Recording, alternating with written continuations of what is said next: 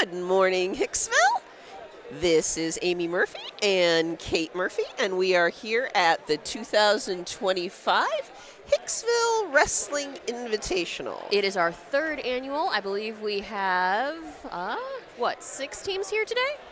We have more than that. 1, 2, 3, 4, 5, 6, 7, 8, 9, 10, 11 teams up from last year here today. This is one of the early invitationals of the season.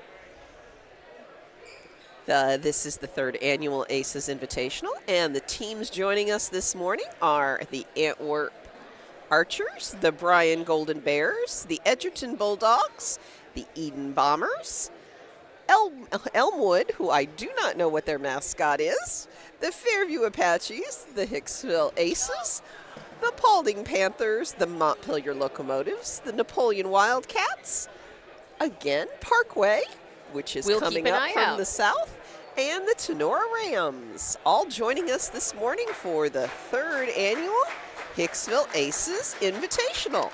We are moments away from kicking off. All of our teams are doing their final warm-ups, their final meetings, so we can get our brackets started and get the mats warmed up for the day. We do have 3 mats running today. That's one more than the last 2 years you've had us for. So there will be a little bit more going on. You'll see the camera move a little bit more. If you happen to notice, we'd like to give a big shout out to Edgerton High School, who lent us one of their mats. We have our 2 Aces mats and one from our friends, the Bulldogs, to the north.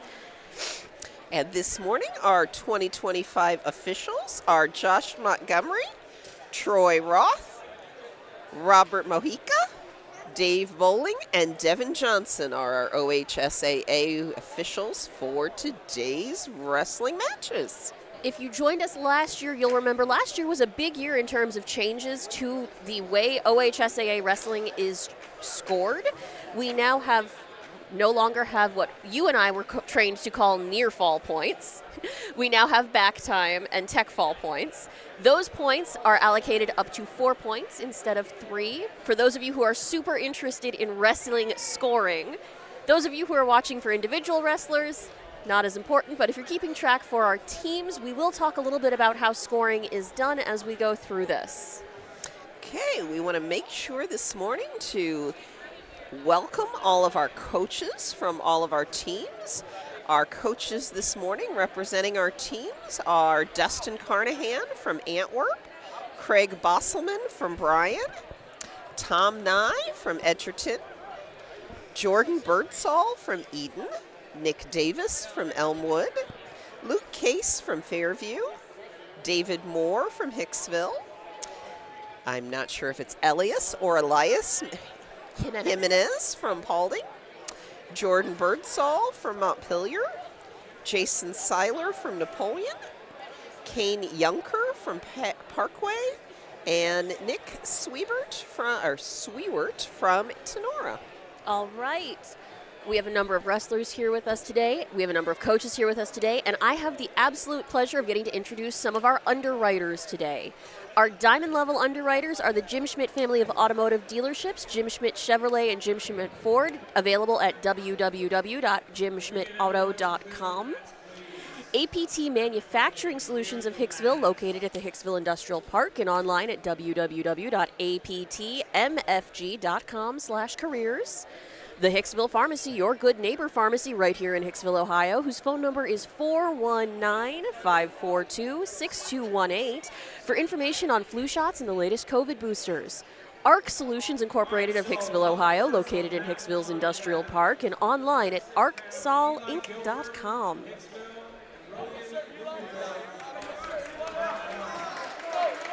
We are moments away from kicking off the Invitational. They are just now calling our on-deck wrestlers down to the mats.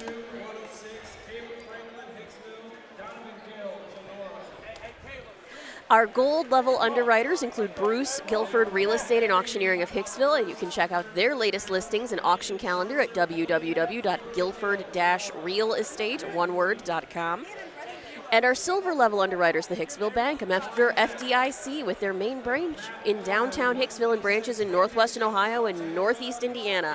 You can find out more about them at www.thb.bank. And the Hicksville Volunteer Firemen's Association, a 501c3 nonprofit organization dedicated to assisting in Hicksville fire EMS departments. For more information on how you can help support their mission, just ask any Hicksville firefighter or EMS personnel. And we do want to take some time to thank them as well. Our EMS personnel are here to help us out this morning and afternoon. And we hope their services are not needed and that it's purely preventative and community support today. But we are so grateful that they are here.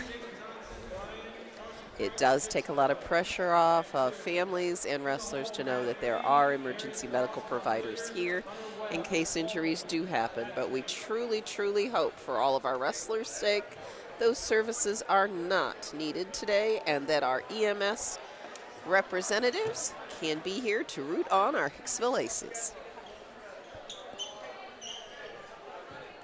We are going to start on, it looks like, mat 1 with our own Hicksville Aces. All right. And it looks like we are getting ready for the national anthem. The Board of Education, Superintendent, and Athletic Council of Hicksville High School extend to each of you a cordial welcome to today's wrestling match.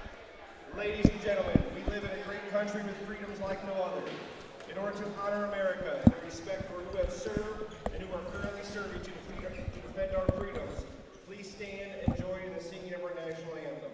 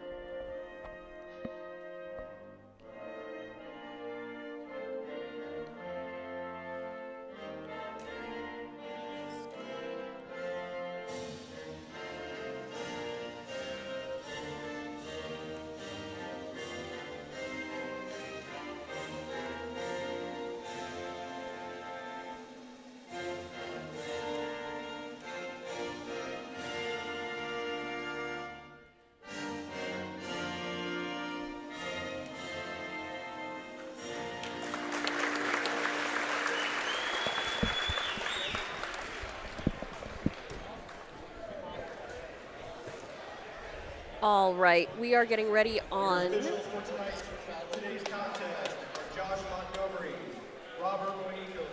Somebody's got money behind them they're going to lose. Their experience and integrity and quality. Sorry about that, folks. We do have some wrestlers sitting in front of us. You may have heard that comment. We will work on getting our microphones out of the way if we need to talk to someone who is not listening over the TV with us. Hey, we're being nice. We don't want anybody to lose their money when they're leaving it here in the bleachers with lots of people. But we can certainly move our microphone out of the way to say it. Okay, it looks We like are getting started on mat 1 with Hicksville's Eli Guilford and Rogan Luganbill of Parkway. Headed to the center right now.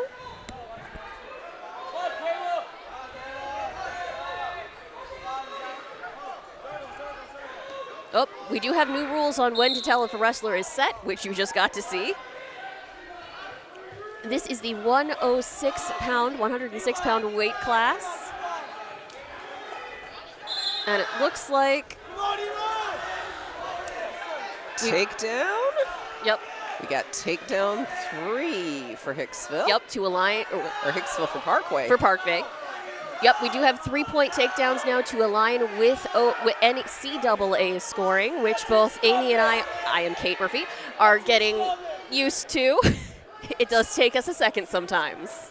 So Parkway in control. Both wrestlers almost out of bounds, getting pulled back in onto mat 1. You will maybe see a bright blue stripe. That bright blue stripe is our out of bounds locations. We are running 3 mats today. It is a tighter space than most wrestlers are used to practicing in. Okay. Parkway just about got it, getting those back points now. Hicksville working hard, struggling to keep from getting pinned. Right on that Trying edge. to keep that one shoulder up. Right on the edge of the mat. Parkway settles in, chest to chest. Hicksville struggling, trying to avoid that pin. Working hard at it. 20 seconds left in this period. He needs to keep moving, keep moving. There it is. He's got that. He's just about got that second shoulder. He might have it. There it is. Yep, 17 seconds remain, so pin time of 1 minute and 43 seconds for Rogan Luganbill of Parkway.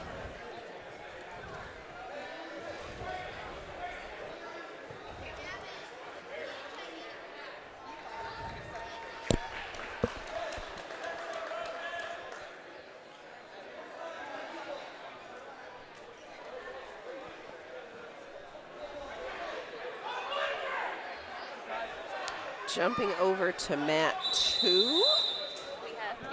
This is Hicksville's Eli Guilford and Hicksville's Joshua Franklin, both wrestling at 113-pound weight class.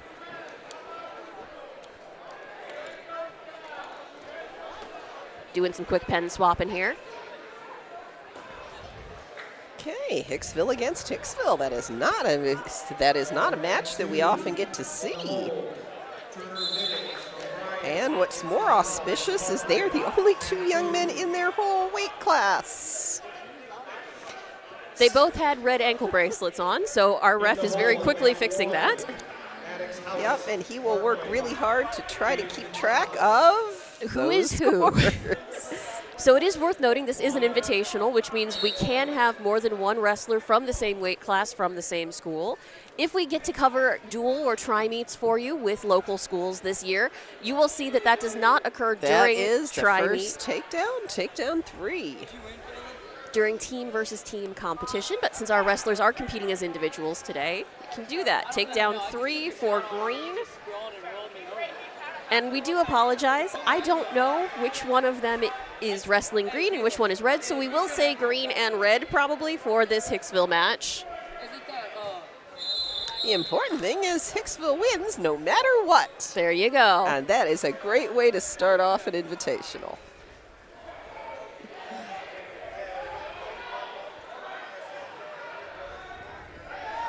Wrapping up. Trying to break down.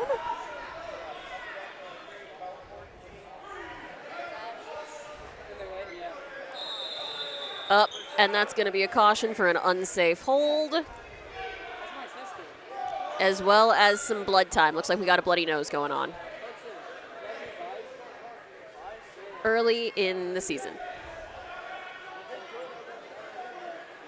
Well, between losing weight and seasonal dry changes with the weather, not unusual. Not unusual at all. And we're getting the mats cleaned up so we keep our health and safety codes going. Getting both wrestlers cleaned up so our bloodborne pathogens are taken care of. There's a very specific shrug that all wrestlers do that says, sure, there's blood on me, but why does that matter? Which we just got to see 3 times, I think. Yeah, but health and safety says that blood matters very much. Yeah, we gotta take care of it. And you can see the referee is checking to make sure that everyone has cleaned up because that is his job. Yep, health and safety of both, and you can tell both the coaches and the officials are taking it very seriously, making sure blood is off the wrestlers and the mats are sterilized and ready to go.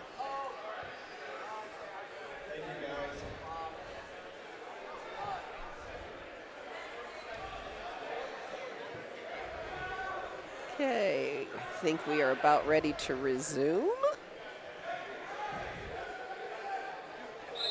One wrestler down.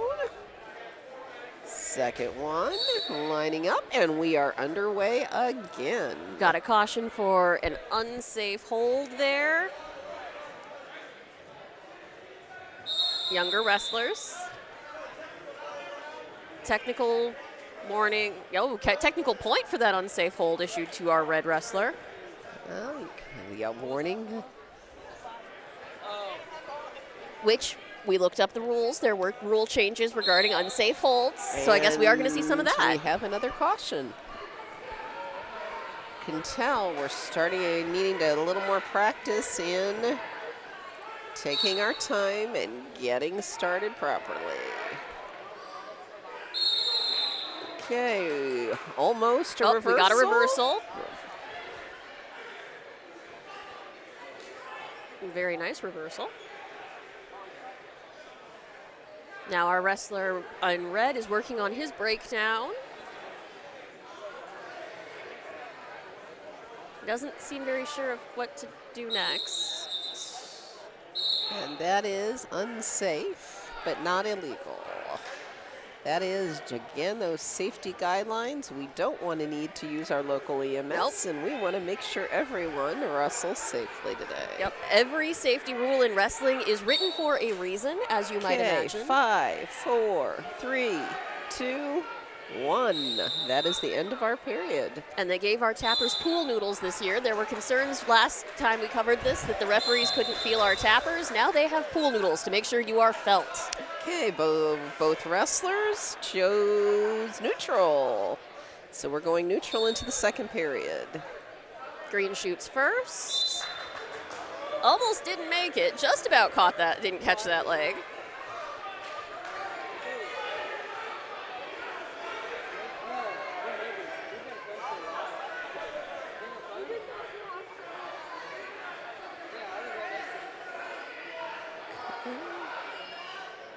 Both still neutral. Official is letting us know no one has gained control yet. They are wrapped up pretty tight. Still no control. Be mindful of that arm.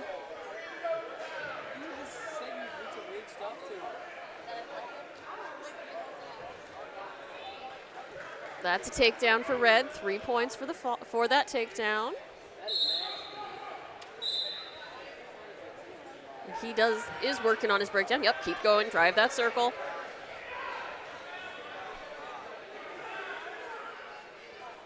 Okay, these are Hicksville's Eli Guilford and Hicksville's Joshua Franklin.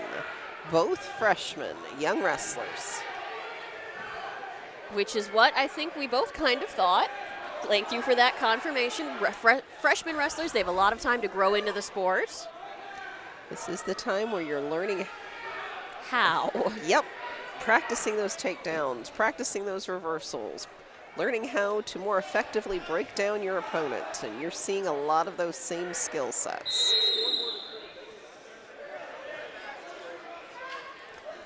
Oh. Okay, trying Settle to in, get settle back in. points. Okay, looking for back points. Settle in. Chest to chest, come on, center your weight. 5, 4, 3, 2, 1, end of the period. 3 back points awarded.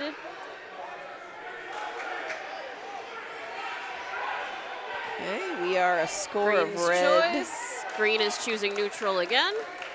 We have a score of red 6, green 3, going into the third period. Again, Hicksville's Eli Guilford against Hicksville's Joshua Franklin. 113-pound weight class. Pair of younger wrestlers who are getting in their experience today. In order for us to see to make this run smoothly, please, coaches, can we keep your athletes back away from the mats unless they are on Okay. We have a score of red 9, green 3, looking for some more back 4 points. back points were issued to red, and now we've had a reversal for 2 for green. So we are at 13 to 5. 13-5 red.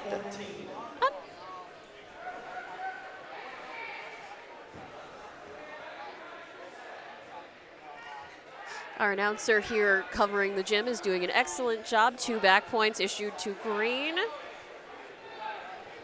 We are 13 to 7 red with a score in the third period with 55 seconds remaining. Again, Eli Guilford against Hicksville's Joshua Franklin. Hicksville, Hicksville.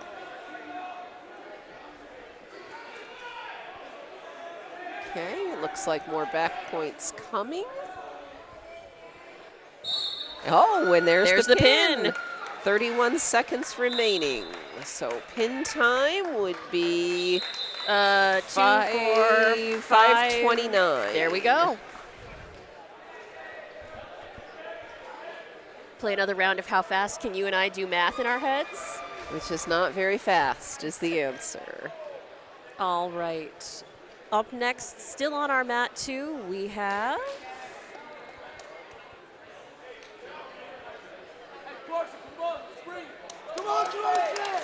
Hicksville against the Bryan Golden Bears. all right. This is the 132 weight pound class. Jacob Thompson of Bryan versus Carson Kreitz of Hicksville. Jacob Thompson and Bryan is a 10th grader. Carson Kreitz is a 12th grader.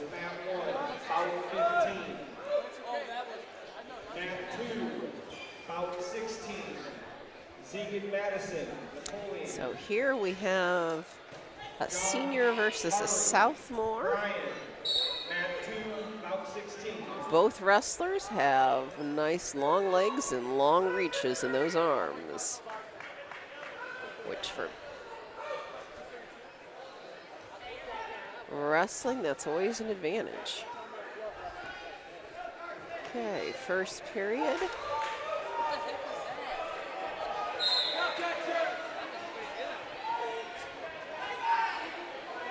Carson Kreitz of Hicksville and Jacob Thompson of Bryan.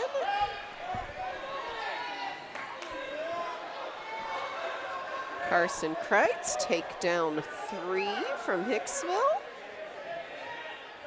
And now he's wrapped up Thompson from Bryan pretty well. Trying to break him down here in the first period of the 132 bout match. Oh, that's unsafe hold. Yep, that's pulling that shoulder pretty hard, and you can tell. And again, the shoulder is not the problem, but our shoulders are connected to our necks, which are very easy to injure forever. And again, we don't want to use our EMS services this morning, so we appreciate the safety involved. Thompson from Bryan down, Carson Kreitz on top from Hicksville.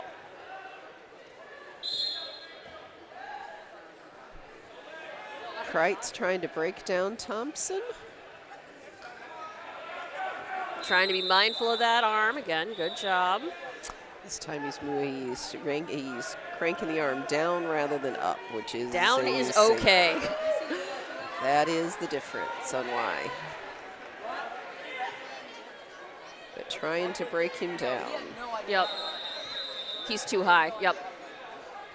That's going to be our second warning for Carson Kreitz about how high or how far towards the neck he is cranking that arm. Well, no, how high his shoulders are relative. If he's putting pressure with his shoulders here on the back of your neck, the concern is that you're going to have that injury to what's called our brachial plexus. And that is our nurse provider giving us those anatomical Anatomy with features. Added bonus on this Saturday morning, not only do you get wrestling tips, you also get nursing and anatomical cues. Caution on red. Kreitz has got his hand past the midline of our Bryan wrestlers. Thompson. Yes. Jacob. Of his abdomen.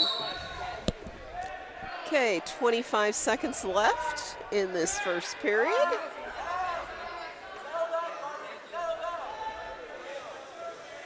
He's running a little high. Hicksville's running a little high right now. He's high on those shoulders again. Not just the shoulders. He's high on those hips.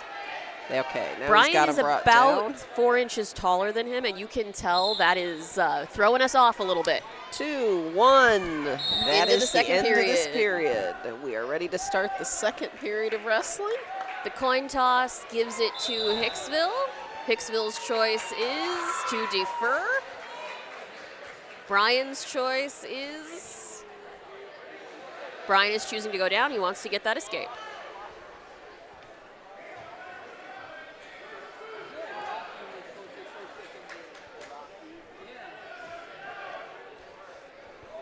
Jacob Thompson from Bryan chooses down.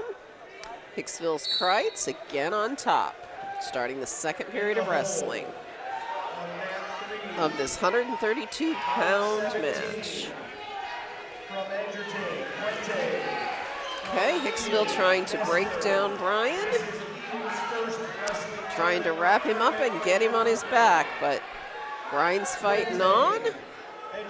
Oh, that shoulder. Hicksville's coach is going to have to work on that. That is the third warning Kreitz has received for his management of that left shoulder. But again, thankfully not an illegal hold, just a Dangerous one. And that is something that can be worked on in practice for the rest of the season.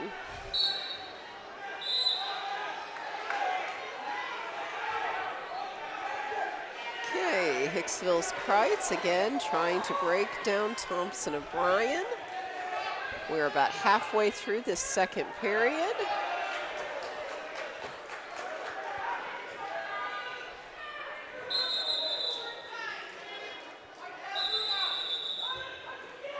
He is high. There it is, there it is. Break down, break down. Yep, get on your toes. Don't crank the arm. There you go. Yes, there it is. Okay, chest to chest. Settle in, settle in. Still high, still. There Okay. we go. Pin time, 3 minutes and 9 seconds. Pin time, 3 minutes and 9 seconds for Hicksville's Carson Kreitz. From Napoleon Rodriguez. Mat 2, this is bout 18.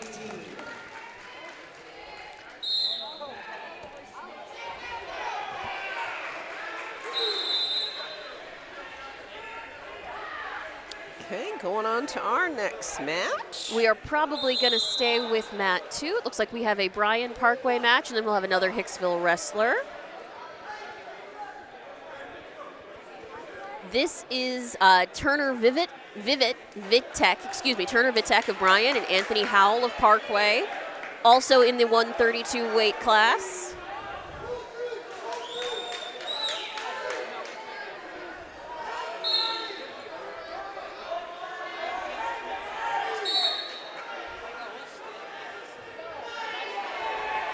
Okay, Bryan and Parkway getting out to a fast start. Bryan, 3-point takedown almost immediately. But he's running really high. Parkview is staying mobile, staying up on his toes, keeping his hips high. Good job, good job. Parkway, not Parkview. Thank you. Parkway is one of our Putnam County schools. It's not one that we see very often on our mats. Usually they go towards the south rather than the north when it comes to wrestling tournaments. And that was pin. Bryan pin in 41 seconds. Pin for Bryan. Bryan's Anthony Turner Vitek. Bout 20. Smith from Montpelier. Salisbury, Parkway. Mat 2, bout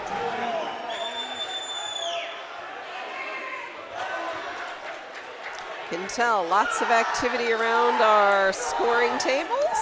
Napoleon very excited about one of their wrestlers, Bryan High School's entire team on the floor to support Mr. Vitek.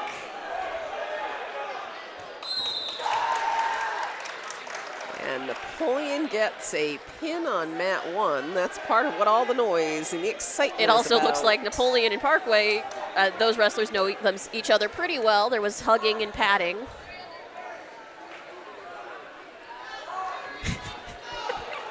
In the hole, mat 1 from Parkway, Ross from Tenora, Gill, Ross, Parkway, Gill, Tenora. Or Mat 1, we don't have a Hicksville wrestler on mat 2? Okay. So let's see about a local match. Let's see. We have Montpelier Tenora, it looks like, on mat And- 1. Yeah. Napoleon Bryan on mat 2. So And Montpelier on mat 3. I think we're going to stay with Bryan, who's out to another fast Okay. start here. Brian Napoleon.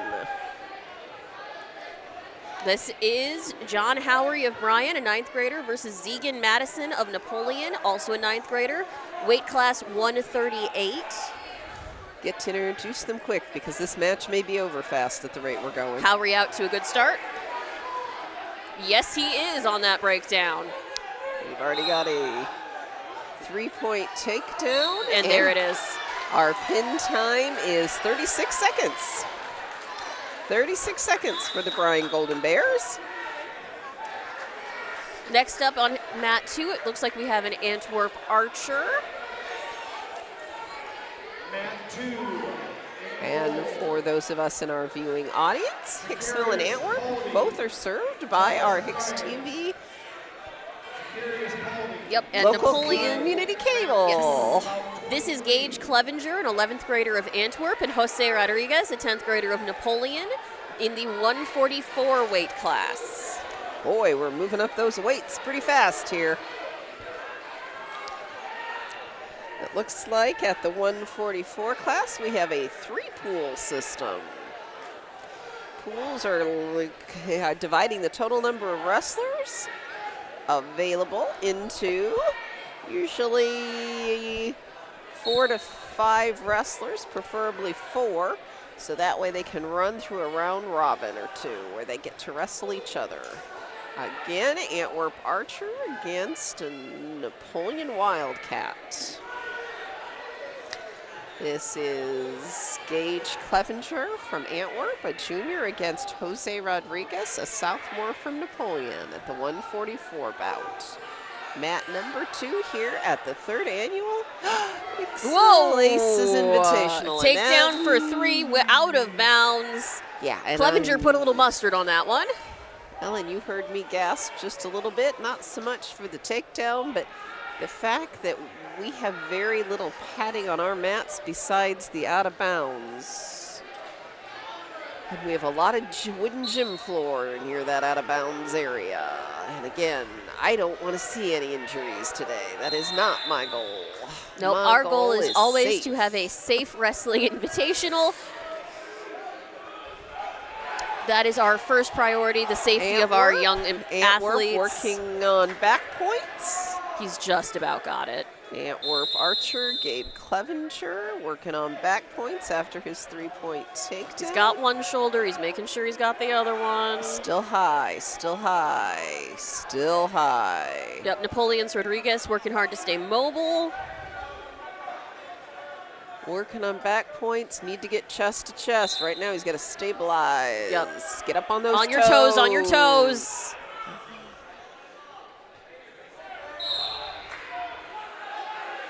Chest to chest, come on. There's still a lot of fight there in Napoleon. He is working hard to avoid this pin. Yep. We are 18 seconds left in the 2nd period, working on back points. Still seems high, reset, Yep. Good for him. 4 back points awarded. We are down to 3, 2, 1, end of the 1st period. The end of the 1st period, it is 7-0. Antwerp's Gabe Clevenger against Napoleon's Jose Rodriguez.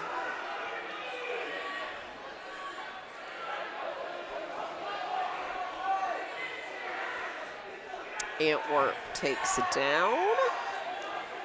Napoleon getting set to begin the 2nd period. Antwerp working hard to get out of there, and there's the escape. Wow, very, very quickly. No, Clevenger is fast. Well, let's just stay on the mat, though.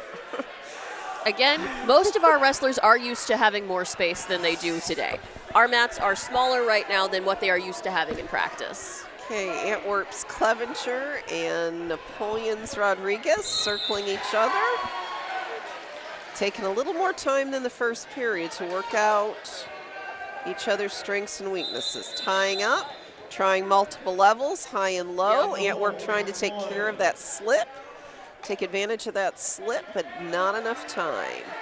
Again, Antwerp and Napoleon wrapped up. There it is, goes for the knee. There's our 3-point takedown Down. for Antwerp. And now he's working on back points.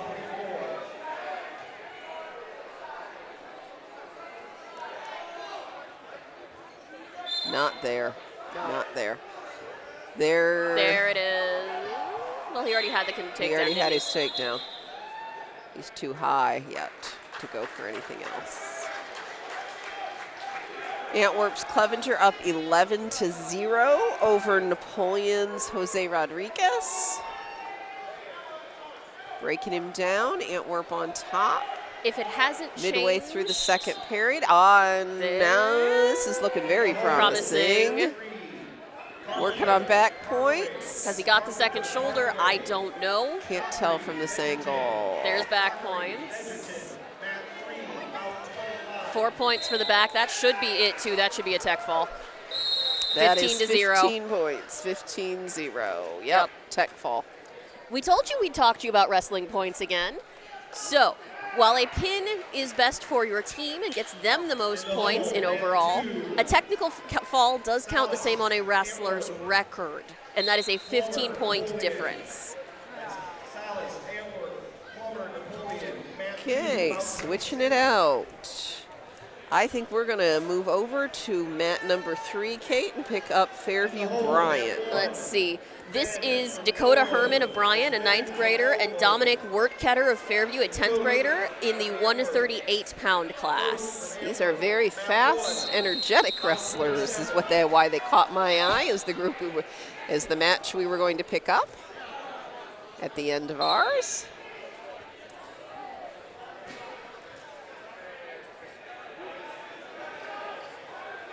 Very fast. Yep, Wertketter working hard on that breakdown. 3 points awarded to Wertketter. He's in green. You will hear us say green and red sometimes, and that is because all our local schools have their own colors, and referees need a quick way to keep wrestlers separated when they're all wearing the same thing. So if you notice when we say red and green, it is those lovely Little little anklets anklet they're wearing. badges. Yeah, those anklets that you see, the red and green in the picture right now. Fairview Apaches in control over the Bryan Golden Bears. Yep, Wertketter for Fairview is a 10th grader. Dominic Wertketter. If you were watching this on Sherwood Mutual Television, telephones, cable contact, SMTA is now and has been for the last couple of years here in Hicksville. But they are in that Fairview Central Local School District and are very proud members of the Sherwood community, having joined the Hicksville just recently. And we are almost at the end of this period. And, oh, I don't know. Did the pin come down before the tap? I don't know. Okay. Headgear's coming off. It the did. official says that pin came down before the tap. And He is that the one who was gets to really decide. close. So that pin time was right at the end of the period. Wertketter looks tired. He worked hard. That was a very energetic, hard-fought match. Okay. What do we have coming up, Kate? All right, we've got an Edgerton Napoleon coming up on mat 3. Okay, so we'll stay with mat 3. What weight class are we on mat 3? I'm working on it. Hey!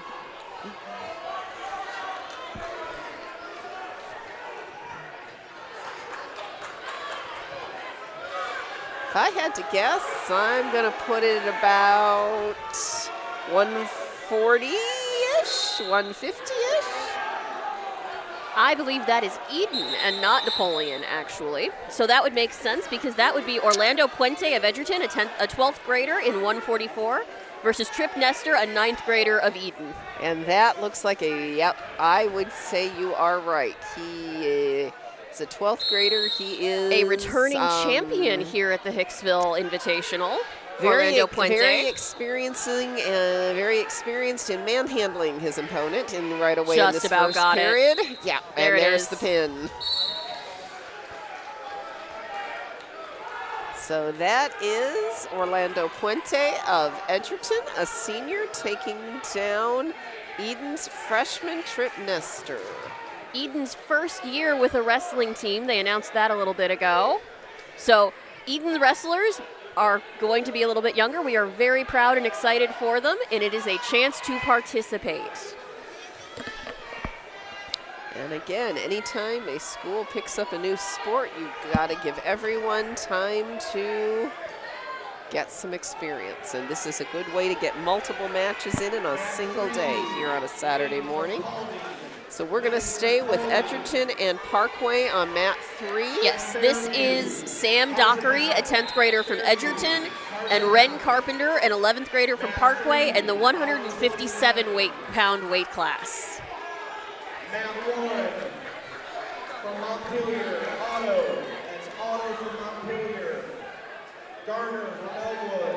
Garner from Elmwood. Mat 1, out 31. And again, we want to thank the Edgerton Bulldogs for allowing Us to use one of their mats. Takedown 3 for Parkview, And that's or Parkway. Ren Carpenter of Parkway. And that's the EHS in the background of this mat that you're seeing. This is Edgerton's mat. So he may not be wrestling at home, but he's wrestling on his home mat for Edgerton here. And he's working hard to get away from Parkway. Try to get out of that hold.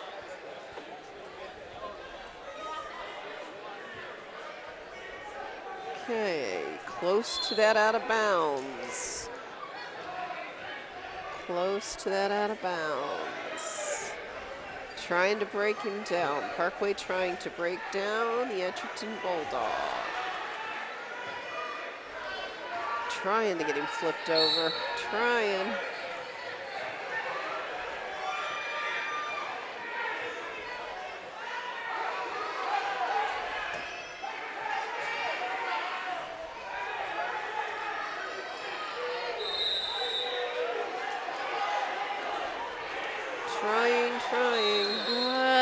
There it is.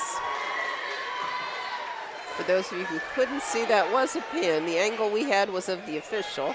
What was going on behind the official was those shoulders were flat against the mat. The reason you could see the official was he needed to be right there to see that those shoulders were flat. And that's Parkway over Edgerton. Foss from Parkway. Foss from Parkway. Mat 3. Mat 3, out 32. All Okay. right, I think are we staying on mat 3? We're going to stay on mat 3 with the Bryan Golden Bears and the Tenora Rams. All right, this is Griffin Fowler, a 9th grader of Bryan, and Cody Gill, a 10th grader of Tenora in the 157-pound weight class. Mat 1, Green from Parkway. That's Green from Parkway. And they are tied up right now. Gill shoots first.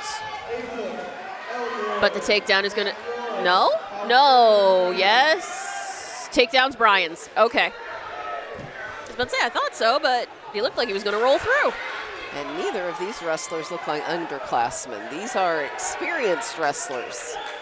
Having listened as I was coming in, I think we have a lot of club wrestlers with us today who might only be wrestling in their second year of high school, but have been wrestling since they were in second or third grade. That would make a lot more sense with what I'm seeing.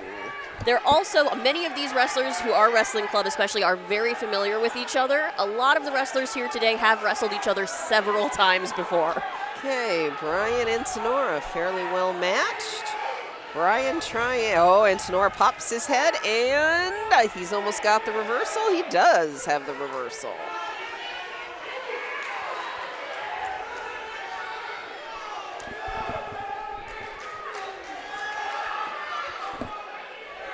Bryan trying to get his escape now after this reversal. Gill working on that breakdown. He wants this. Oh, there might be, there it is. They're rolling and rolling and rolling. We've got one shoulder. Gill's working on getting the second one. Settling in chest to chest. No. They're going to roll again. Okay. This is the kind of wrestling. Acrobatics. This is the kind of wrestling you want to see. Two very evenly matched wrestlers who both really want it. Right at the end of the period, and we'll see, because that young man's going to have to watch. Go first. There it is. Now Tapper's a little disappointed. That was fun. Tapper's disappointed, but that was a fun match. That was cool. That's the kind of wrestling you want to see. Two very evenly matched Congratulations wrestlers. to Tenora's Cody Gill. Our youth is selling raffle tickets to support our youth program. Prizes are worth $500, $1,000, and $1,500.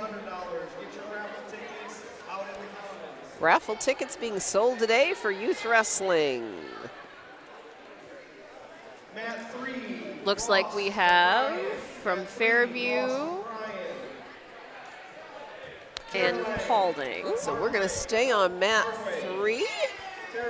And it'll be the Fairview Apaches against the Paulding Panthers on mat 3. Yes, this is Colton Carsonov of Fairview, a 9th grader, and Luke Lane of Paulding, also a 9th grader in the 165-pound class. If you are related to Colton Carsonov, I am sorry. Please, you can always message us and let us know that how I need to say his name. I will keep trying.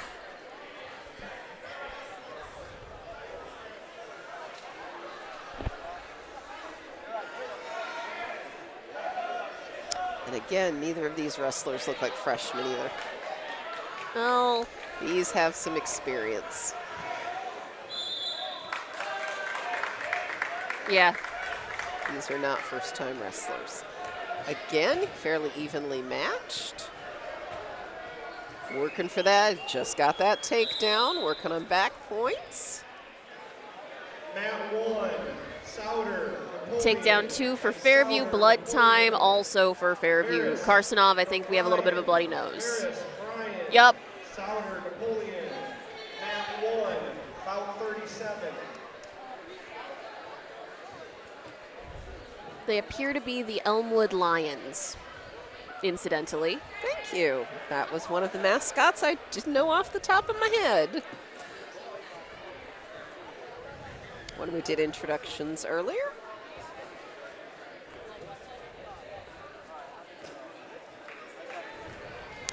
Elmwood, if I believe, is all the way from Wood County. They're across the way.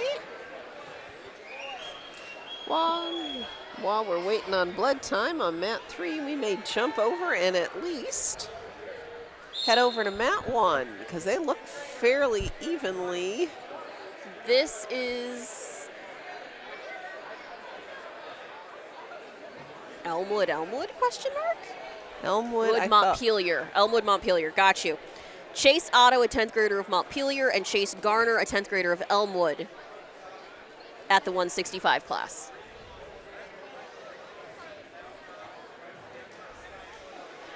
Do excuse me, because some of what I am doing is squinting at singlets and trying to figure out what the picture of on them is.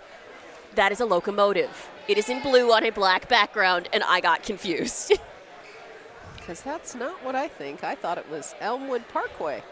No, because Parkway are wearing they're wearing black and gold. See? On mat 2.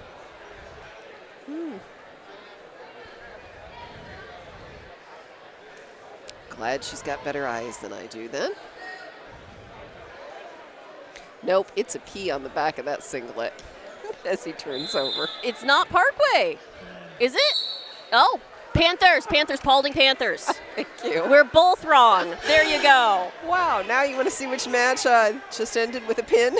Yeah, working on it. Pin, Paulding Parkway. I think that's the first match that we've really blown this time. Okay, Maddox Houts of Parkway, a senior, and James Gonzalez Paulding, a 9th grader, in the 138-pound weight class. That makes more sense. There you go. Our apologies. We're going to flip back over to mat 3 with our Paulding Fairview, and we'll try to do better. Yes, Luke Lane of Paulding, Colton Carsonov of Fairview.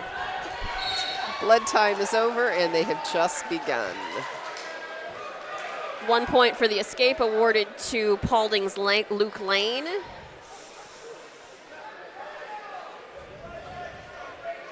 Okay, still in the first period with that blood time. It took us a while to get caught up. Guilford, Hicksville. Franklin, Hicksville. Map 2. Foul 3.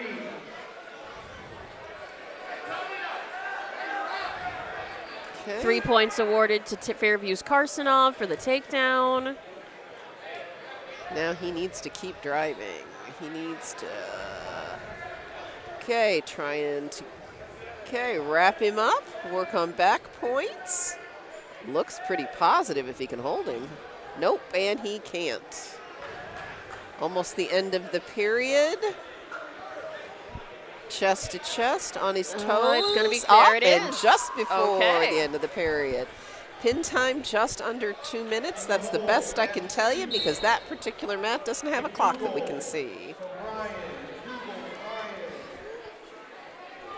We're going to stay on mat 3 with an upcoming, I think, Hicksville wrestler.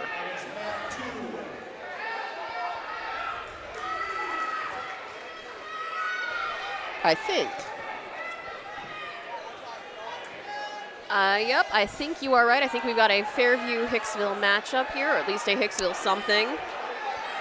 Hicksville Parkway. All right, then Hicksville this is Jet Parkway. Keysbury, a 10th grader of Hicksville, and Jaden Foss, a 10th grader of Parkway at the 165 class. And see, we are getting better. We're just a little rusty at identifying those singlets from across the way. Blind. We're blind is the actual answer. Don't tell our eye doctors. We just had appointments. Yeah, and they made how many changes to our prescriptions? Yes, but we got new glasses. Okay, Hicksville Parkway. Stretching out. Checking, shooting. Trying to get a handle on Parkway's how got each a of the good- abilities are. Parkway trying to got a lift hold him on up. that leg. But Hicksville staying wrapped up. Parkway driving for control. Almost. I think he's almost got the takedown, but not quite. I wouldn't Fischel still sells neutral. There it is. There it is, and he did that drive. 3 for the takedown. Parkview likes to go for that leg. Parkway. Thank you. 1 point to Hicksville for the escape. Okay, now we're back in neutral. We're waiting to see who wants the next takedown. You can tell, feeling each other out. Strengths and weaknesses. Hicksville really wants to try to go down. Got to do something, gentlemen. Parkway staying up, just back and forth. Okay, we've got a commitment. Hicksville driving. Come on, come on. Push, push, push. Parkway very close to Hicksville, trying to get behind Parkway, still holding on. And this is what we mean when we say some wrestlers look, takedown 3 for Parkway, And look more prepared than others. Parkway, These are both chest 10th to graders. chest. Parkway working hard to go chest to chest, back. 4 back Hicksville- points awarded to Parkway. Hicksville back on the 4 points. Making sure Parkway does not get any more points if possible. Parkway trying to flip them, and we're going to get that headgear back on. Yep. Coin toss gives it to Parkway. Parkway's choice. Parkway is deferring. Hicksville's choice. Hicksville's headgear still is not on. Hicksville's going neutral. Based on how Hicksville's wrestled, I think that was a good choice. Hicksville does better neutral than he does going from the bottom. But these two are a pretty good example when you and I say a wrestler wrestles older than he looks. They are both 10th graders. Parkway looks a little bit more prepared for this one. I would wonder if Jaden Voss might wrestle club outside of the season takedown for 3. Okay, Parkway trying to break Hicksville down. Hicksville needs to get and keep moving. Stay to those 4 points, but keep trying to get out.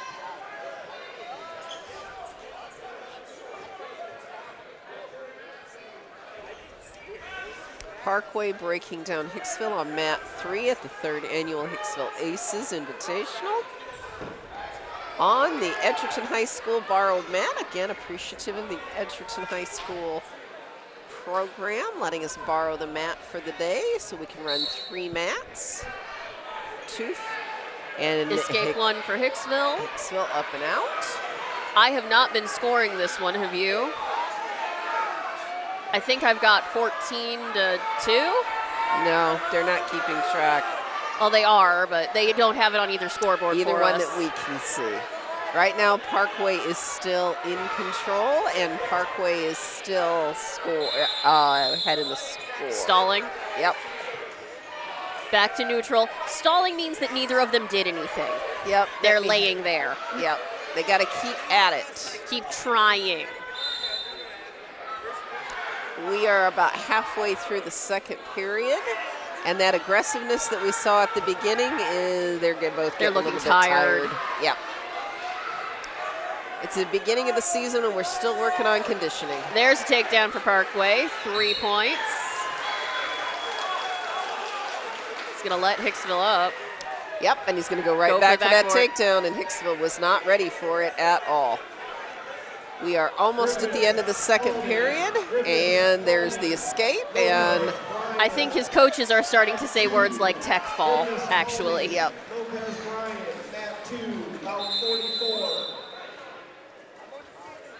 That is the end of the Parkway's second choice. period. Parkway chooses neutral. I think that's a good choice for him, too, since he's playing the takedown game right now. And right now, when takedowns are now worth 3 instead of 2, it is a whole lot faster to get to those magic numbers. Yeah, but he also showed he has troubles breaking Hicksville down. Hicksville is taller than him, and he So has a little bit more leverage to hold on to. He's having a harder time getting those tech fall points, but he's showing he can do takedowns easily. There's the takedown, and I think that is the end of our period, because I think that takes us to our tech fall. And it is Parkway over Hicksville. Marino, Bryan. Couch, holding. Couch, holding. Mat 1. Okay, what next match are we? I only see one match on the mats right now. Are we finishing up one of our pools? Should I follow mat 2 since it's the only one I'm seeing right now? You can while I'm working on where we are headed. I am looking at the brackets frantically. Okay, I'm going to follow mat 2 some then. sort of Antwerp and Eden situation.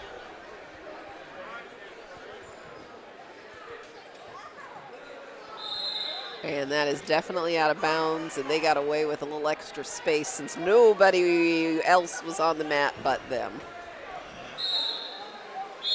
Okay, both in neutral, both looking for a takedown. All right. We'll finish up here because we've got Brian and Brian Parkway on our other 2 mats. Okay, can you tell me what weight class there are? I'm mat 2 trying. is? Which one is? What our mat 2 is. Trying. I'm trying.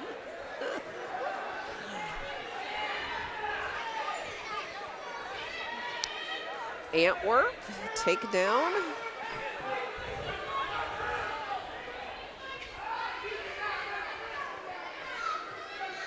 Trying. Brian on 1 is the 190 class. Sabine Brown versus Alec Ridgway. Brian lets go, lets him up. Working on control again, wrapping around. 170. Yep. There is our takedown Down for 3. On mat 3, we have Caden Ross of Brian and TJ Ternalang of Parkway. We are on mat 2 at 175. the end of the period. And I am still trying. And we are a lower weight than that on mat 2. Okay. I'm guessing we're towards the end of a pool or starting a new pool. Brown, Montpelier. Brown, Montpelier. Mat 3. Mat 3, about 49.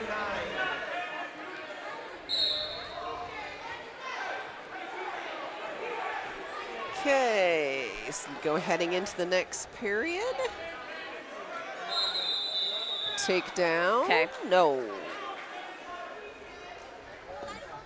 We have a tech fall on mat 2.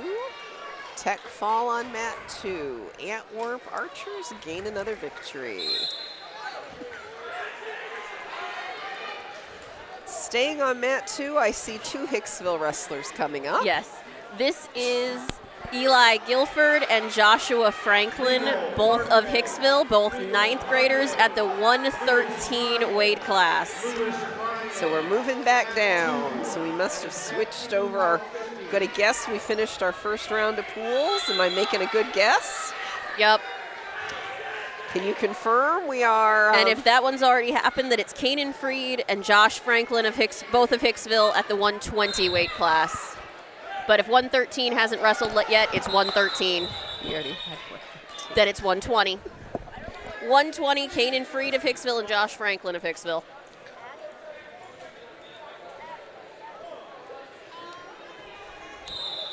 And that is the That's end that. already.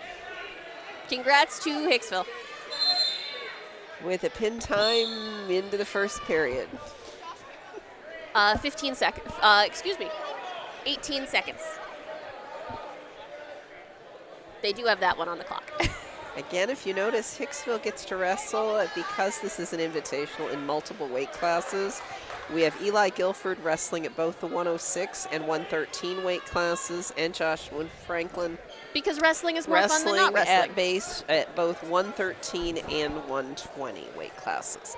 So that is some of our confusion is in a regular season, regular matchup, you would have to stay at one weight class. This is an invitational. This is let's wrestle as much as we can with the wrestlers we've got out there. And I give Hicksville credit for making the most of it. Okay, choosing another mat. Shall we follow? Just stay on mat 2, and we will take the Bryan Golden Bears and Elmwood Lions.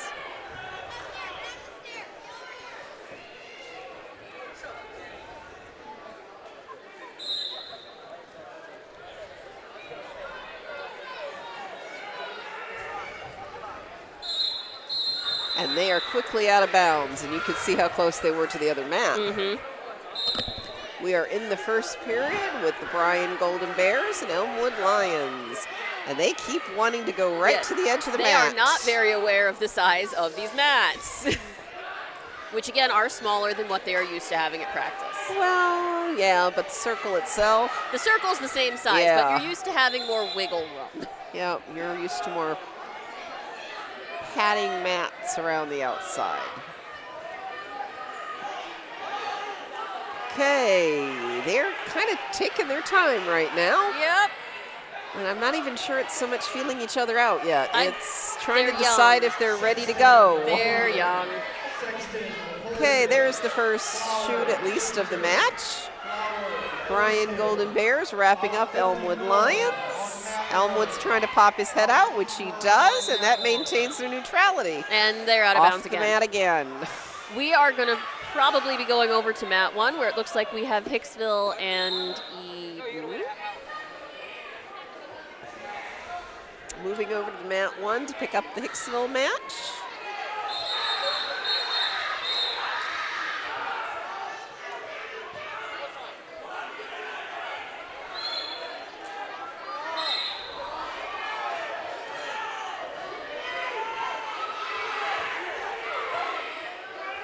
Okay, much more aggressive on mat 1 than mat 2 was.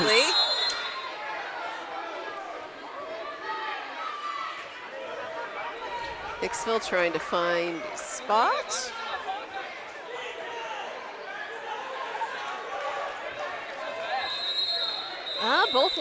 Both trying to not work in their levels as well as perhaps you would like.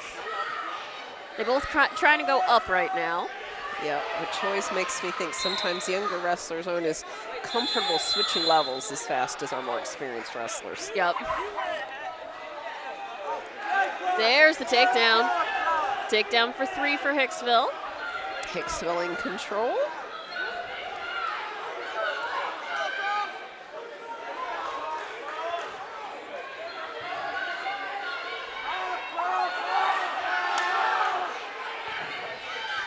Working on that break. Oh, he's high again. These are you.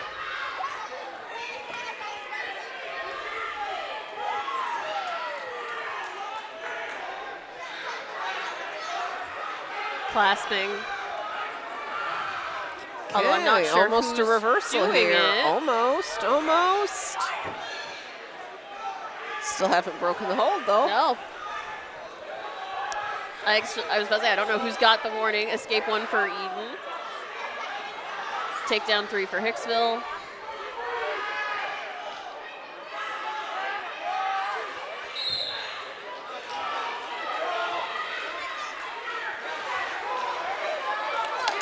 Working on back points for Hicksville. And There it is. a very excited pin. A very He didn't know he did it. excited Did you pin. see his face? That face says, I have not done that before. Good for you, Hicksville wrestler. Very excited. There we go.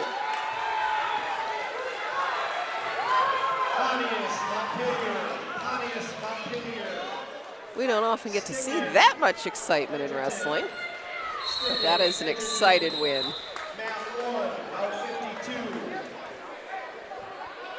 All right.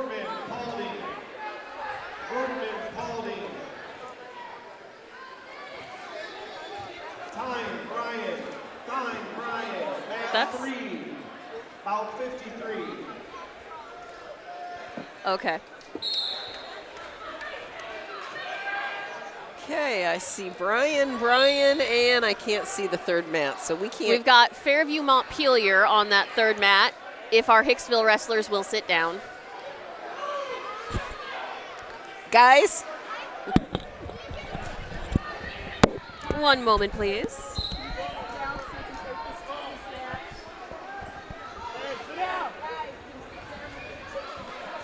Or be excited 3 feet that way. Thank you. thank you. All right, this is Fairview Montpelier.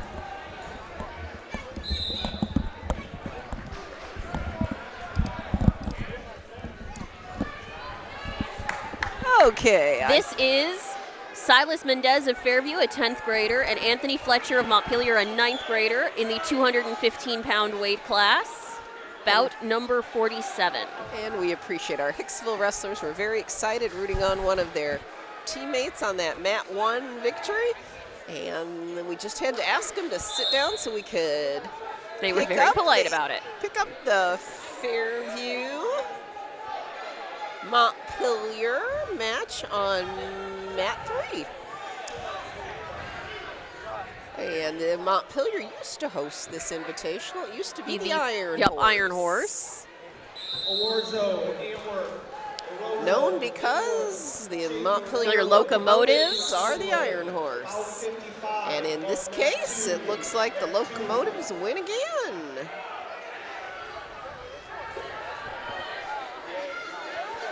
And Montpelier walks off with the win on mat 3.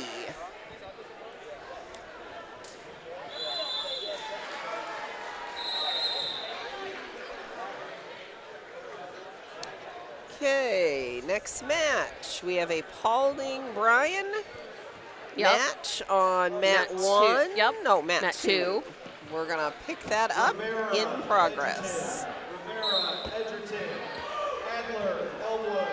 Yep, this is Logan Carter, a senior of Bryan, and Avery Cooper, an 11th grader of Paulding in the 190 weight class, bout number 41. These both look like experienced wrestlers with muscle, They not are. weight at the Yep. side. It's maybe an upper weight, but this is an all muscle match. Yep, they are compact. And very similar in build, although Paulding, I think, has a little bit of an advantage in the reach. Yep.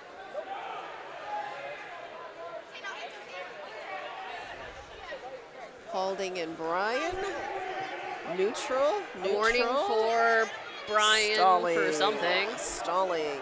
Keeps backing up. Me Takedown too. for There Bryan we for go. 3. Wrap him up. Go for it. Paulding working hard to get out of there.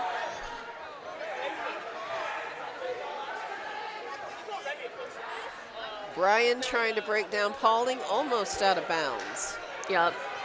Almost out of bounds. A lot of the requirement is that you have one hand and one foot in the ring. You have to have at least 2 points of contact inside the circle. So many of our young wrestlers are used to being able to have half of their body out of that circle in any direction.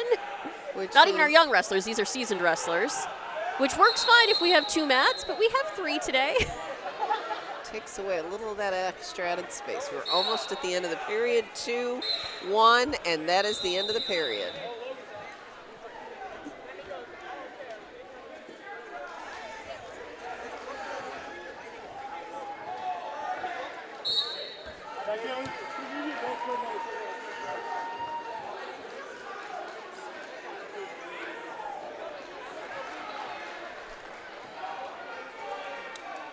Okay, we are going into the next period. Neutral was the choice. Neutral was the choice.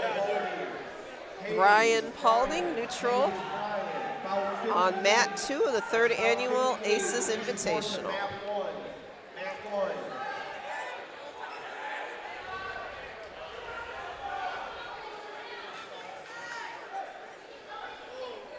Ooh.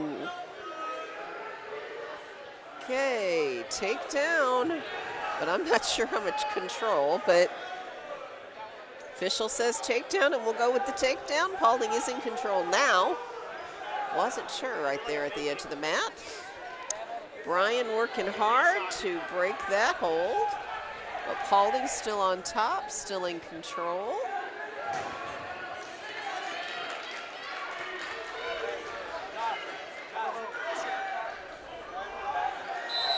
And we are out of bounds, and we are across both mats, which is not safe, not safe.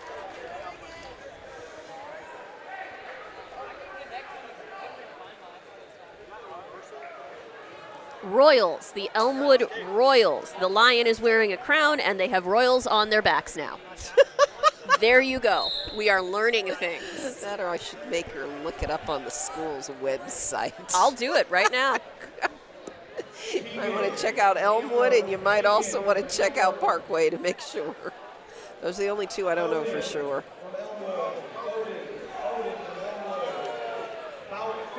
Paulding's still in control over Brian. Brian working hard. Paulding working to get him on his back. Look at those legs strain. Survey says they are, in fact, the Elmwood Royals with the lion and the Parkway Panthers. Angry Black Panther with a gold background, which is why it's been so confusing for us. Okay, Paulding working on back points, and Also there's the Panthers. pin.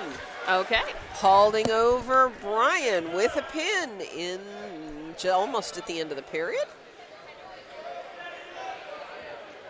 It's the same Panther as Paulding. Paulding over Brian on that second mat. Okay, we must be getting up into some upper weights. We I'm are seeing. indeed. Caleb Franklin, Hicksville. Caleb Franklin, Hicksville. Eli Guilford, Hicksville. Guilford, Hicksville. About 60. Report to mat 1. Which would be the beginning of round 2. Bout 60 is the first bout of round 2. Salazar, Tagora. So we are wrapping up our upper weights, Patrick Edgerton. starting back at the lower weights. So we'll be having a mix of the end of the first round and beginning of the second round. Lopez, Paulding. Yep, on mat 2, we have Brody Rigel, an 11th grader of Parkway, and Connor Lewis, a 9th grader from Bryan, Is it Rigel in the or Regal? 215-pound weight class. Is it Rigel or Regal? It's spelled Rigel. It might be Regal. It can be Regal. It's Regal. Okay. 215-pound weight class. Parkway versus Bryan. Okay, Brian's Connor Lewis. So here you have a junior at Parkway versus a freshman Brian. Little difference in experience. A lot of difference in experience.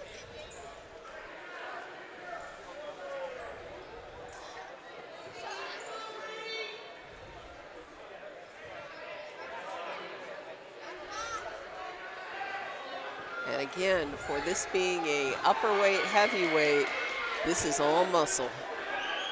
Sharma from Bryan. Regal from Parkway definitely in control of the Bryan Golden Bears. Parkway, Louisville, Parkway, out 61. Out 61. Please report to mat 3. Mat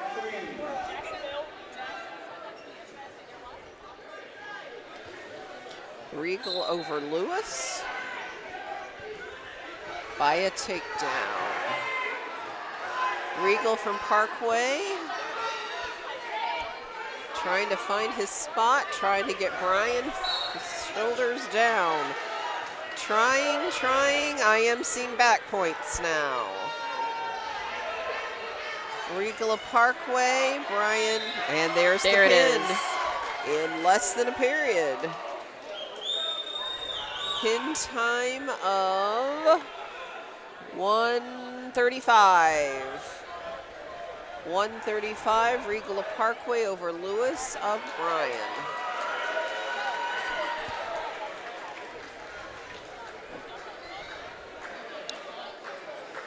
We're going to stay on mat 2 and pick up Antwerp the Elmwood. Antwerp Elmwood match.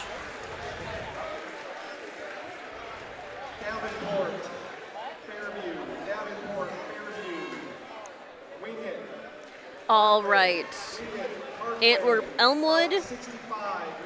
This is Keegan Gray Wickoff, an 11th grader of Antwerp, and Bowden Lanham, an 11th grader of Elmwood in the 285-pound weight class. This is bout number 59, the last one of round 1. And again, from our Hicksville Community Television viewing area of Hicksville and Antwerp, staying with one of our local wrestlers.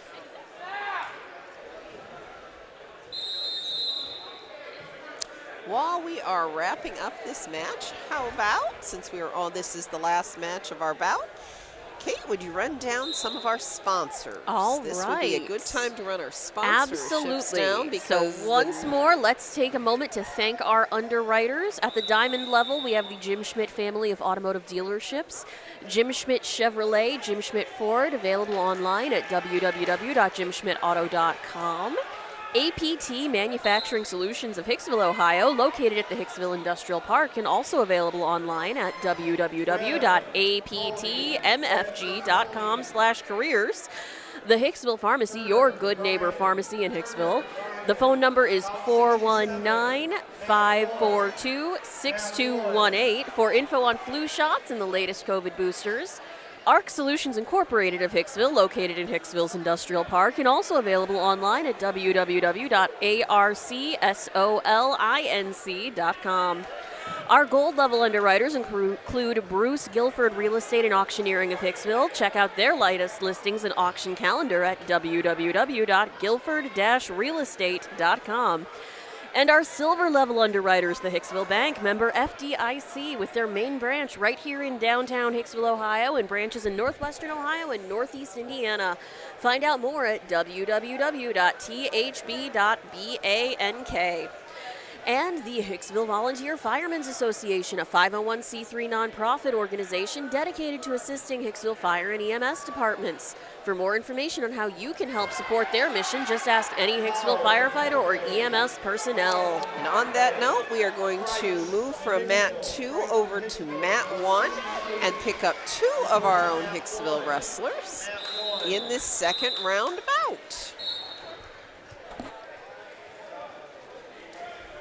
And these are our lower weights, and I'm guessing that they are running up against each other again because there are so few wrestlers. This should be Caleb Franklin, a 9th grader of Hicksville, and Eli Guilford, a 9th grader of Hicksville, in the 106-pound weight class.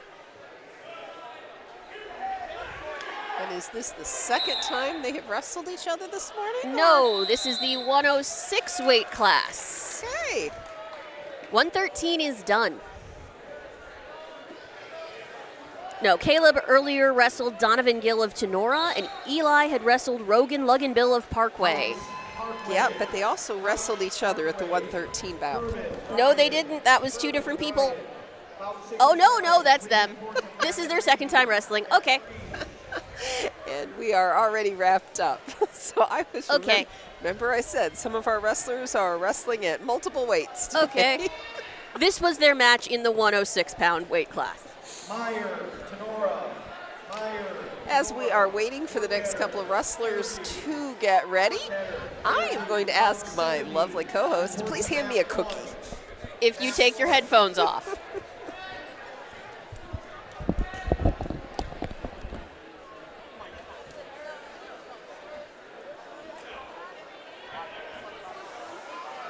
Before we got here this morning, we stopped at one of our Hicksville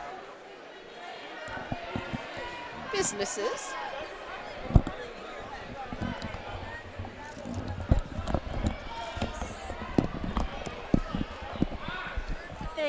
Thank you for sticking with us while my co-host takes her snack break. We still have a wrestling match going on in those upper weights, Antwerp versus Elmwood. We have rolled into round 2. So these are now going to be the same wrestlers you've seen previously, but wrestling in different combinations.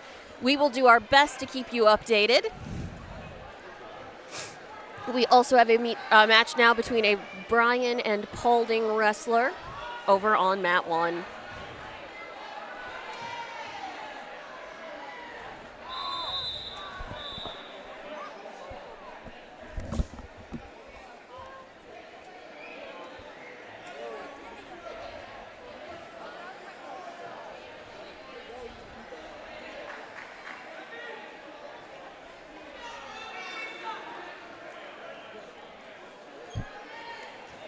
Yep.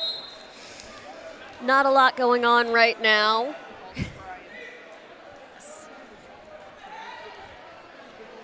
Bryan shoots, working on his breakdown. Takedown 3 for Bryan, working on his breakdown.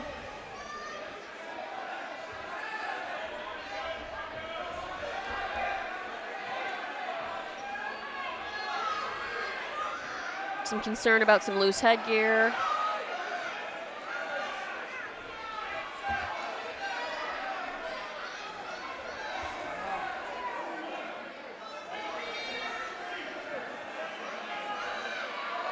Settle in, settle in. He's working on getting his weight centered. He just about has it. Counting back points. There it is.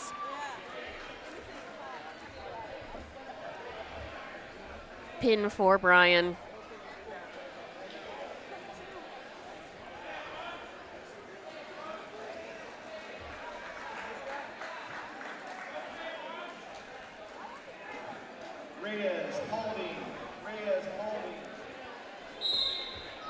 And you can tell they had timed out how they wanted round 1 to go. Yes, we're going to wrap up with you here on mat 2. Back to that Antwerp Elmwood wrestling match. Thank you for letting me have my snack break. I was just saying, you can kind of tell they timed out how they wanted round 1 to go. Round 2 is getting started probably a little bit slower than they would like. Round 1, we are still wrapping up that final round 1 bout, and it has been back and forth between the Antwerp Archer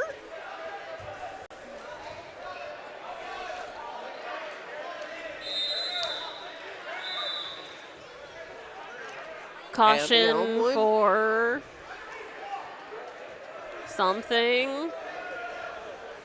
Antwerp is tired. For heavyweight bouts don't typically go 3 full periods. Typically, it's a brawn against brawn match. And this one has been evenly divided, and it has been a back and forth. This is a marathon match for heavyweights.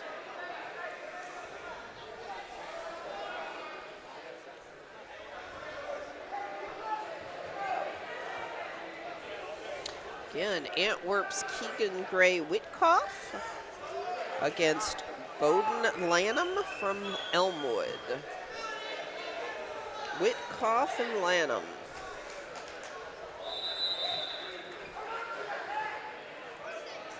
You can tell they've given it all. They are tired at the end of this match, and it went long. And All right. our victor is Bowden Lanham from Elmwood. Headed over to mat 1, we've got a Hicksville wrestler on the mat again. This is Carson Kreitz of Hicksville, a 12th grader at the 132-pound weight class, wrestling Anthony Howell, an 11th grader of Parkway. 132-pound weight class.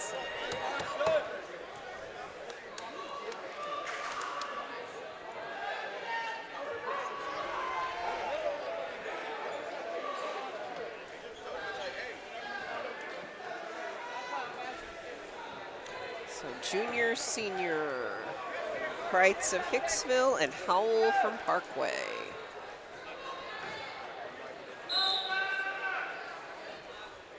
Waiting on that takedown.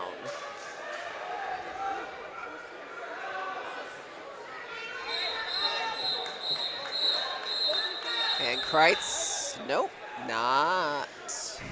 Almost had that takedown, but not quite. Given a caution on a hold, and so we still stay neutral.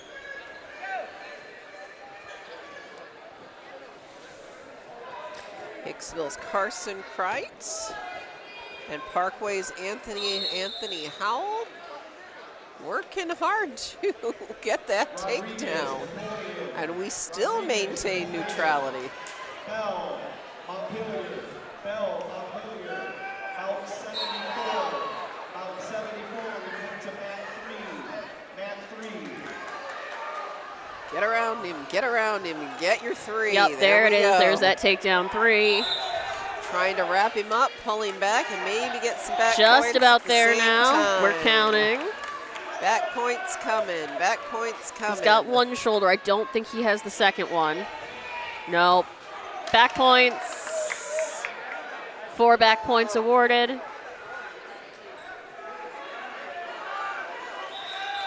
And that's the end of the period.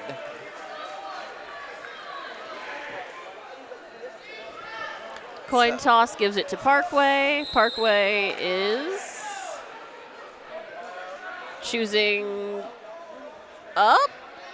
That hand gesture was vague. I think that was up, yes. So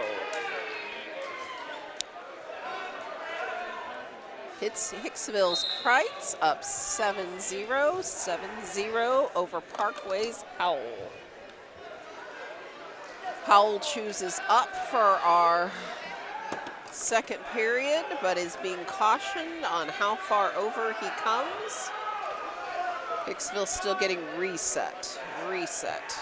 Making sure he knows that you cannot have his hand past the midline of that abdomen for safety reasons. Okay, Hicksville working hard to get the escape. Get the knee. That foot's right there. You can do it. There it is. Hicksville working on that escape. Come on, pop your head. There it is. There's the reversal. Yup. 2 for Hicksville for the reversal. And now he's getting back points again. So he's got one shoulder. I don't think he has the other one. Oh, nope, he did. Okay, yay, cool. So there is our Carson Kreitz's 2 time minutes and 48 seconds.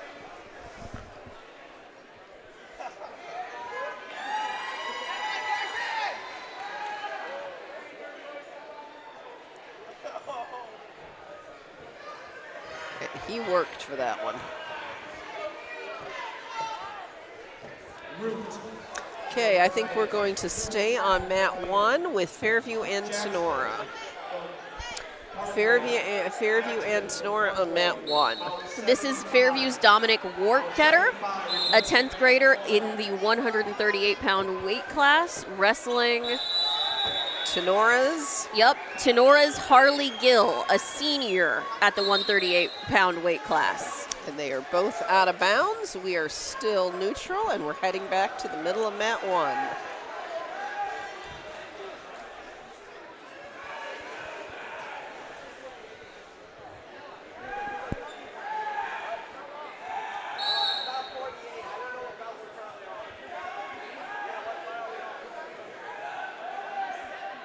skill working on that breakdown.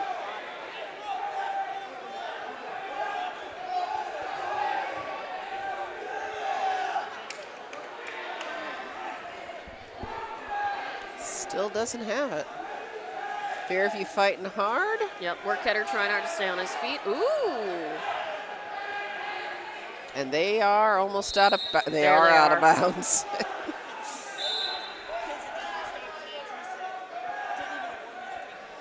So again, Fairview's Dominic Worketter. Southmore, and Tenora's Harley Gill, a senior. One of many times you've probably heard us talk about Gills from Tenora today. Then your bracket is probably the correct one. Mine lists Harley Gill. If yours lists Landon Myers, we'll go with yours.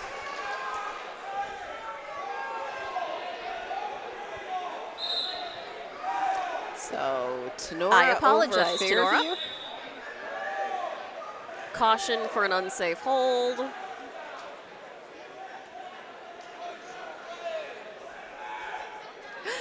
And you can tell it is the beginning of the season, and you can already see it on this very, very careful referee's face that he is holding them very close to the safety standards. Which they don't ever appreciate until somebody gets hurt. Yes. And since we want no one to get hurt, our goal is to always have safe athletes. And We we appreciate appreciate it. refs who follow those rules. Okay. Fairview trying to wrap Yep. up Tenora. Worketter gets those 2 points for the reversal. Tenora trying to escape. Yep, going for the leg. And And he's got the there's the reversal. There's the 2 reversal. for him. We are almost at the end of the period. 4, 3, 2, 1. End of the period. And it is Tenora 5, Fairview 2. Tenora 5. chooses first. Tenora is choosing neutral. Tenora 5, Fairview 2.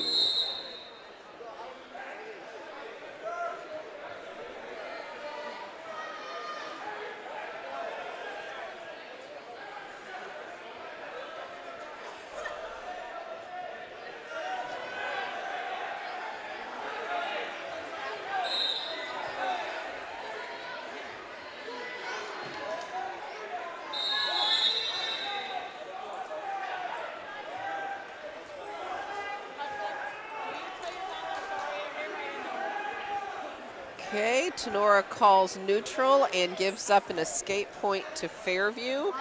So they are starting neutral. Tenora 8-3. Tenora chooses to give up an escape point without fighting for it.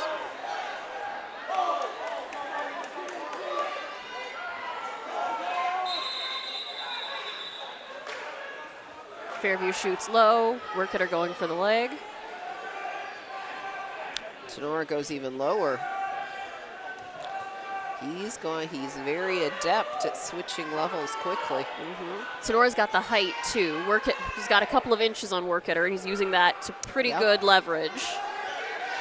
If he can get behind, he's going to get a takedown. Because that's the key. There it is. Takedown for 3, Tenora, and they're out of bounds. Nope, not going to call that. Okay. Zacharias Pauling.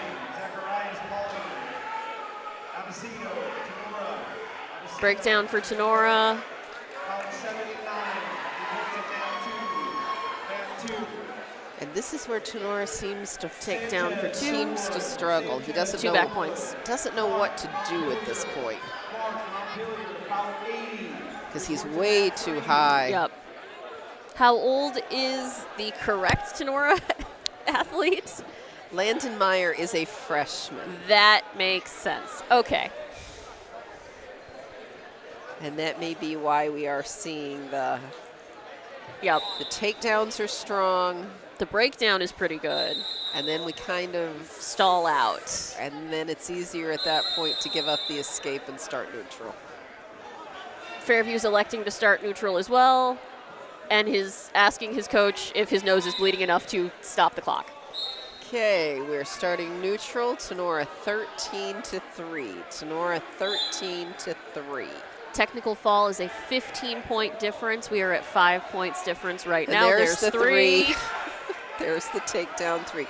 Tenora has these takedowns down pat. Yes. He just isn't sure what to do from there. He is trying and getting back points. Working on it. He's just, there it is. There it is. Pin time of 4 minutes and 22 seconds. And he worked hard for that. He worked very hard for that.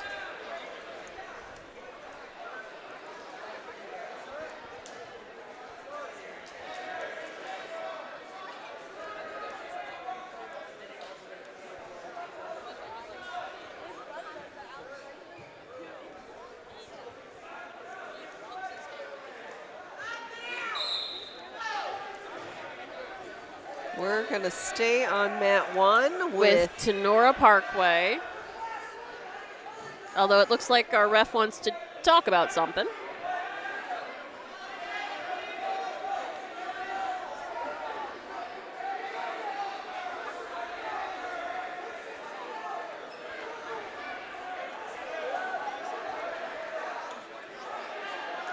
It was not supposed to be Tenora Parkway, maybe what he wanted to talk about.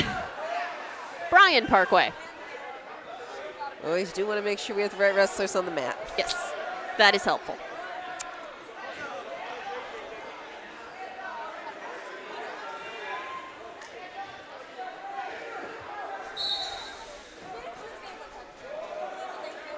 All right.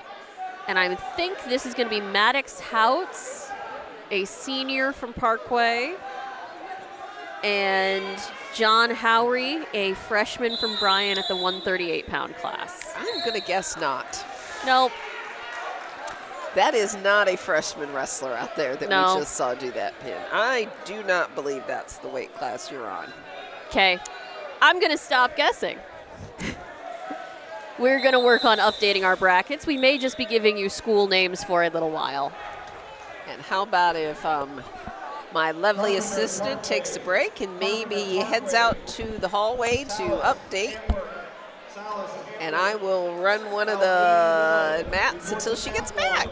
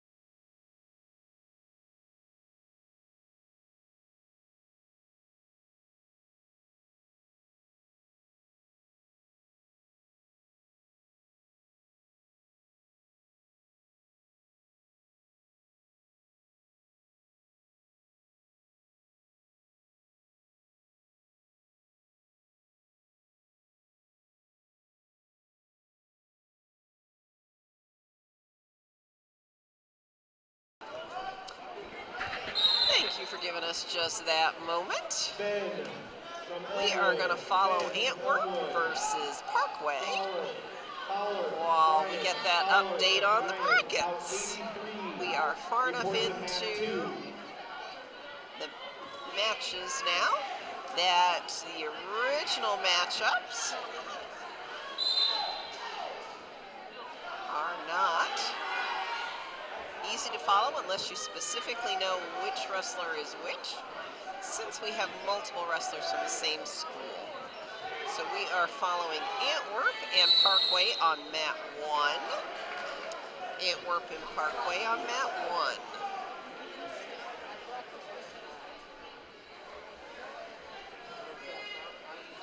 Right now our match is scoreless.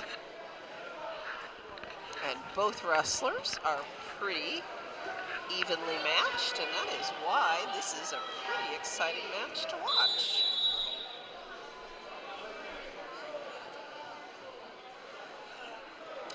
Both trying to gain control.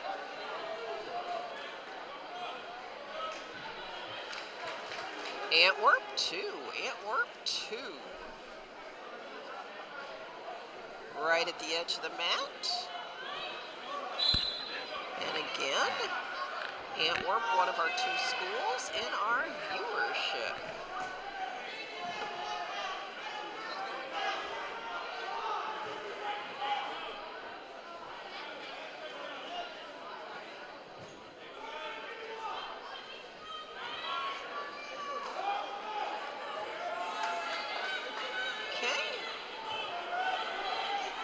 Right at the edge of the mat, right at the end of the period, and 2-1. That is the end of our period, and it is Antwerp 3, Parkway 0. Antwerp 3, Parkway 0. Parkway defers to Antwerp.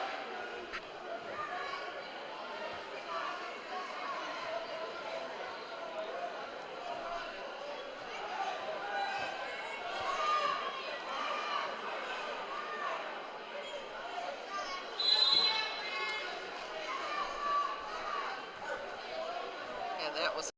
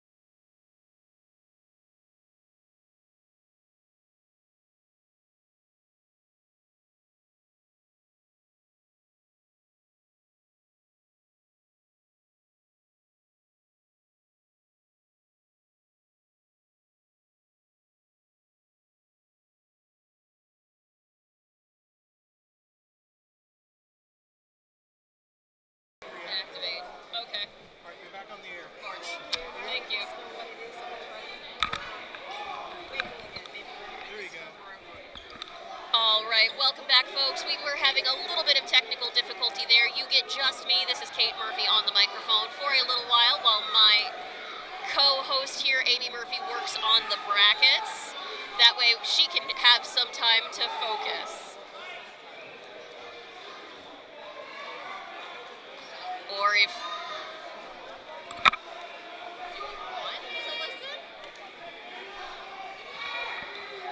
We are working on figuring out where here in round 2 we are. Right now we are on mat 1 with Tenora and Eden. Tenora shoots. Going for that leg. Works on his breakdown. That is the end of the first period. Tenora leads 7-1. Coin toss gives it to Tenora, who is going to defer. Eden is going to choose. Eden chooses down to start the second period.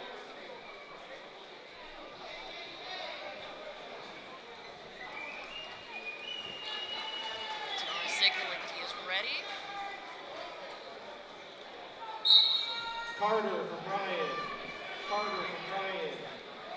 Brown from Eden Brian. just about got the escape. Foul 98. Report to mat 2. Mat 2.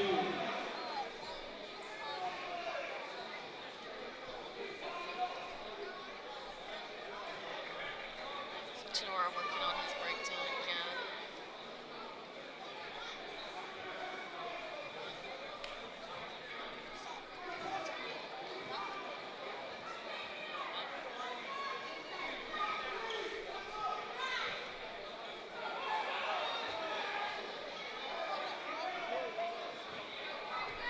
Referee letting us know we are back in neutral. No one in control.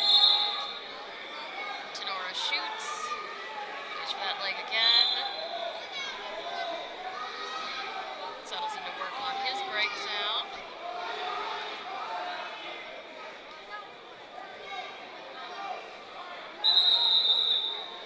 Caution on Tenora for an unsafe hold. We're going to be returning to neutral.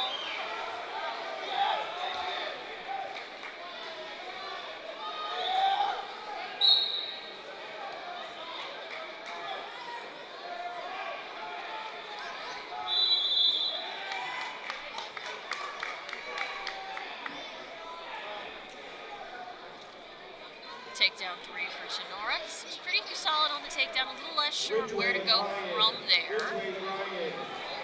Z-Dyke, Hicksville. Z-Dyke, Hicksville. Foul 99. Report to mat 2. Mat 2. Eden just about got that escape now. He just needs to pop his head.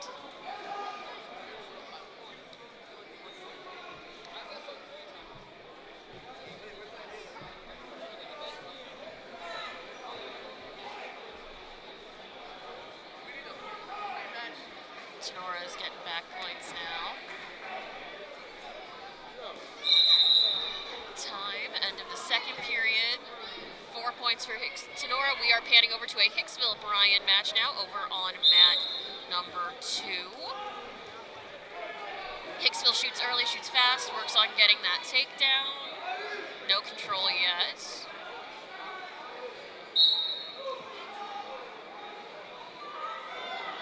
This, I believe, they said was bout number...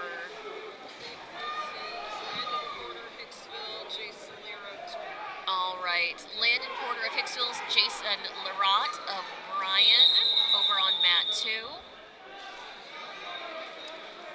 Right now, they're not working their levels as fast as we would normally be looking for. Hicksville shoots, though, goes low. All right, I believe I'm being joined by my co-host.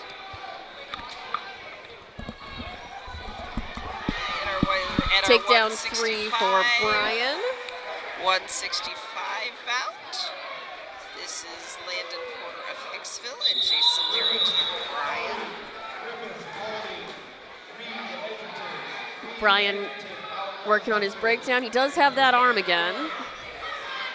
We know that some of our referees have been watching that pretty closely this season. Oh, reversal for Hicksville, 2 for Hicksville. He's just about got it. He's got one shoulder. He's working on that second. Oh, we got a caution for something. Groin. Did we just give 5 back points? What was that? That's a pin. Yep, 5 points awarded for near fall. We only had one shoulder. Hicksville's wrestlers have something to say about it, though.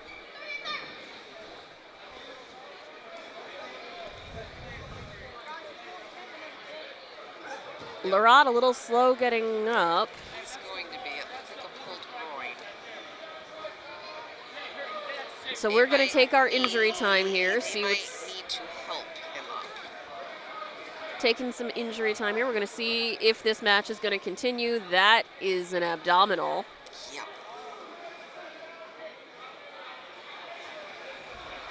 The trainer on the mat. He is up under his own power. Injury time is running.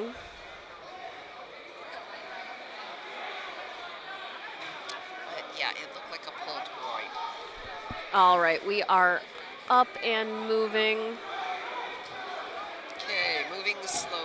Yep, he keeps reaching for that serratus muscle, that muscle that connects our ab muscles, the muscles on the front of our tummy to the muscles of our hips. But Anatomy not- with Kate. Yep, but not a serious one because Nope. the trainer made it clear when he walked over it was a pulled muscle. Yep, no risk of long-term injury there. But something? Blood time? Blood time? Question mark?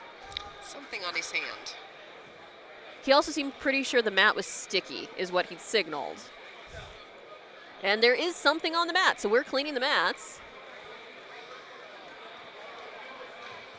Yeah, something. Yep.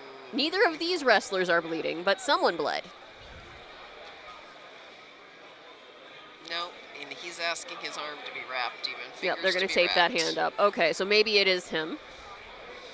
Look, maybe there's a lot. It looks like there might have been a lot going on there that we did not get to see from our angle, which is okay.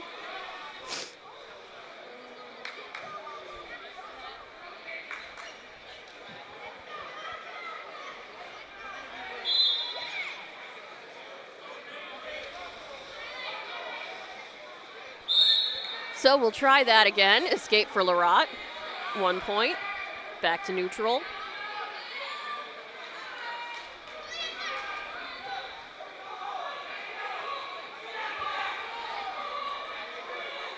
Hicksville working on his breakdown. He's got the leg. Boy, Larat's got Yep. wide span. Yep. Arms Larat and is fast. legs. Gets that first takedown. Reversal for Hicksville. You can tell Larat is used to being taller than who he wrestles against. We are almost at the end of the period. And they're almost out of the mat. And There it that's is. the end of the period. 4 back points issued to Hicksville.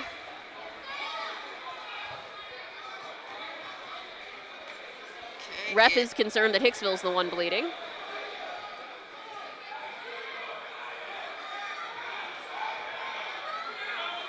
Someone must have some kind of mat burn going on. And it looks like Hicksville.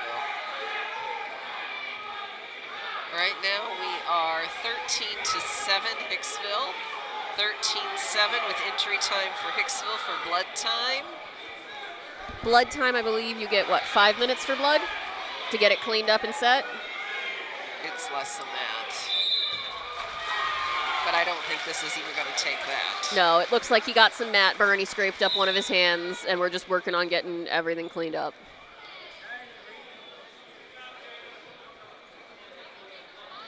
Charlie LA, Hicksville.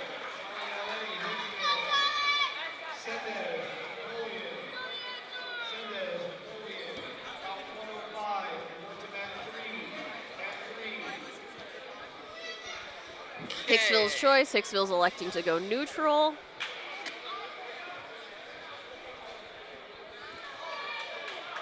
Regal, Parkway. Regal, Parkway. Sexton, Napoleon. Sexton, Napoleon. We do have confirmation. You were right. It is Regal from Parkway. Thought so. Okay, we are both neutral. not Hicksville, exactly Bryan. an explosive start to this second period. Well, since they both had blood time and injury time, I think they're going to be a little more cautious.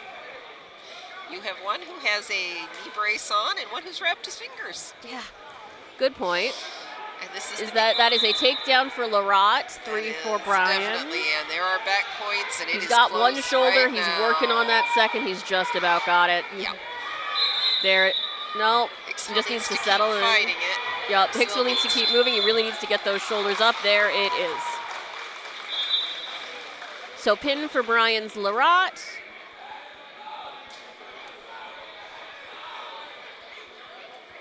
Maybe I'm old-fashioned. Is it still weird to you to see a wrestler with a mustache? It feels a little weird to me. Didn't make sense to me back in the day, so I don't have a problem That's with true, that. because when you were doing this the first time, everyone had facial hair. You just had to shave it before you wrestled. There have been a number of uniform and body standards that have changed in wrestling rules in the last few years that we have been keeping track with. Okay, we're going to go to mat 1.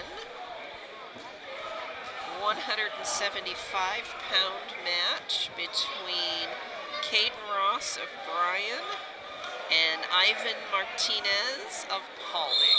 Is that what's coming after Edgerton Parkway finishes? That's what it should be. Didn't realize they weren't done. Okay, let's catch up on where This we is are. Edgerton Paulding, and I think we're a smidge north of 175. Paulding also has his entire knee taped. Pontius Montpelier, Workman Paulding, about 108, and going to mat 3. Mat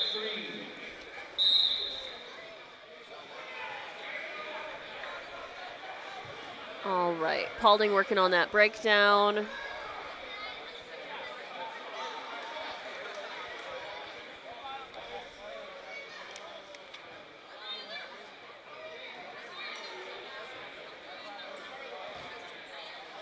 We've got a Hicksville wrestler, it looks like, checking in on mat 2. So we may end up panning over there. It looks like we'll have a Hicksville Bryan.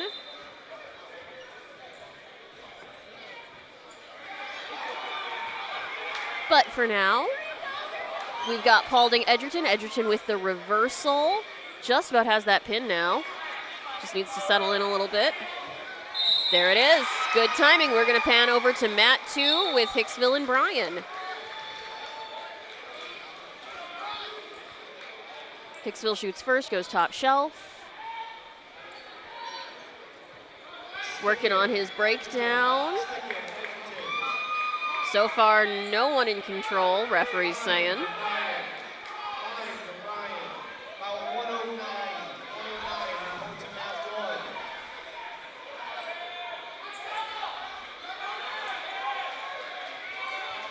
Okay, I think this is Hudson Wright of Hicksville and Mason McDougall of Bryan. All right. Hudson Wright with the takedown for 3 points. McDougall working on keeping his shoulders and hips up, staying mobile. Wright's working on his breakdown, trying to get McDougall, trying to get that shoulder, trying to get McDougall rolled just a little bit.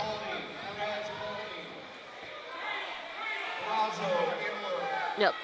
Starting to settle in. Needs to stay on his toes.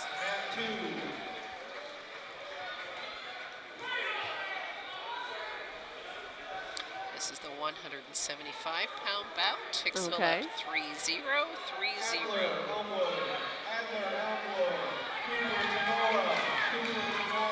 He might just about have it. I cannot see McDougall's shoulders at all from here, but he is not moving. There it is. Pin for Hudson Wright, his second in this invitational.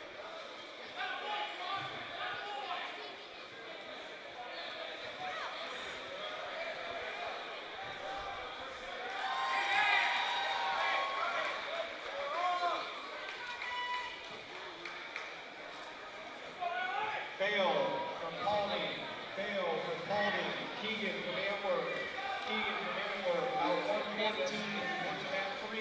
And if we pan over to mat 1, we've got a Fairview wrestler with Paulding.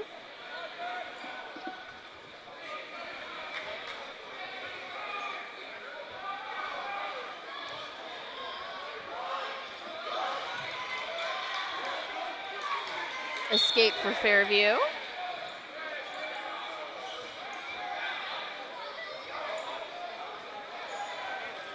And way out of bounds there.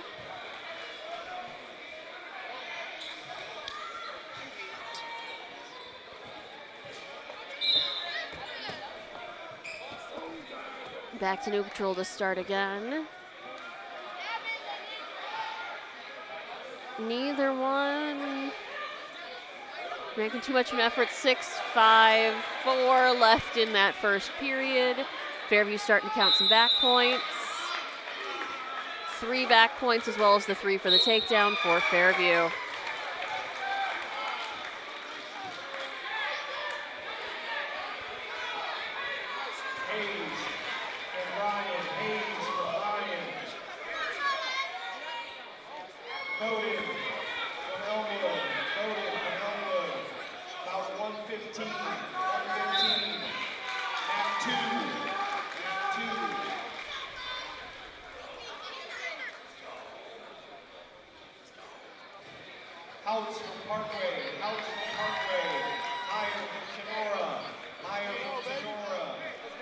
All right, second period, Paulding going down, Fairview starting on top. Paulding working on that escape, just about has it. There it is. Okay, I think this is the 215 weight. Okay. With Isaac Kutza Paulding and Silas Mendez of Fairview. All right. Does that look right? It could be.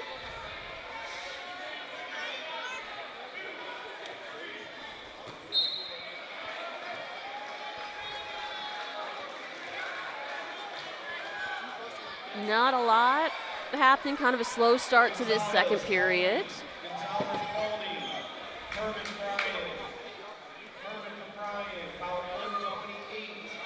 Slow start to this second period. Paulding does shoot. We're still in neutral. 3 for Paulding. Paulding gets the takedown. Starting to work on his breakdown.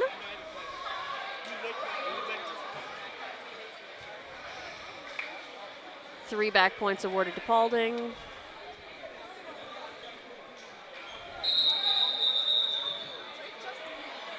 I would imagine referee's going to have some thoughts about stalling soon. They're not doing a whole lot.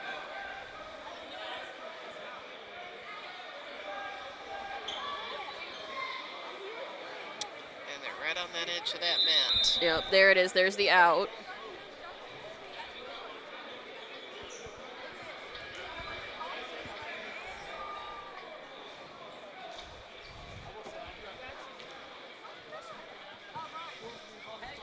All right. Back to the center. Paulding had the takedown, so Fairview is starting down.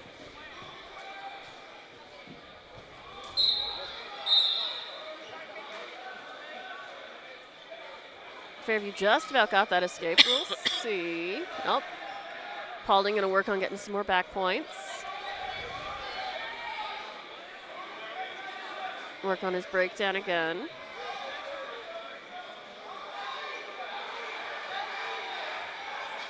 Almost the end of the period. Yep.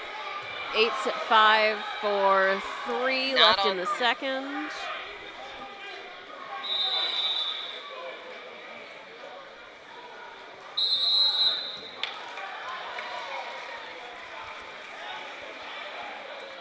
So Paulding's choice this time. Paulding is going to start down.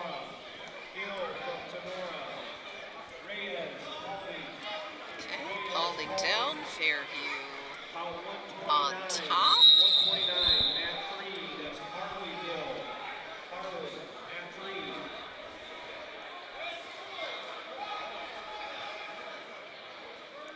Fairview high. We'll see if he can get that second shoulder, but no. He is high. Paulding just about with the escape.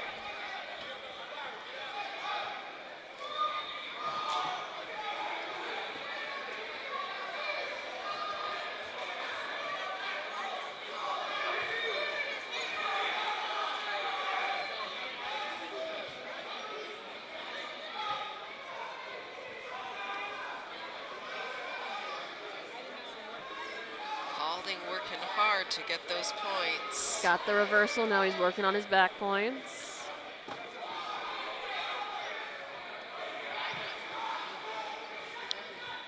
Paulding 5-3.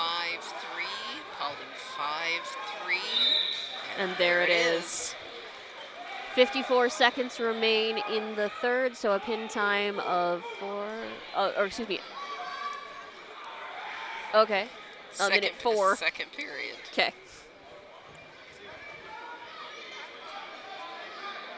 Scott from Montpelier. Scott from Montpelier. Madison from Napoleon. Madison from Napoleon. We are now finishing up the second round and beginning the third round of wrestling. Okay. Third round is on mat beginning 3. on round 3. Mat 3, round 3. We are still finishing up round 2s on 1 and 2. Round 3 beginning on 3. So that is why you're going to see some very different sized Wrestlers all on the coming up. mats at once. Because remember, we got to wait 30 minutes between each match. Every wrestler must have a 30-minute break between a match they wrestle. That is a state OHSAA rule. Which actually was reduced from a year ago's 45 minutes. Which is why you're seeing some shifting around here on this mat, because the men they had intended to have wrestle have not had 30 minutes yet. Yeah. But yes. So we are going to pick up Tenora and Elmwood. Tenora and Elmwood on mat 2. Who have had their 30-minute break. Yes, it did used to be Tenora and 45 Elmwood. minutes. The coaches complained, the wrestlers complained, the referees complained, everyone complained. So we're going to finish up with one of our higher weights on Tenora Elmwood on mat 2. Tenora Elmwood on mat 2. Let's see. Elmwood shoots first. Top shelf, they're a little bit tied up right now. Elmwood knows he should go for the ankle, and he does. Takedown 3 for Elmwood. He's working on his breakdown now. It is going to be very out of bounds in about now. Okay, and this is Deshaun Cooper, an 11th grader from Tenora, against Adler Shu, an 11th grader from Elmwood. Okay. 2 juniors. Very nice. At the 285-pound weight class. Okay. As I said, one of the last ones in this round 2. Deshaun Cooper of Tenora and Adler Shu of Elmwood. 3 back points for Elmwood. 2 juniors. Tenora should be starting down as we come back to the center.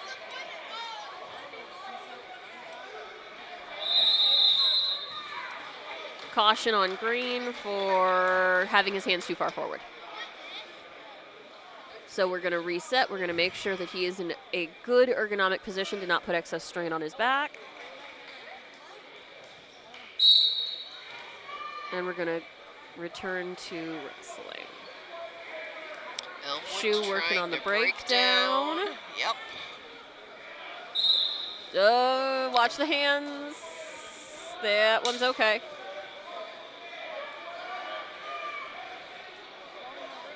And you can tell Elmwood's Shu is a junior.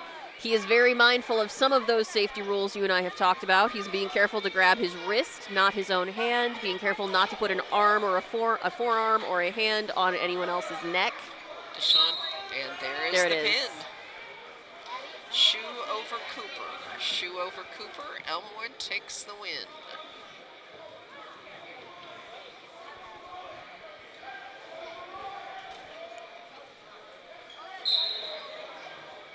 Fist bumps all around. Smith, Montpelier. Smith, Montpelier. Miller, Hicksville. Miller, Hicksville, about 134. 134, report to mat 2. Mat 2.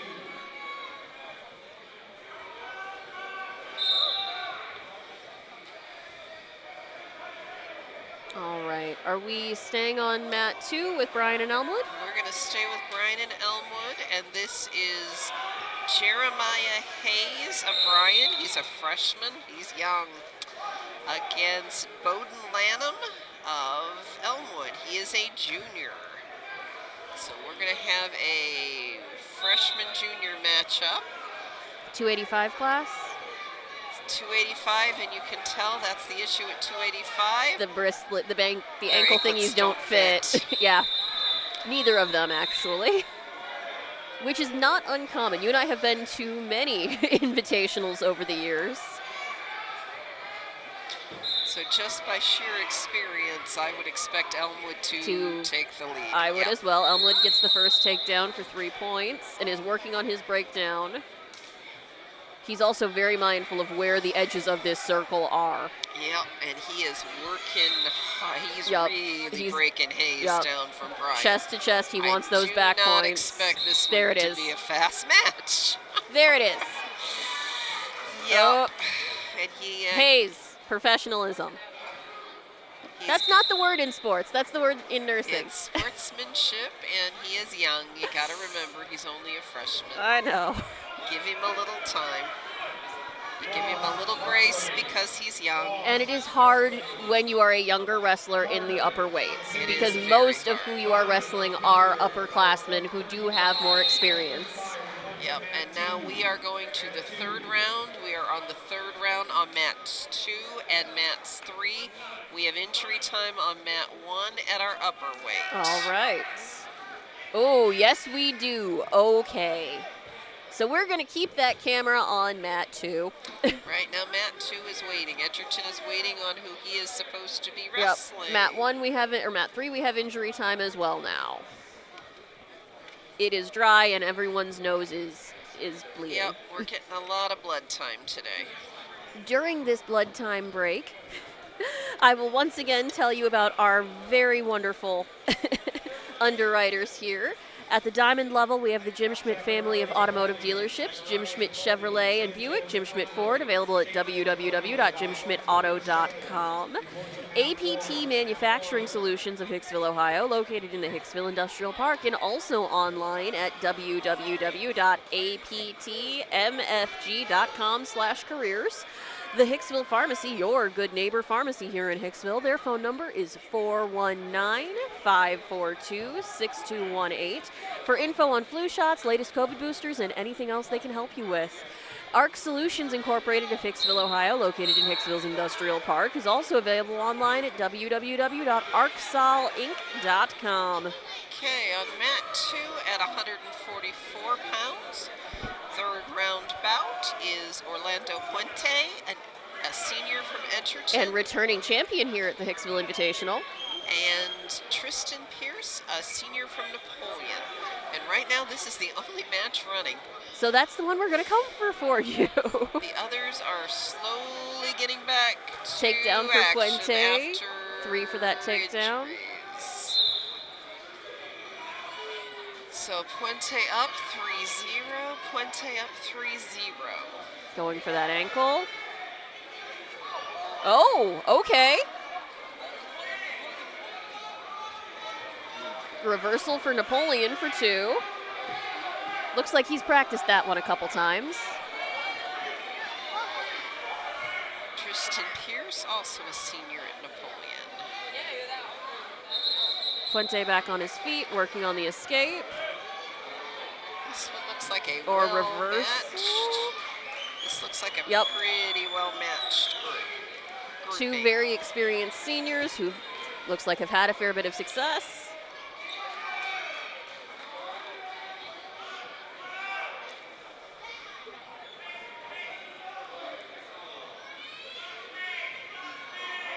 Both pretty good at changing levels. Okay, we are 3-2 Puente, 3-2 Puente. 138, report to mat 3. Mat 3, There's an Escape. escape. For Puente. So we are 4-2, 4-2. Napoleon coming out aggressively, wanting Yep. that takedown. Puente on the breakdown. And we are there it is one. again. That's the end of the period. Yep, takedown for Puente ends our first period. So we are 7-2 Puente at the beginning of the Coin second toss period. gives it to Napoleon. Napoleon is going to defer. Defers, which makes a lot of Puente. sense. Puente and the Edgerton coaches are going to choose down. Puente is going to start down, work on getting that escape again.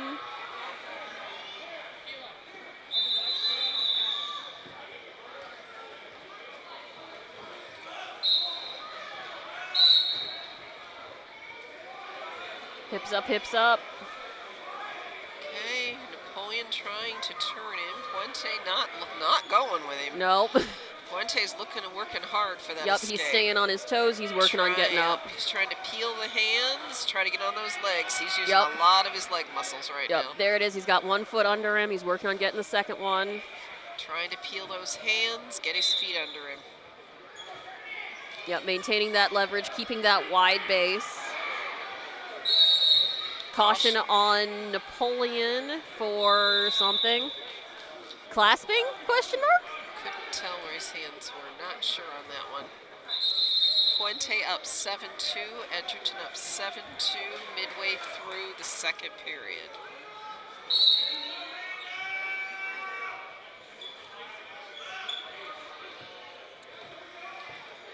Puente keeping that wide base.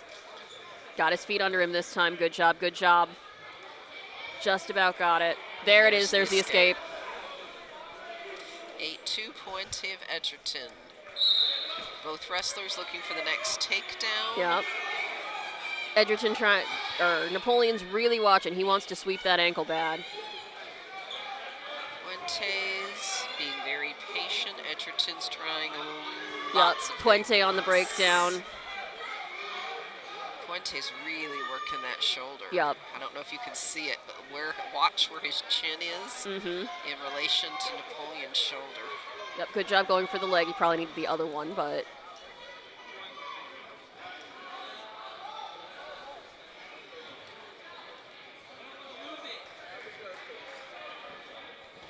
Okay, both wrestlers looking for that next takedown. yep, Napoleon goes for the leg. Still nothing doing there. Puente wants to reset. He doesn't like where this is going. Now, Napoleon's got the advantage in shoulder muscles, but Puente's definitely got the advantage in leg reach. Warning on red for stalling. 7, 4, 3, 2. 2, 1. That is the end of our period. Oh, we're going to have a conversation about where he had his forearm. Edgerton's coach trying to give some guidance, especially when Napoleon should be picking where he's doing Napoleon this wants to last start third neutral. period. Napoleon's coach is very clear about that. Napoleon's wrestler's not sure he wants that. And we are trying to get the front table is trying to say we have a scoring problem or a timing problem. Everybody at that front table is waving their hands. There's an issue, and they want to double check the issue either on score or point. I'm not sure which one. Not sure which one. It looks like scoring. They want to double check scoring. So I think they're questioning how many points there were in that last round. Looks like we are evened out now. Everyone is happy. We are going to get back to wrestling. Puente up 9-2. Edgerton up 9-2 at the beginning of the third period. Yep, and I'd want to check that one too. I thought it was higher, but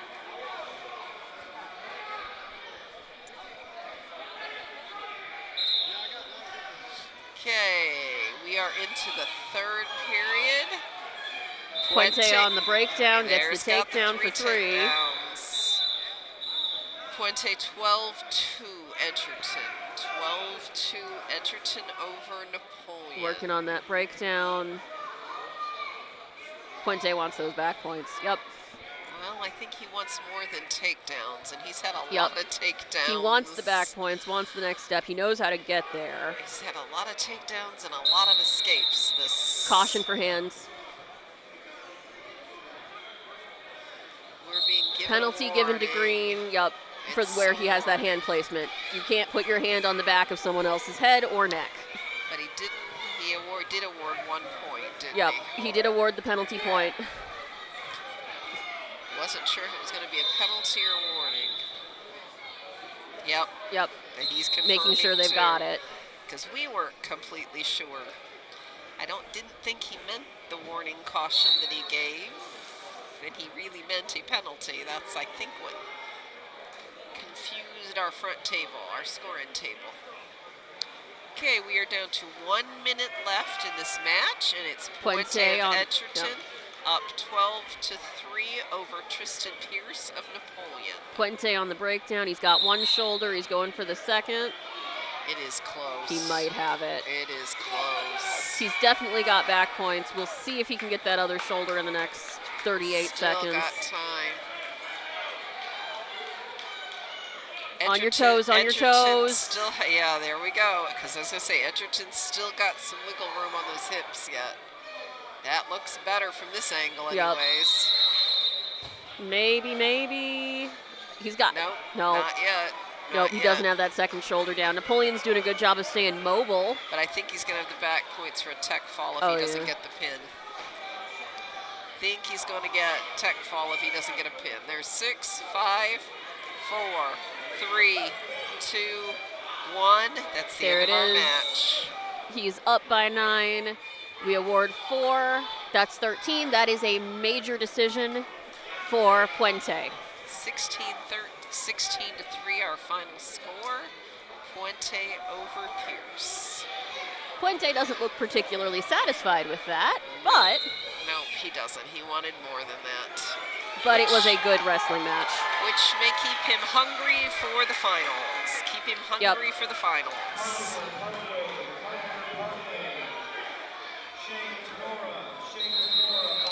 And Edgerton's coach is okay with it. Puente, I think, wants to talk about it. On mat 2 with Hicksville Montpelier. Yep. Hicksville Montpelier on mat 2. And this is Hazen Smith, a freshman from Montpelier, against Xavier Miller, a junior from Hicksville. I believe it. Okay. Miller shoots first. But Smith is fast. Takedown for Montpelier. Yeah. He's got some speed. Pulls him back in. And we're out. Some speed and some control. Hicksville's going to have to pick up his game a little bit if he's going to, if Montpelier's got stamina. Yep, if he can keep that up. Yeah. That is going to be the $6,400 question. Can Montpelier maintain that kind of speed? Well, can't tell that yet, but that was a surprise to see anyone come out that fast. Yep. Hicksville with the escape. Montpelier shoots again. Yeah. Montpelier. Oh, okay. And they keep rolling, though. Takedown 3 for Montpelier. Yep. Hicksville went too far and lost his balance. Yep. Montpelier took it over. And took they're out. advantage of his weight. Wow, I think that surprised a few people. You said this is, who's our Montpelier wrestler again? This is Hazen Smith, a freshman from Montpelier, against Xavier Miller, a junior from Hicksville. We'll see if he can keep it up, but there might be something to watch out for in Montpelier in the next couple years. Loco Wrestling might have something very exciting coming. Well, I see a few Hicksville wrestlers over here who were kind of surprised with that roll and roll. Montpelier on the breakdown. Montpelier up 6-1. Montpelier up 6-1. Hicksville's got to pop his head out. He's got to pop it out. There we go. The there we reversal. go. There we go. Nope, it hasn't changed control yet. They're still wrapped up. He's close, but they haven't changed control. Let go, and then you get at least get the escape if you break. There it is, escape for Hicksville. So now we'll see with the takedown game who wants it more, because Montpelier's been pretty amazing. Fast and aggressive, and he sticks with it. Yep, and there's the takedown. There's the takedown again. Out again. Montpelier is really good at this takedown game. His speed And he's- is yep. really making a difference. And he's in the got pretty takedown good game. instincts for that breakdown. He's had a couple of really nice looking. So Montpelier 9-2 over Hicksville. Montpelier 9-2. Yep, Montpelier on working on maintaining that control on the breakdown. Good, there it is. Settles in. Okay, 2-1. That's the end End of of our the period. first. So after the first period, we are Montpelier 9, Hicksville 2. Coin toss gives it to Hicksville. Hicksville is choosing down. Okay. Which actually is not a bad choice considering how fast and how efficient Montpelier is with takedowns. At least this is keeping Montpelier from scoring. Putting another 3 on. Yep. And it gives Hicksville the opportunity for either 1 or 2, or 1 or 2. There, Montpelier, stay on your toes, stay on your Takes right toes. advantage of it. Hicksville needs to keep fighting this one through. Yep. Oh, maybe there's. Oh, now that Was looks, that a reversal? No. Nope.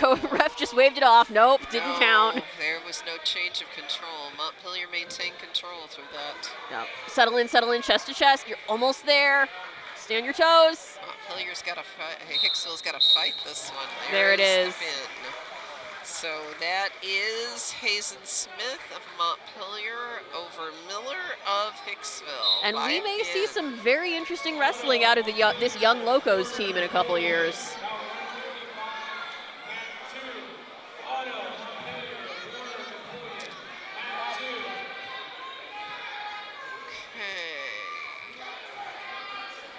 Right now, we're going to move over to mat 3, Brian Tenora, which looks like an incredibly aggressive match. Yep.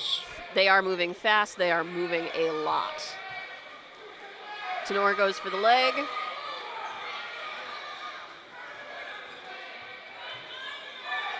Brian's going to roll him right over. Takedown 3 for Tenora. Okay, I think this is Oscar Tellis, a 9th grader from Bryan against Avery Acevedo from Tenora, a sophomore.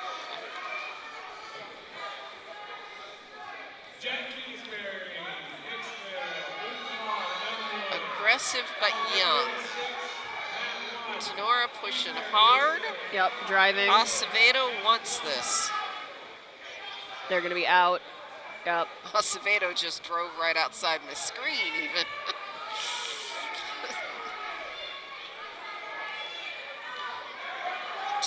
Oscar from Bryan trying to pull him back in. And he does. Mm-hmm. The official's going to let him keep going.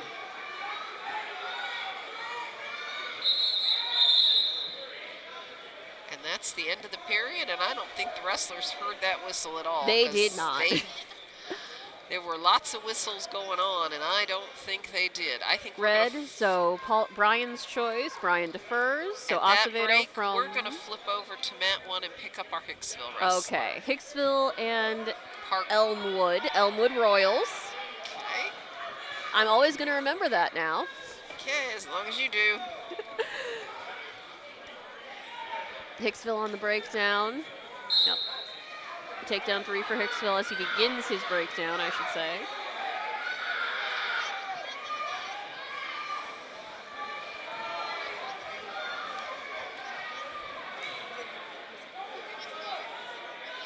And this is Noah Campbell, a junior from Hicksville, against Kipton Venn, a freshman from Elmwood, at the 157-pound weight class. I believe that. Okay.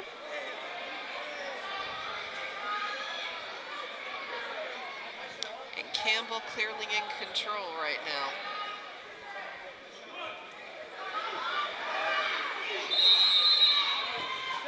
Not the fastest moving match we've seen today. Nope. But consistent. Hicksville up 3-0. Hicksville up 3-0. Counting those back points now.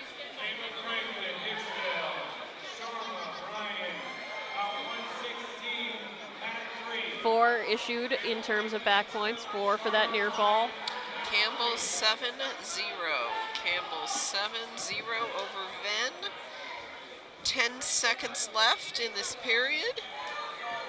Almost at the end. Let's see if we can put a few more points up there. 4, 3, 2, 1, and that's the end of our match. Hicksville leads 7-0. I was going to see if he was. Oh. Oh, that's the end of the match. Okay. Hey. Decision in favor of Hicksville's Campbell.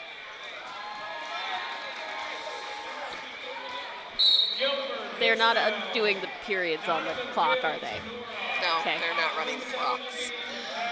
Nope, so you have to keep track, and since we picked that one up midway through, we weren't aware of it.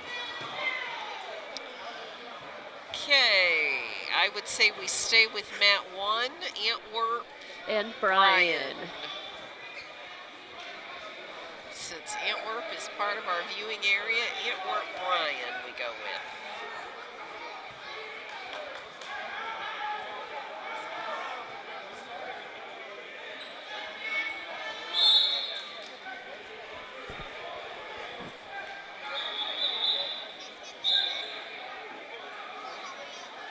I think this is Griffin Kosh. Senior from Antwerp against Griffin Fowler, a freshman from Bryan. Okay. Antwerp with the takedown for 3.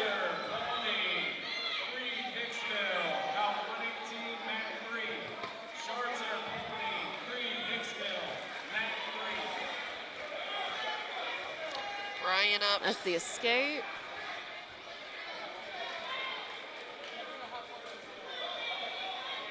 Antwerp up 3-1. Antwerp 3-1. Antwerp shoots again, goes for the leg, and are you going to pull him back in, or are we out? Takedown 3 for Antwerp. Josh Franklin, Hicksville. Out 119. Antwerp up 6-1. Out.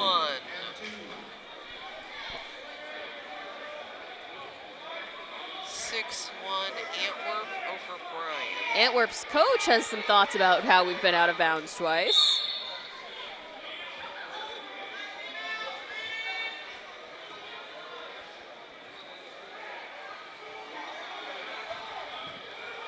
Antwerp breaking Bryan down. Antwerp's Kosh breaking Bryan Fowler down. Bryan's Fowler now. Antwerp is high right now. Yep. He's thinking about that walkover, hasn't quite done it yet. He's going to need to do something soon.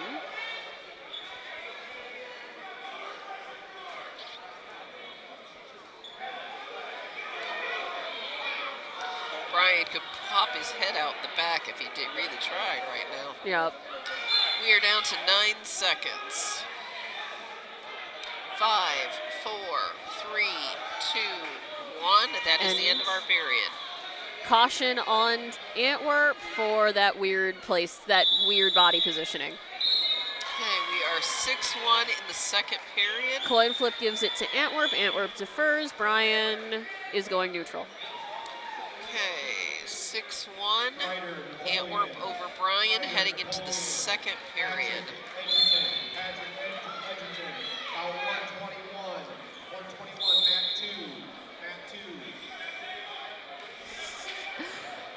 2. And we're back to the middle because we were out again.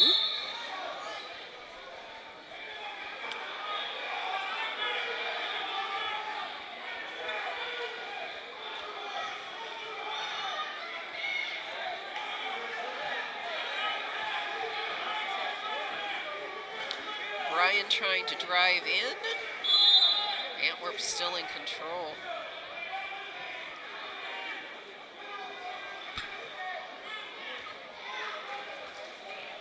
Yeah, takedown 3 for Antwerp. 9-1 Antwerp, 9-1 Antwerp. Doing that weird body positioning thing again. Well, and not just body positioning. That's a better, that's a breakdown. Okay, working on some back points here. Yep. Stay on your toes. Brian fighting it hard, but there it is is. the pin. And that is a pin time of 2:59. Pin time 2:59. Antwerp's Kosh over Brian's Fowler. And it looks like we're staying on mat 1. We've got a Hicksville wrestler up next. Parkway, Wicked, Parkway. Out 122, mat 1, mat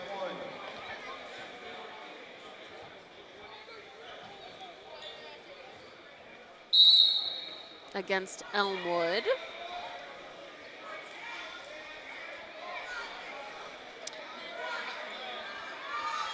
Okay, this should be 165-pound weight class. Jet Keysbury, a sophomore of Hicksville, against Luke Carr, a freshman from Elmwood. Maybe. Okay.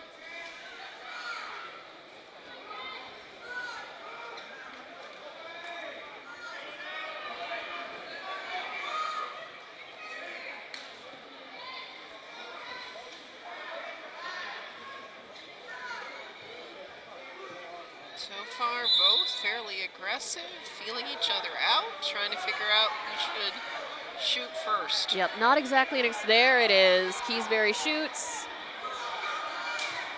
Jet wraps him, or Carr wraps him up.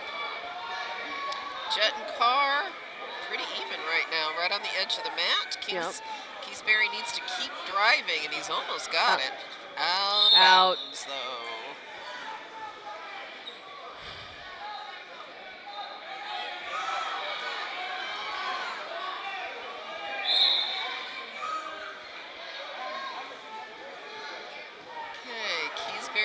Carr still scoreless, still in neutral, still waiting on the good first, really a good first shoot. We've had a couple of kind of shoots. Yeah. Someone needs to make a move here. Yep, somebody's got to take advantage, take a shot. Because soon the official's going to question if this isn't stalling. Because it feels. They both are backing up. It feels stalling. Yeah. They both are backing up. There we go, gentlemen. Maybe. Come on. There we go. Keep going. Keep going. And Carr is driving, and Carr there takes it is. the Takedown first for Elmwood. That is Elmwood 3 over Hicksville. And now he looks confused.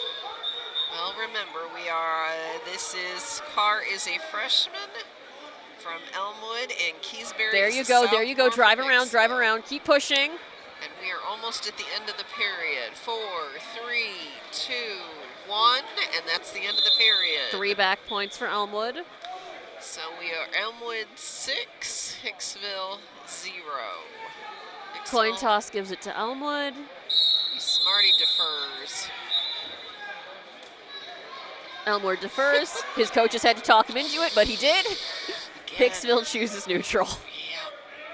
Sometimes you need to listen to your coaches when you are young and learning. A little experienced. Okay, we are 6-0 heading into the second period. Elmwood over Hicksville.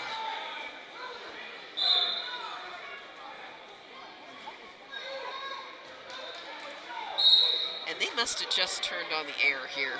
It's cold. All of a sudden, yes. I am shivering and I'm looking up, and we do have our fans going now. Takedown 3 for Elmwood. So I am guessing wrestlers are getting warm with the fans running. Those of us in the audience, it is hot on the floor. We're feeling a little chilly now that those fans are running. Okay, Elmwood up 9-0. Keysbury, don't just lay there like a sad little pancake. Do something. Okay, come on, gentlemen. We Come gotta on, keep keep moving. I know you're both young, and this is the beginning of the season, but you got to keep fighting. We are only halfway through the second period. Davenport, Fairview, Crayons, Napoleon, about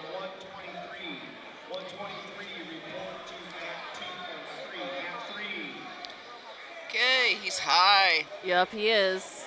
He is way high. Car is high. Hicksville needs to take advantage of that. And yes, they are young, but at the same time, There are things we can do. come on, Hicksville, keep moving. That's it. Get There up, you go. Get up, get up Yep. and moving. Car is high. You've got a lot of wiggle room Yep, there, pop that. Keysbury. Yep, pop that head. Come on. You got There a you go. lot. Yep, keep moving. Get off your Go, knees. Get off go, your knees. go, There you go. There Face it him, is. face Yes, him, yes, face him, yes. face him. There it is. Escape one for Hicksville. Okay, now aggressive. We need a shoot. Yep. Let's shoot. Come on. 10 seconds left in the You second. got Come on. time yet. Go for it. Get three. Get three. Time out. Time is up. 3, 2, 1. Into the third period we are go. Done. And they are both tired. Elmwood says. Elmwood's coach is saying he's going to start. He and his Down? coach are disagreeing, yes. Elmwood really wanted to go up because he wanted to, but his coach knows if he stays up like he is right now, he's going to get called for riding. Blood time? Yep, there is a little bit. I don't know who's bleeding, but sure.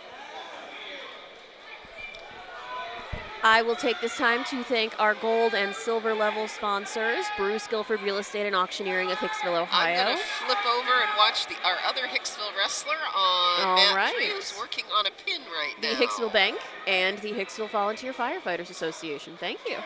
Well, There it and is. there's Hicksville's pin. Glad we flipped over and we didn't miss that in the midst of our blood time. Hicksville over Bryan in a very, very quick pin time. Way to go, Hicksville. Glad we didn't miss it as we were covering and finishing the other match. Hicksville all seems to be on the mats at the same time.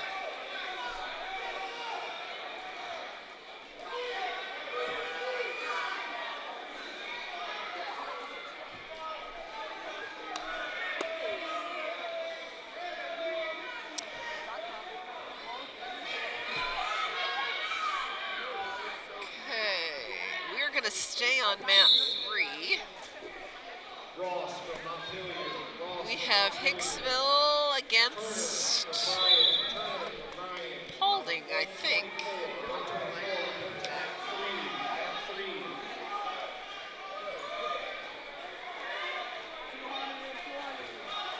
Yep, Hicksville, Paulding.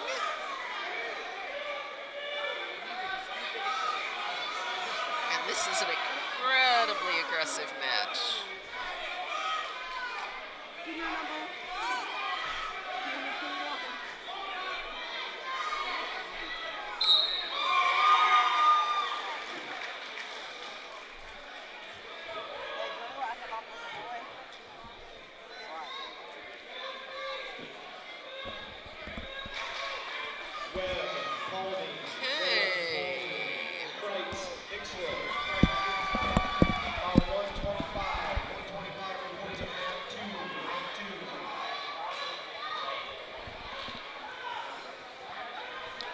Paulding in control.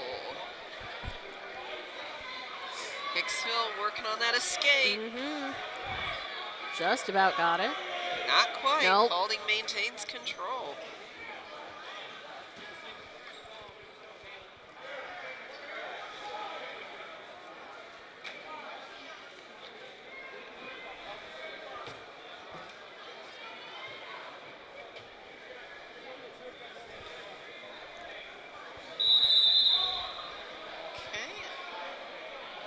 I think this is 132. Hunter Webb, a 9th grader from Paulding, against... No, that one is not right. No, I don't think so. No, that is not right. Now that we're working on that 30-minute lag in time, They're getting necessarily- creative, yes. Yep, they're putting them up in all different frames and references. But I would say we are below 132, 2 points for Paulding for the reversal. Bless you. Excuse me, thank you.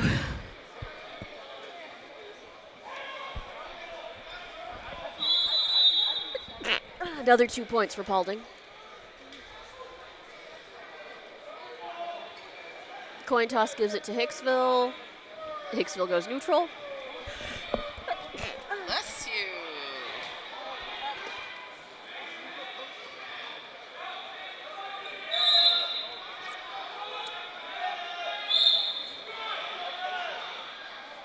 Thompson, Brian.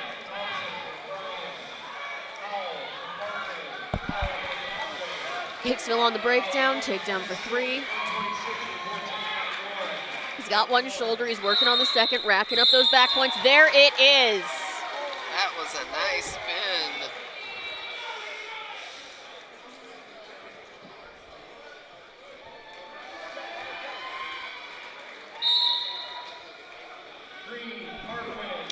We're going to move to the center mat where it's Tenora and Hicksville currently underway.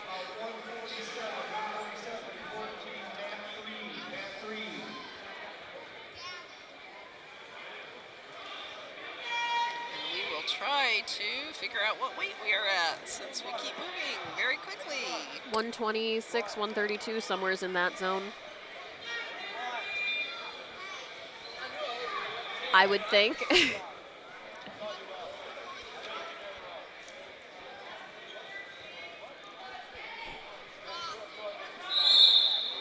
They're out. Going to be coming back in for a few minutes.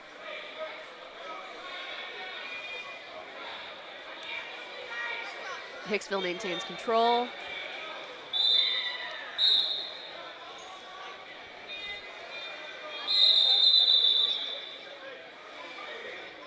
Coin toss gives it to Tenora. Tenora defers. Hicksville is choosing down. Get the escape, get the reversal.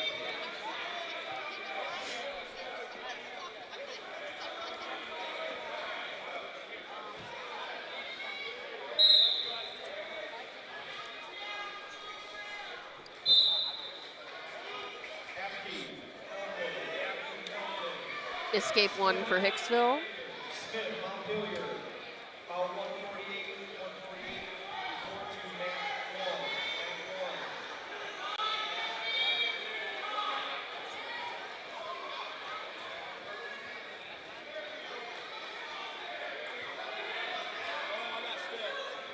1. Takedown 3 for Tenora. TJ, Parkway, Martinez, Paulding, Now Tenora on the breakdown. Paulding, about 150, 150 before to mat Thinking about the breakdown? Thinking about it. There we go. That's a start. Drive through it. Come on. Hicksville working hard to stay moving. He's staying on his... He was staying on his toes. Get on your toes.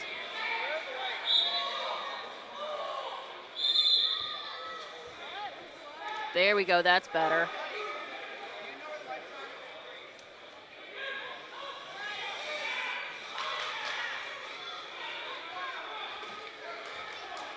All right. Tenora getting those back points. There's the pin. Pin time is not on these clocks because this is mat 2. But early in the second period.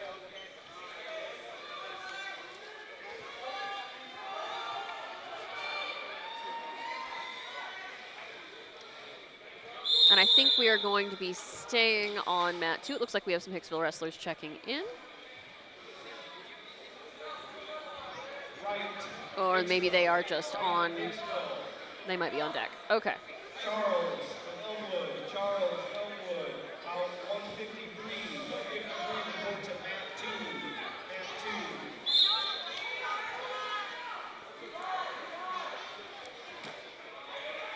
2. All right. Looks like Edgerton Napoleon. Yep, looks like Edgerton Napoleon. Napoleon and Eden are wearing very similar singlets this time, which has made that a little bit interesting, but that's okay.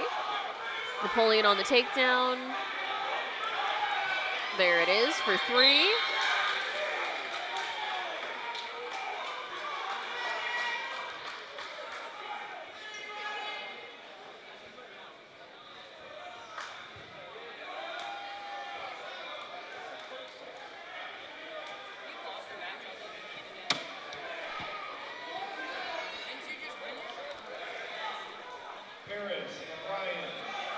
Working on the breakdown. There he goes. Driving through. About 152, mat 3.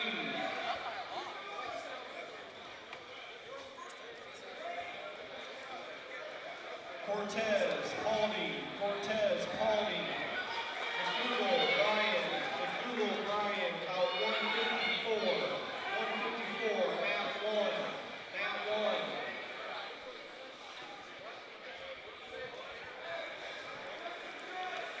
All right, Napoleon got one shoulder. He's working on the other for that back points now.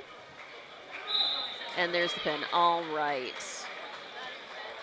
Now we've got Hicksville. This is Kreitz from Hicksville. His headgear is distinctive enough that I can identify him.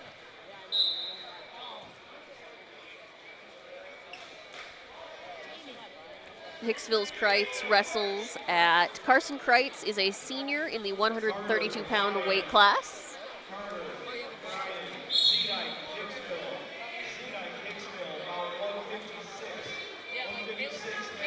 Wrestling someone from Paulding. 132, Hunter Webb from Paulding, the freshman.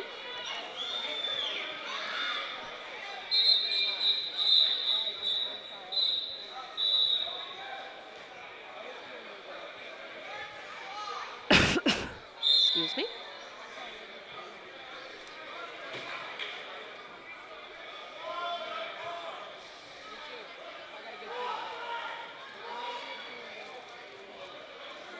Kreitz needs to pull him back in, but we are counting back points for him.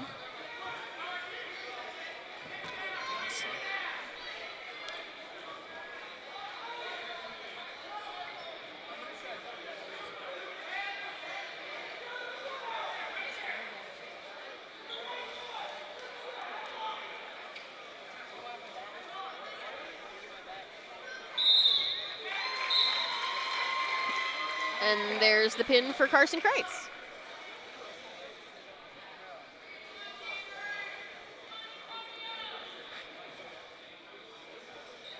Cooper, Paulding, Brown for Brian, about 155, reports of mat 2.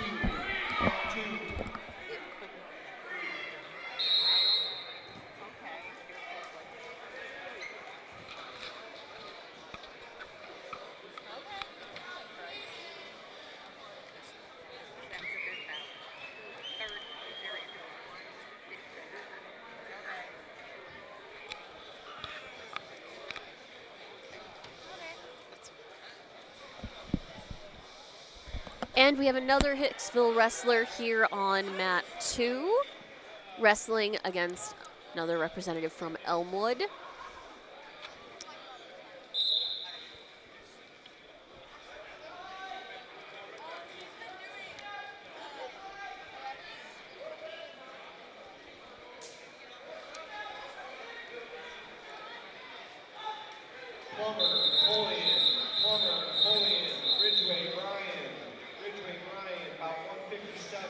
And we got some blood time.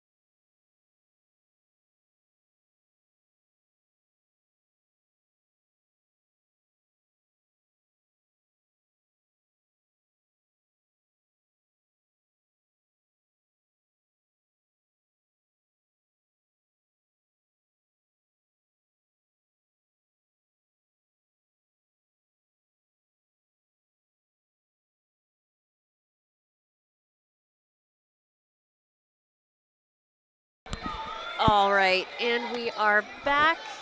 Escape for Elmwood. Hicksville and Elmwood. Elmwood comes out incredibly aggressively. Yep, working on that takedown now.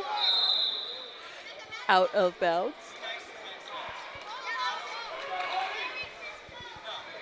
Last year, Brendan Metz cussed out his sister. And you know what he had to do? He had to do math. Coach Moore will give you math. Okay? Be nice to the math fans. Be respectful. We're having a very serious conversation with our Hicksville wrestlers next to us. I apologize.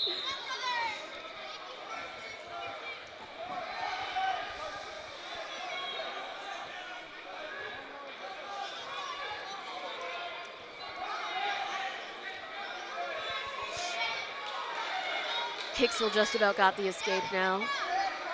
Caution on Kirsch and caution on Elmwood. Hicksville gets the escape.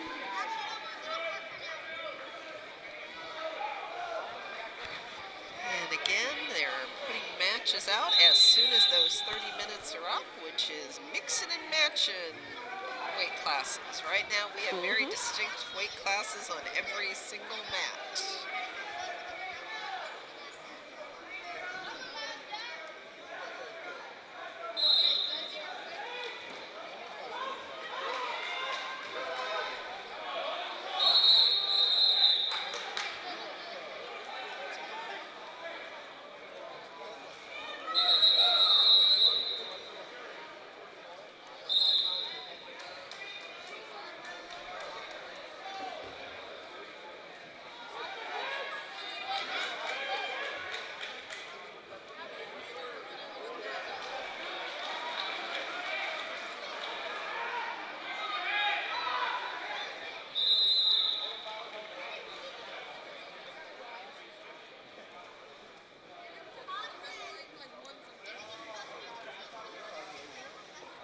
Elmwood's choice. Elmwood defers.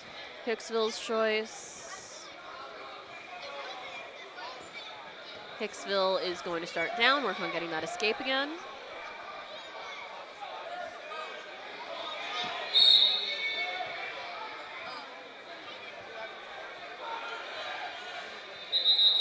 Oh, we've got more blood time. I think this is Hicksville's Hudson Wright, a junior, against Charles B. Housen, a freshman from Elmwood. Okay.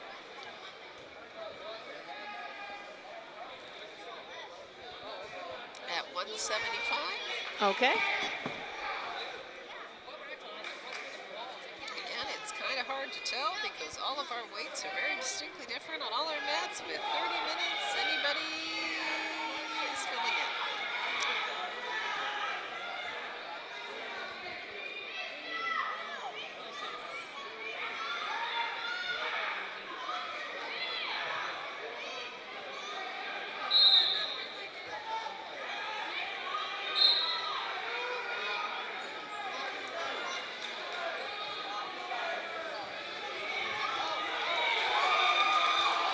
Takedown 3 for Hicksville.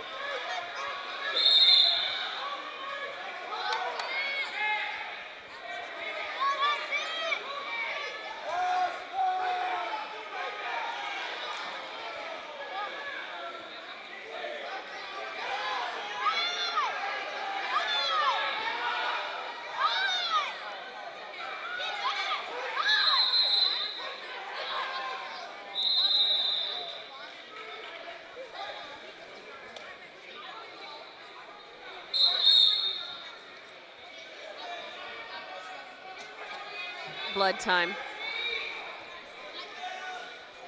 This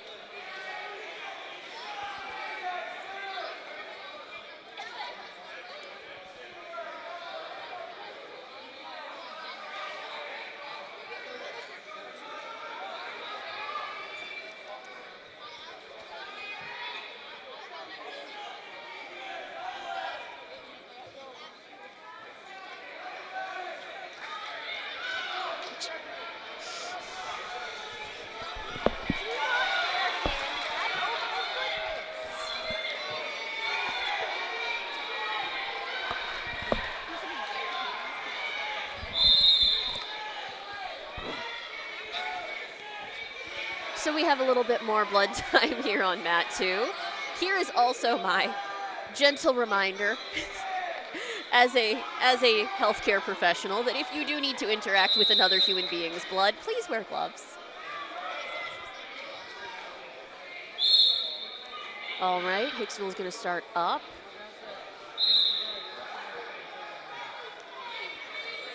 Elmwood working on the escape. Yep, Hicksville's high. Uh-huh. He's just about got it.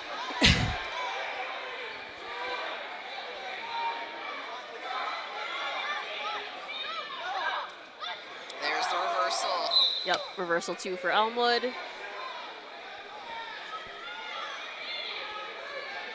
Hicksville's got to fight it a little harder to Yep. avoid that pin, because that's looking There it is. really good.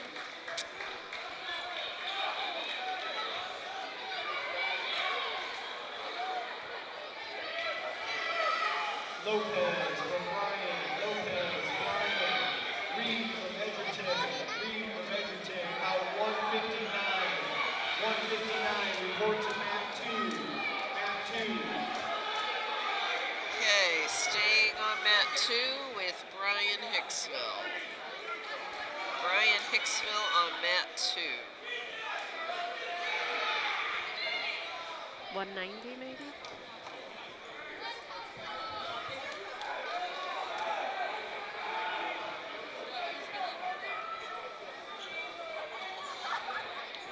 All right. Brian coming out fast. Both of them, actually. Brian shoots first, and we are, whoa, gentlemen. We are 2 mats down. Yeah, we were basically on top of the other wrestlers, actually. Okay, Referee giving them some really clear instructions this Caution. time. This is Logan Carter, a senior from Bryan, and Cross Zedike, a senior from Hicksville. All right. Carter from Bryan shoots first, gets takedown for 3 points. And these are some energetic young men. Yeah, they have some fight in them right now.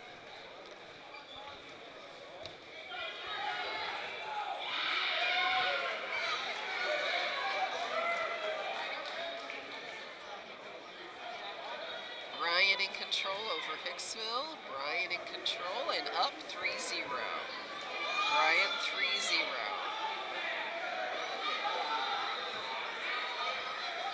Marino, Bryan, Marino from Bryan, Mendez, Fairview. All right, Bryan breaks down, drives through, settles in about chest to chest. He's got one shoulder. He's working on the second. And there it is. Gets the pin.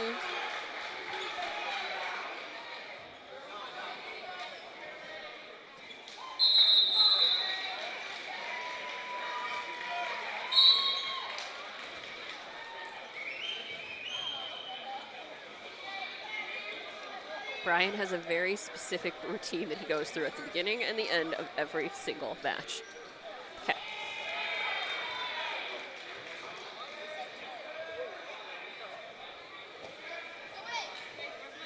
Charlie L.A., Hicksville. Charlie L.A., Hicksville. Brown, Montpelier. Brown, Montpelier, about 163. Report to mat 2. Paulding has a bye? Question mark? No, he's waiting on a wrestler that they've called twice to the mat. Okay. So if they call another time, then Paulding's got a bye. Yep, that's, see the officials look right now. Yep, where are you? That's the thing about calling them every 30 minutes, whether they are in order or not, because You we've need gotta to keep pay it going. attention. So this is Paulding And Bryan, Bryan. and it's one of the upper weights. Yep, probably in the same zone as where we've been having them.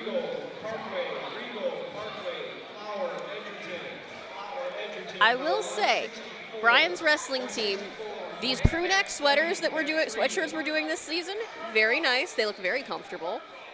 I like the graphic. I think they were a good design choice. I do not live in Bryan District, but if I did, I'd be excited to buy one. All right, and we are getting started now.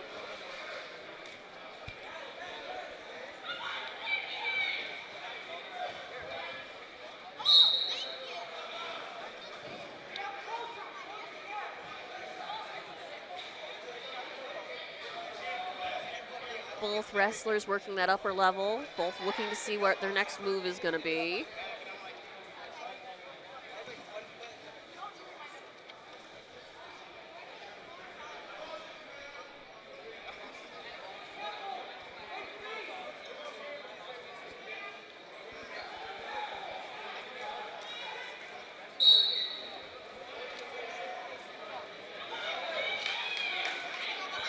Takedown 3 for Parkway? Paulding. Paulding For Paulding. is what we have Yep. going.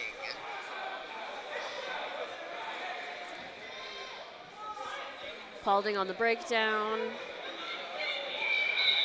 And was that might have been it. That was it. Yep. No, caution. Caution on Paulding for a thing. Blood time? I'm confused now. I think everybody is. That's why Did they we? have an official Is it out done? here. Did we? Is someone bleeding? I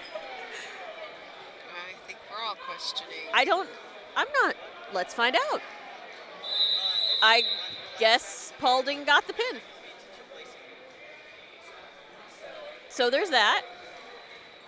And the officials and the coaches, I think everybody Are is- extremely confused. I think we all are on that one. I'm not sure what all that was. I'm not sure anybody was on that one, including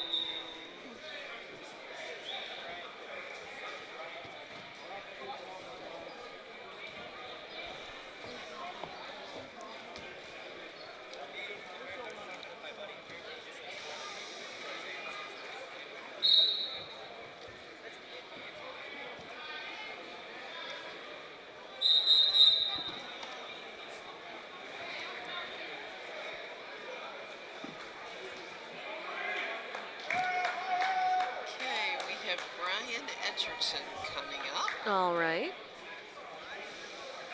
Lewis, Bryan, Sexton Napoleon, about 165, reports of Mat 2.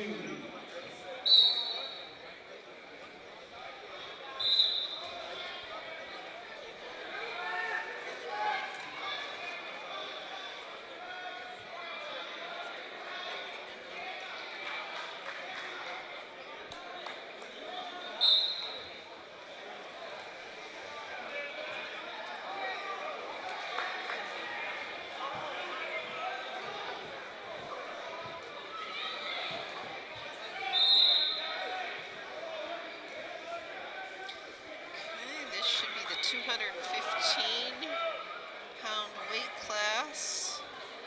Alex Lopez, a sophomore from Bryan, against Bowen Reed, a sophomore from Edgerton.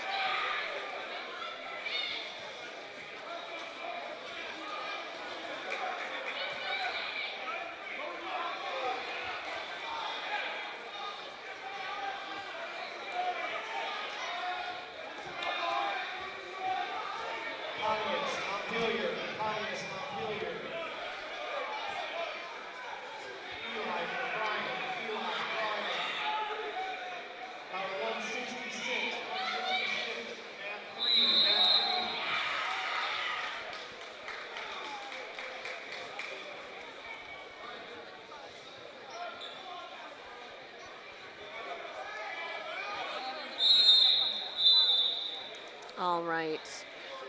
Penalty point to Edgerton for an unsafe hold from Bryan. Return to the circle. Bryan should retain control. Yep, Bryan will be on top.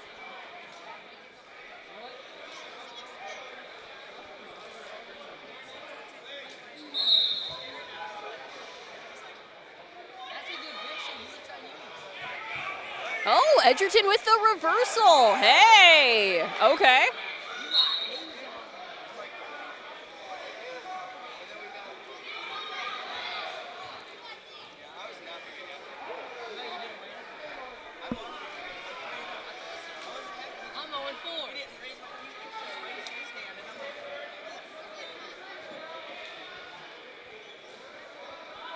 Edgerton on the breakdown.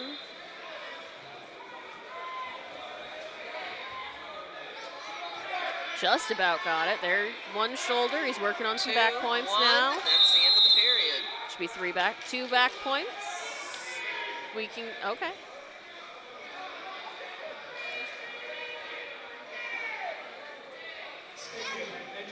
Coin toss gives it to Edgerton. Edgerton is up 6-3 or 5-3. Edgerton. 5. Edgerton must have deferred because Brian's now deciding.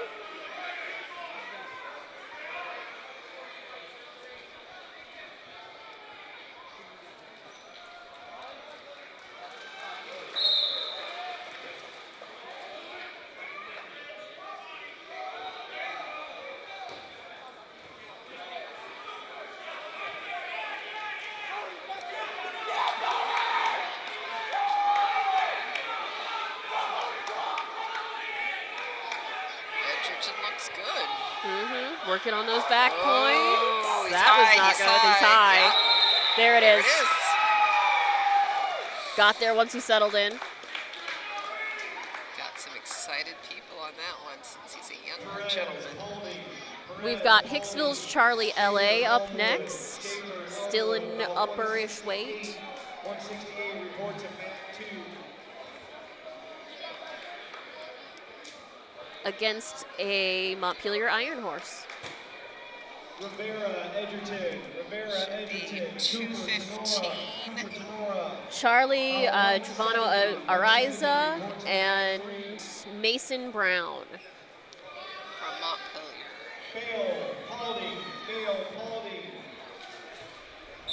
Bowden. Elmwood. Bowden. Elmwood. About 172. All right. 172.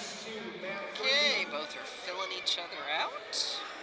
Charlie, a junior from Hicksville. Mason Brown, a sophomore from Montpelier. And Hicksville shoots. Yeah. There we go. That's beautiful. Yeah. Textbook Get 3 that points for touchdown. Hicksville. Yes, There we go. break him down. Break him Keep down. pushing. Push through, chest On to chest. your toes, on your toes. Gotta get him flat. Nope, get that second shoulder, chest to chest. Come Yep. on. Put your weight on that chest. Yep. There it is. And that is what I remember about Charlie's wrestling from last season, is he has this fairly explosive style. Very fun. That was a nice match to watch. Hicksville over Montpelier.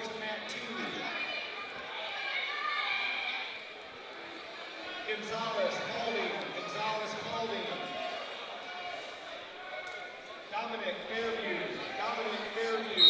About 174. 174 to mat 3.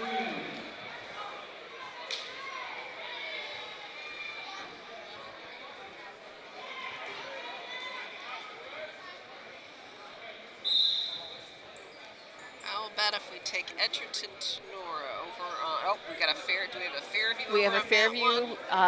We have a Fairview wrestler checking in over on mat 1. Let's take Fairview. Oh, Fairview, and I can't tell if it's Paulding or Parkway? Can't tell. Paulding. It's Paulding. There's maroon involved. Okay, again, same Panthers. Yes. It's just one is black and maroon and one is black and gold.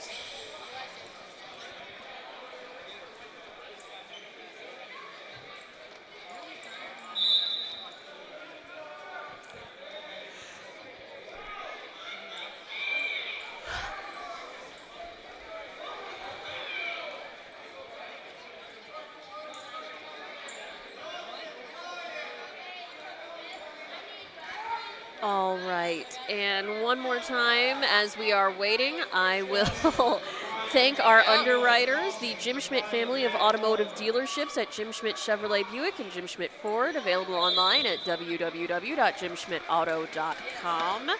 APT Manufacturing Solutions, we use Wrestling now we got Brian. the right person up there. That makes more sense to me. The Hicksville Pharmacy, ARC Solutions, Bruce Guilford Real Estate, the Hicksville Bank, and the Hicksville Volunteer Firefighters Association. Okay, this is Fairview Bryan at the 215 bout. So this is Silas Mendez, a sophomore from Fairview, against Dawson Moreno, a sophomore from Bryan. Okay. 176 from mat 1.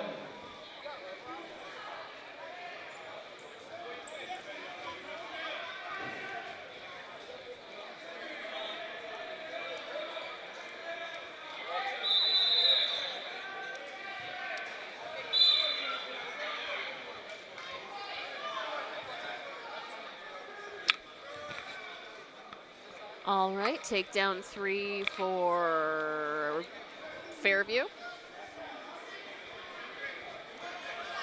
Reversal for 2. Nope, Bryan. 3 back points for Fairview. Reversal for 2 for Bryan. And this might be it. Yeah, it's looking, he's right about there. Yep, he's right there. He is right there. Keep And moving, come on. biggest thing is Fairview still has the arch. He's got to get one eye. Bryan needs on his toes, Yep. and 2, he needs to put more weight on that chest. Yep. Because there's only one shoulder. He's still got Yep. one up. Yep, he's got one, only got the one shoulder. gotta push. Fairview's still moving. Bryan needs to settle in chest to Yep. chest if he's going to do it. Yep, Fairview is doing well to keep that body unaligned. Mm-hmm. Yep, and now he's rolled it the other way. Good job.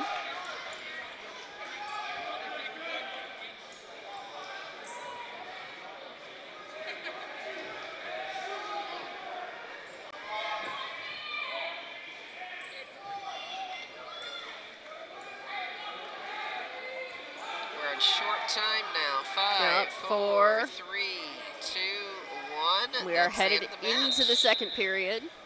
Fairview held out well. 4 back points for Bryan. It is tied 6-6. Coin toss gives it to Bryan. Fairview asking permission to put his ankle bracelet back on. Tied 6-6. Fairview's doing what? Uh, I think neutral. Bryan deferred. Fairview chose neutral, I think. Yep, I think neutral. Yep, 6-6 neutral. Both are up.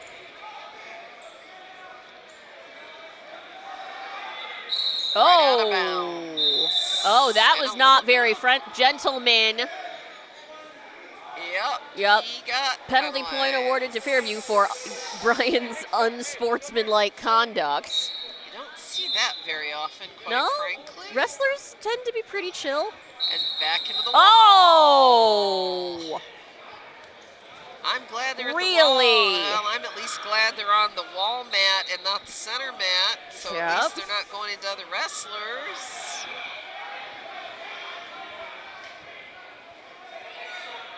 And Takedown Bryan 3 gets for the Bryan. takedown.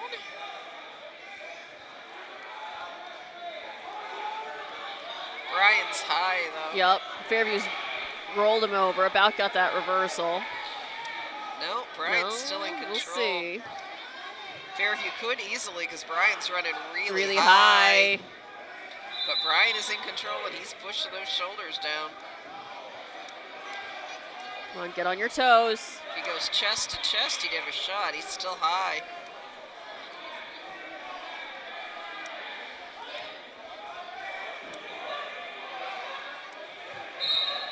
Pin for Bryan. That wasn't. Wasn't the cleanest of matches. Yeah, not Let's the face it, that cleanest one I've seen today. But Bryan over Fairview by a pin. And you can honestly say he wanted it. Yep. Bryan might want to calm him down before his next match. Yeah. All right. Are we We are on some of the last rounds. of okay? Round 3. We are wrapping up round 3. How about if we bounce in on Napoleon Bryan on mat Mat 2 two. that may be ending right now Okay. anyways. They are just out of bounds, but close to a pin. Napoleon's got Very 2 close. points of And contact there it in the is. circle, so it counts. Madison Napoleon, about 1 And then if we head over to mat 3, we've got Fairview's Wortketter checking in with a Paulding wrestler. And that takes us, I'm sure, to round 4, because we already saw his round 3. So we are finishing up the upper weights, moving to the lower weights. Upper weights left on mats 1 and 2. Starting over on mat 1 or mat 3. Pierce Napoleon, Salisbury Parkway, about 178, mat 2.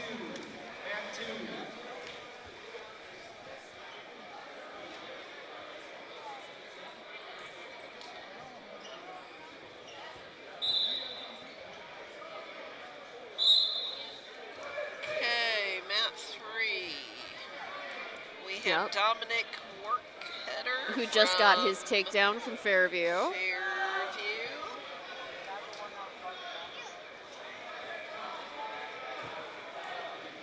Working on his back points now.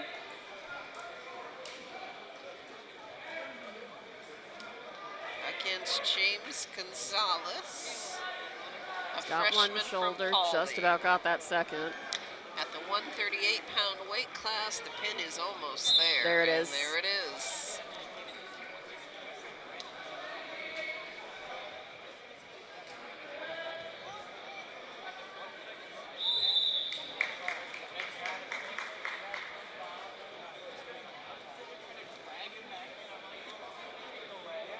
Okay, I think we're going to stay on mat 3. All right. Tenora Bryan.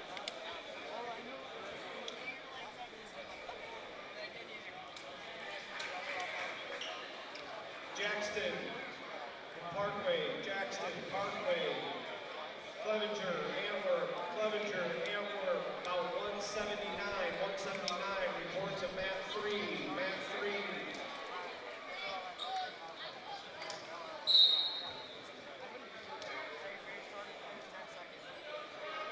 Or do we want mat 2 for the heavyweights with an Archer wrestler? Okay, let's do that.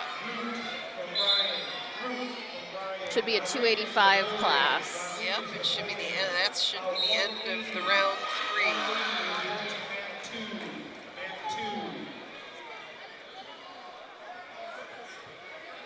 Puente, Edgerton, Smith, Montpelier. All right.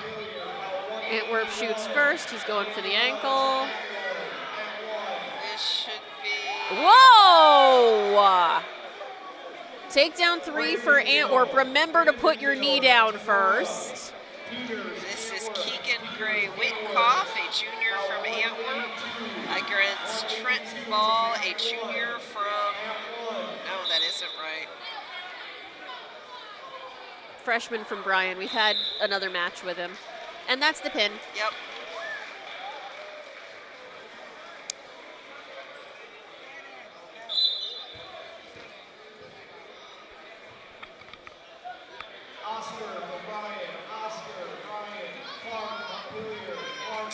That was impressive. Yes, it was. That was very impressive. He's also taller than every coach here. Yes. Besides every official. We talk about body shapes a lot in wrestling. If you have a 285 wrestler who can carry most of that in height and shoulders, you're looking at some pretty interesting years of upper weight wrestling there.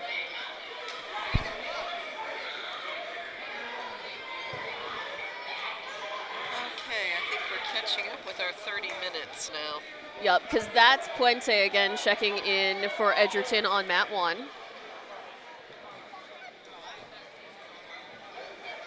In the 130s.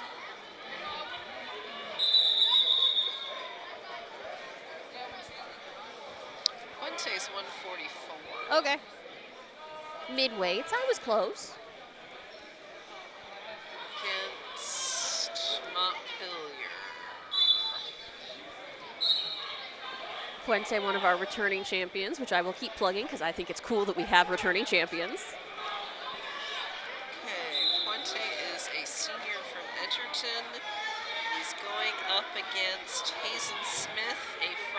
from Montpelier. Hazen is the one who had such the explosive start to his match as we were watching him in Yep. the previous round. Yep. Takedown 3 for Edgerton.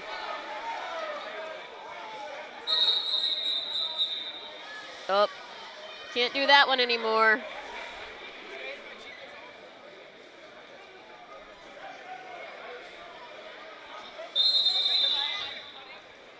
All right. Edgerton working on that breakdown. Puente trying to wrap this one up, I think.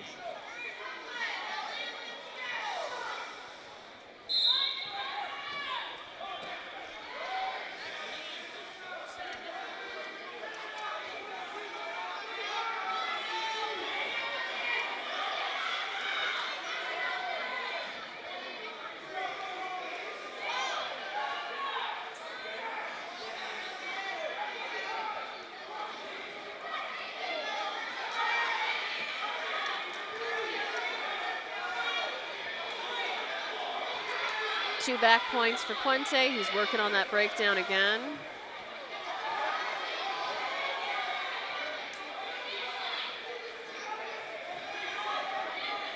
Hazen holding his own though. Yes, he is. Another 2 points of another 2 back points for Puente. Like I said, maybe we're not going to see it out of him this season. He's a freshman, but we have some interesting years in loco wrestling with this kid. He's not giving up as a freshman against a really good senior. Nope, he's staying mobile. He's moving a lot. He's making Puente work for it. I think we can see some really, really good wrestling out of Hazen if he sticks with it.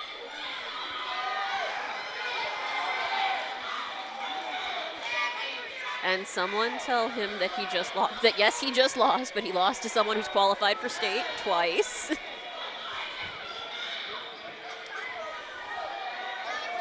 It's tough anytime you lose. It doesn't matter. Yes. If you got that If you got that drive. Are we staying on mat 1? I would say we're staying on mat 1 with Antwerp and Tenora. And I think Tenora is a gill, but I know that's not a lot of help. Tenora, I believe, has 5 gills wrestling today. Sanchez, Elmwood, Sanchez, Elmwood. Abasino, Tamora. Abasino, Tamora, about 185 to Mount 1. Both wrestlers win each other out. Okay, this should be the 150-pound weight class. This should be Brandon Gill, a sophomore of Tenora, against Braxton Peters, a sophomore from Antwerp. Okay, caution on Antwerp for backing them into the table, I think.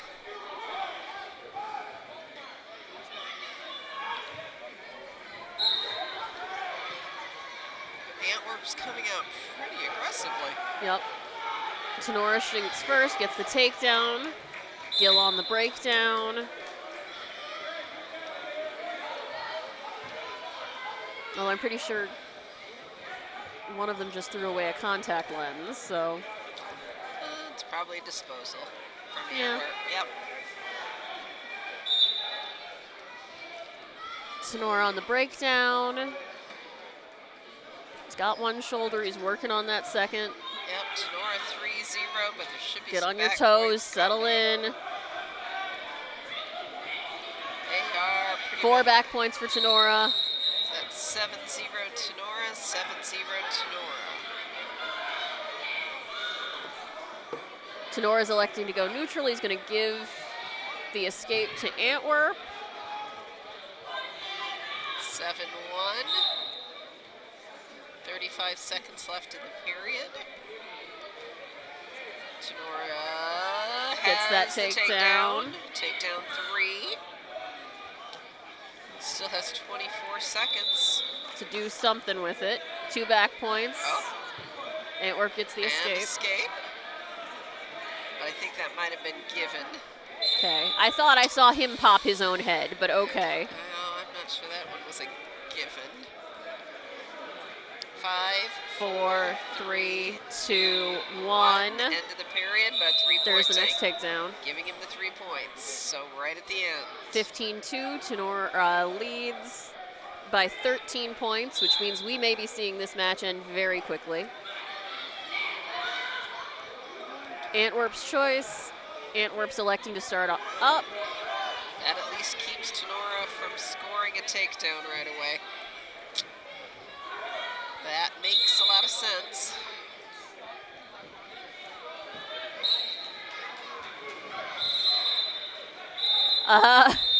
There's the reversal. 2-point, oh, reversal and 2 back points. So there's the 15 for the technical fall. That went faster than even we expected.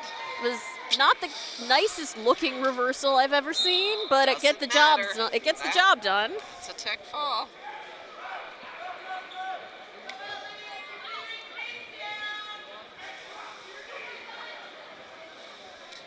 Okay, I'm not sure what we have going on now. Right now we have nothing, so. 187, 187, mat 1. We may have caught the half hour. They're not rushing to get anybody on the mat. Looks like we've got a Tenora Elmwood coming on one mat. On mat 1. The other 2 are wrapping up. We've got a Napoleon Parkview on Parkway on mat 3. We'll see who checks in on mat 2. Napoleon Bryan on mat 2. And we might as well stay with Tenora and Elmwood. All right.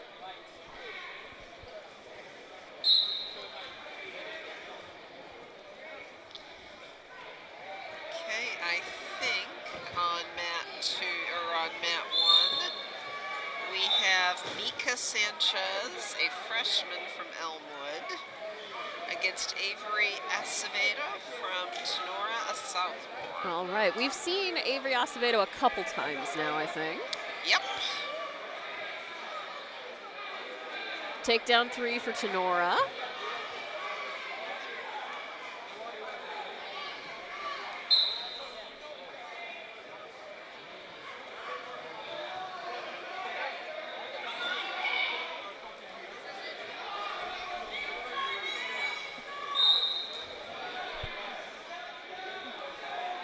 Wrestlers, the buffet, the food buffet in the commons will be open for another 20 minutes.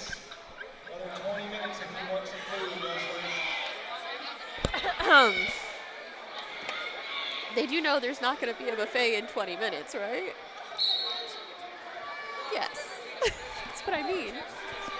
Yeah, but it makes sense to have for concessions, Yes. to have a buffet out there as wrestlers grab their own rather than Feed your wrestlers. That gets them out of the concessions line so everyone else can faster. eat. I don't think it's going to take 20 minutes to end that buffet. No, it's already been running now for 40 minutes. They're giving you 20 more minutes. This is the final notice. Yes. Here's your notice to get the food you want. Yep. And before we notice start every closing it wrestler down. who is not wrestling. is headed out the door. Yes. We have a genuine traffic jam to get to the buffet.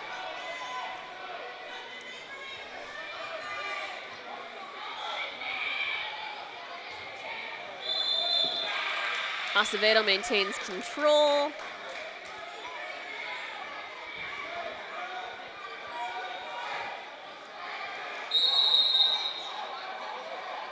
We do have a caution for Acevedo. I don't know what we're cautioning, but there was a caution. Campbell, Hicksville, Fowler, Bryan, about 189 to mat 2.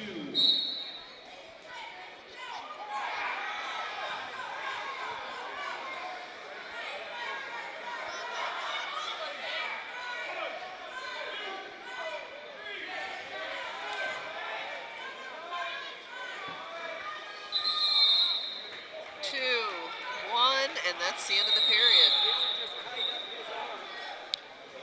So Tenora is up 3-1. Tenora 3-1. Carr from Elmwood,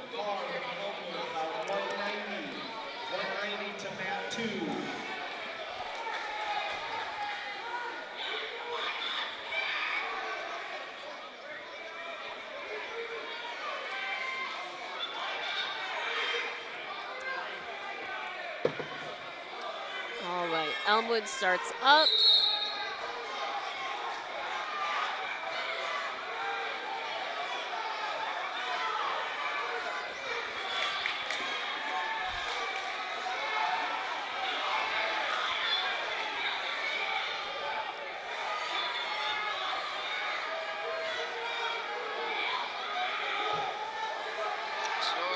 Needs to keep moving. Elmwood's high. He's got wiggle room. Tenora's got room.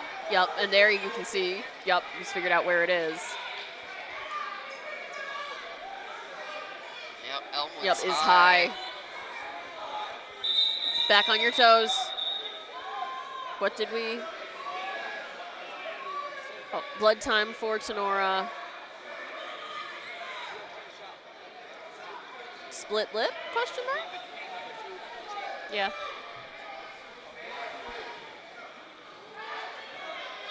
It is dry this winter, isn't it? Yep, it is. Also the change of season with all the snow at the last minute. Yep. We've had an awful lot of blood time today. Mm-hmm. Split lips, bloody noses, dry skin. Yep. Had a couple that were just, random a mat burn, which doesn't usually bleed. But when your skin's so dry to start with, then you're more likely to, yep. Yep, we've had an awful lot of blood time today. An awful lot of blood time.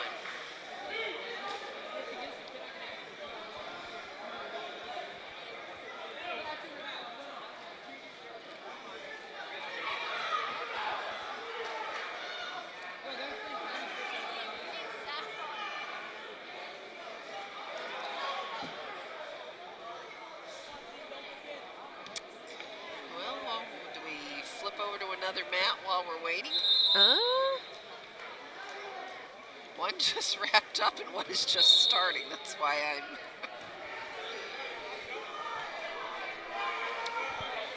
Okay, I think they are coming back. Yep. Okay, then I will wait. Then we will wait on them.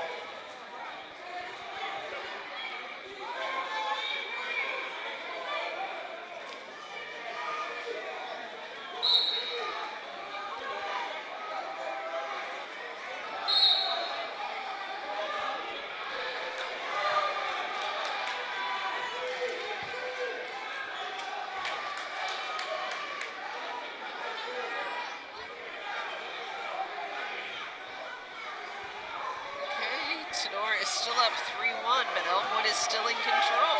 Mm-hmm.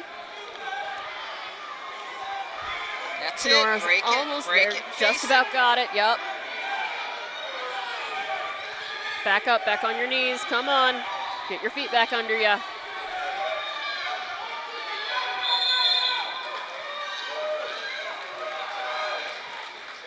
Elmwood's high again. Come on. Get back on your toes. I think their back point's We might be down. there. Yep.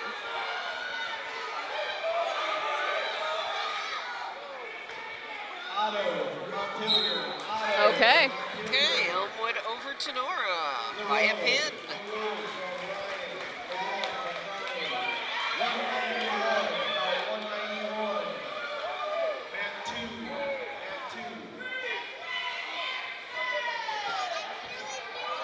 Okay, we're going to move over to mat 2.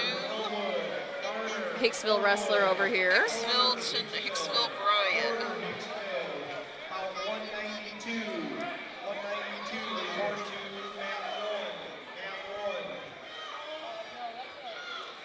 Okay, so this is going to be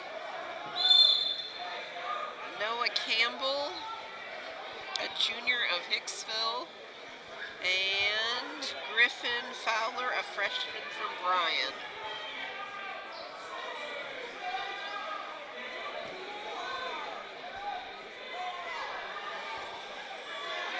At the 157-pound weight class.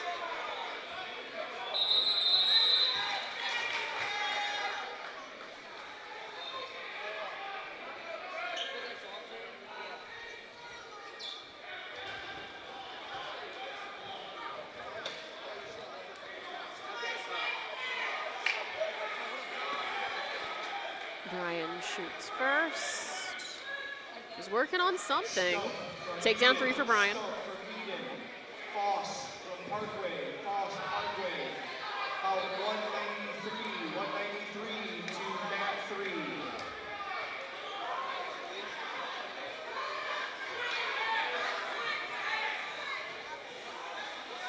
Reverse. There you go. Reversal for Hicksville.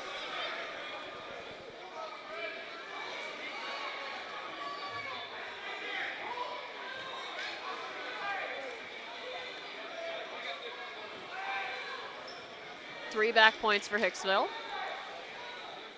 Hicksville 5-3. Hicksville 5-3 over Bryan. And we are about 25 seconds left of this period. Right on the edge of our mat.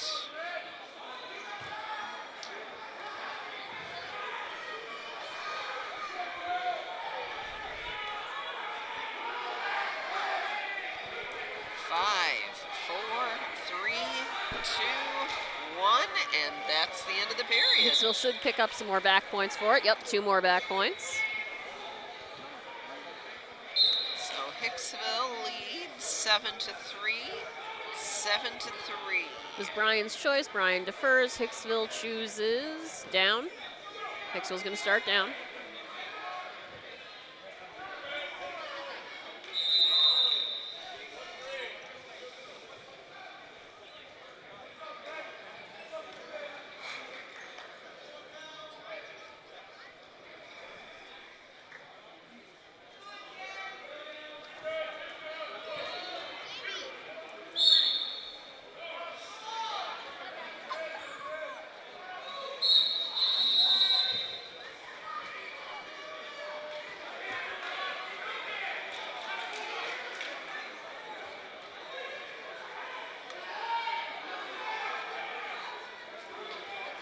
Hicksville maintaining control, back points, Yep, 2. 2.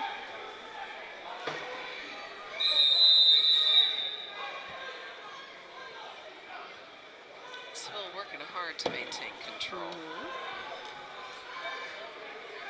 Donovan Gill from Sonora. Luganville Parkway, about 194 Hicksville on the breakdown. to mat 3, Bryan doing a good job of keeping his feet under him.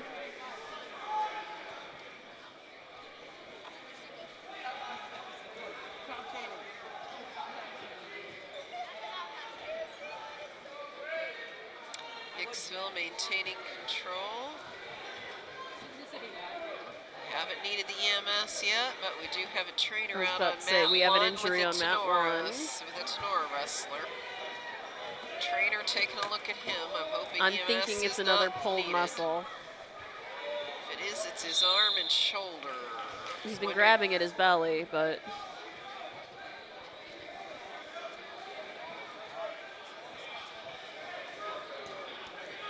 all right, Hicksville going to maintain control. Looks like they had an out of bounds.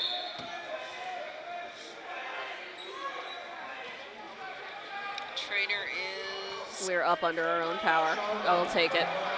Tra- All right, Trainer Hicksville. is walking the Tenora wrestler off the mat. Hicksville with the breakdown, maintaining control here on mat 2. Okay, almost done with this period. Yep. 6, 5, 4, 3, 2. He's going to get some back points out of it. The end of the period.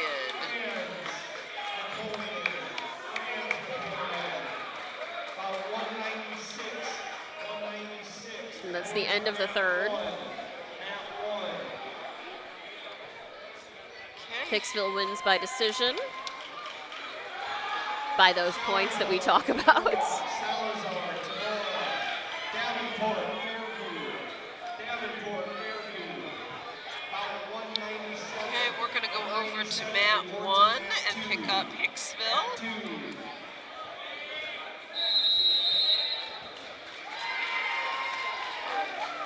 Minute.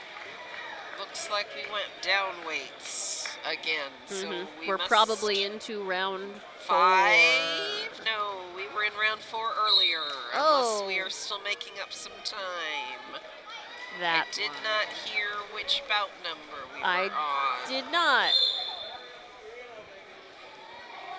These are a lot lower weights than where we just were. Patrick Edgerton. Takedown 3 for Hicksville. We're wrestling Elmwood. Parkway, Wigan Parkway. About 198 to mat 3. Mat 3. Reversal 2 for Elmwood.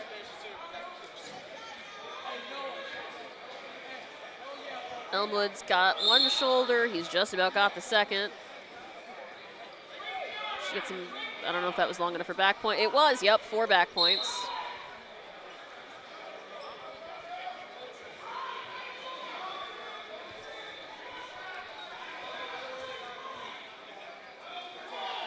Chief Denning here. Hello, Chief Denning.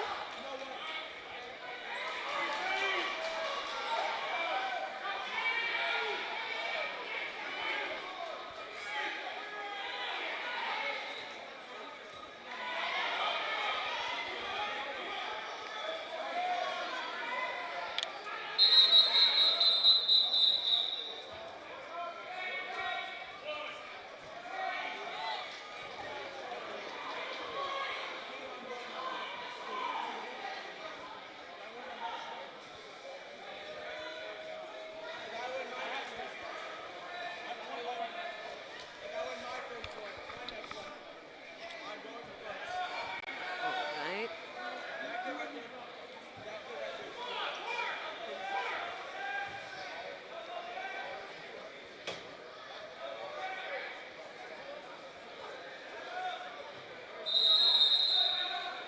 Four back points for Elmwood as we enter the next period.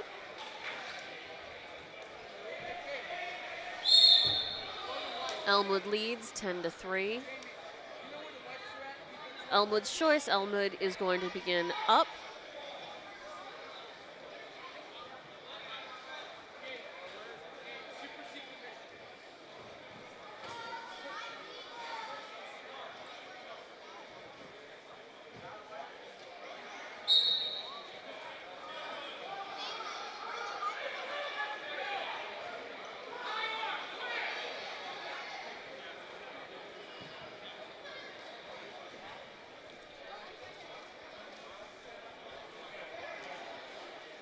Okay, Elmwood racking up those back points again. Looks like he only had one shoulder there. Just about had that second.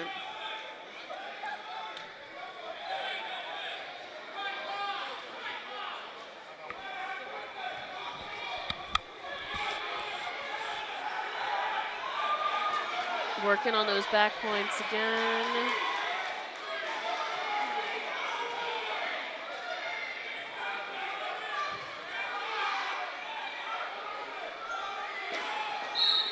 And there's the pin. 1 minute and 8 remains in the second, so a pin time of 2 minutes and 52 seconds for Elmwood. We are headed to mat 2, I believe. We got a Fairview and Elmwood wrestler there as well.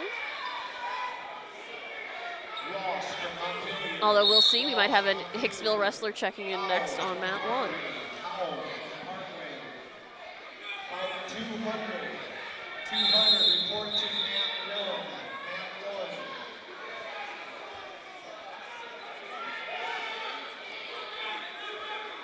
Parkway's choice, Fairview deferred. Or, excuse me, Parkway's choice, Parkview defers. Fairview's choice, Fairview wants to start neutral.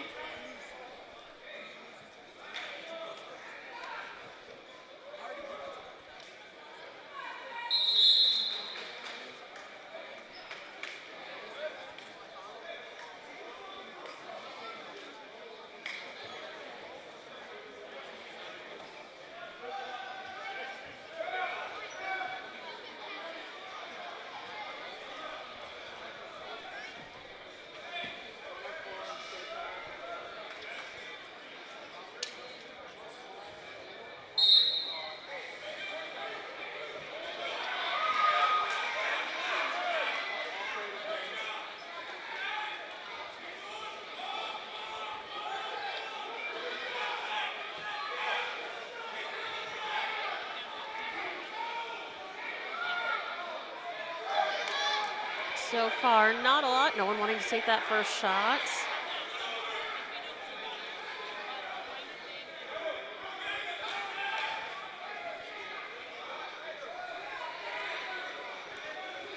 Elmwood shoots. Elmwood with the takedown.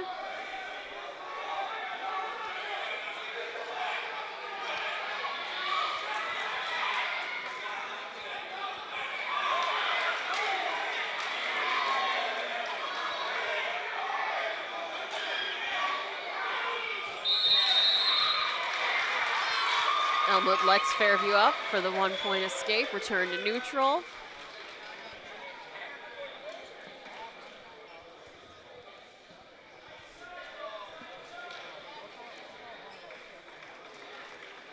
Webb for Paulding, Webb for Paulding, Thompson, Bryan, Thompson, Bryan. Foul 201, 201, report to mat 3, mat 3.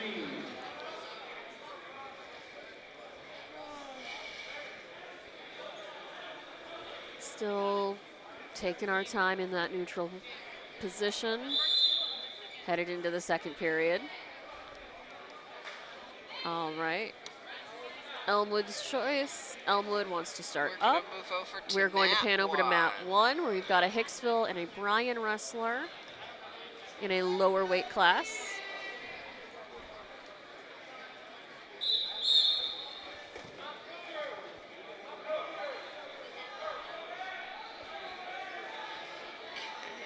This should be Hicksville goes for the leg. He gets the takedown. This should be Eli Guilford from Hicksville, a freshman, against Anna Sharma, a sophomore from Bryan. All right. Hicksville on the breakdown. Lets Sharma up. Hicksville up 3-1. Return to neutral. Hicksville 3-1. Bryan with the takedown for 3. Bryan on the breakdown. There you go, there you go. Push through. Just about got it. Settles in Hicksville's chest to gotta chest. fight. Pick Hicksville's that. gotta fight. There it is. Pin time of 1 minute and 7 seconds.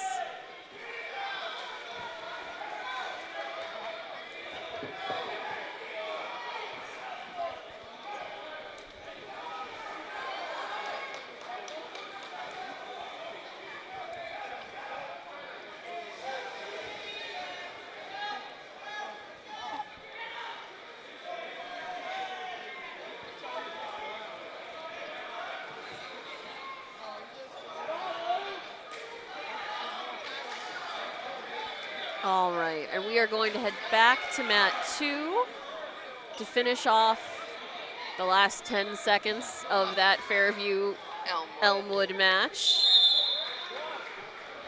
And our decision is going to be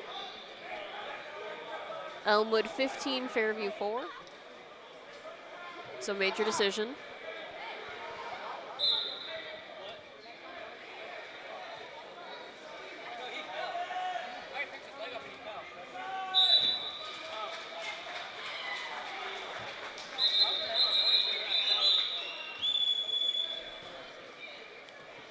Do not drop your mouth guard onto the mat and put it back in your mouth. Ew.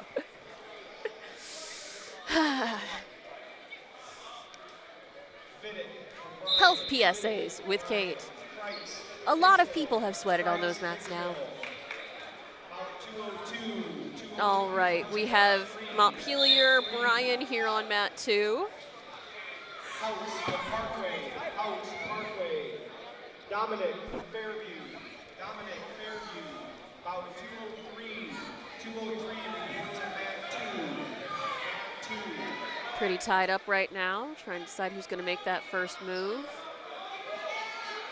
Bryan shoots first, goes for the leg.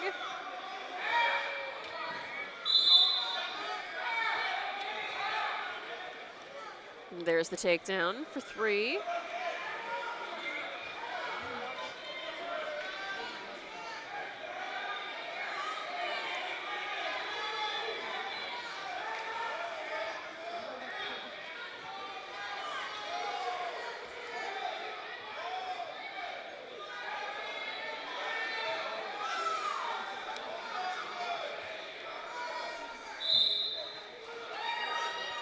Brian on the breakdown.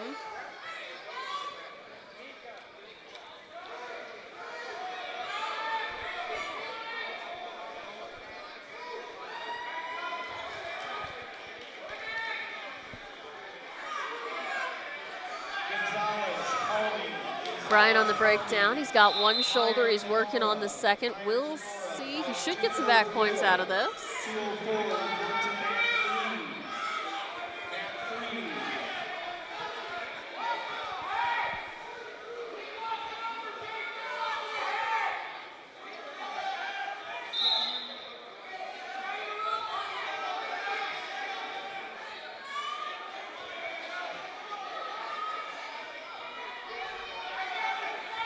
Four back points to Brian.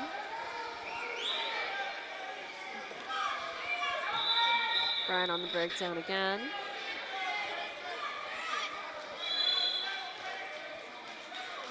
And 4 more back points.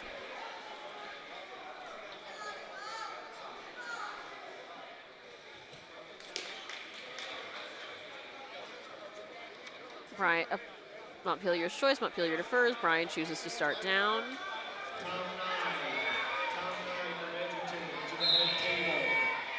Brian leads 11-0. This way he can start out with the escape or the reverse. Looks like he's going for that reverse. Drives through. There it is. There's the 2 for the reverse. And now he's going to work on some back points.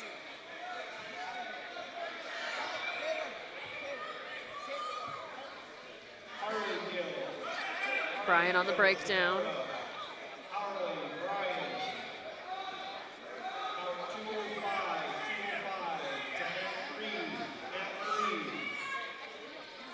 He's got one shoulder. I can't see at this angle if he's got the second. He's certainly working on it. There it is. There's that pin, 1 minute 19 remaining in the second, so a pin time of 2 minutes and 41 seconds for Brian.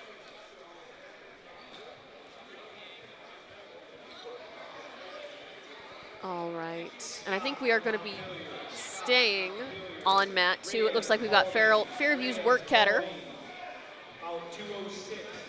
who is about to wrestle,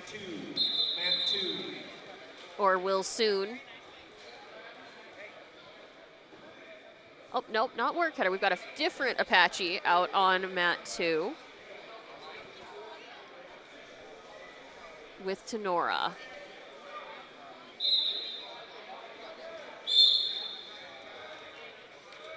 All right.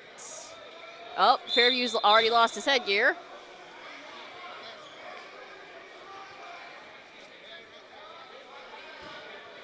Referee wants to watch him put it on this time to make sure it stays there.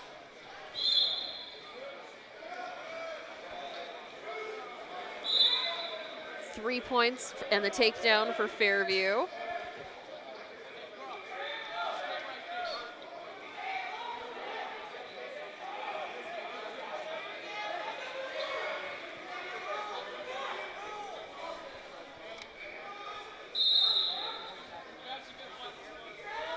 Fairview on the breakdown.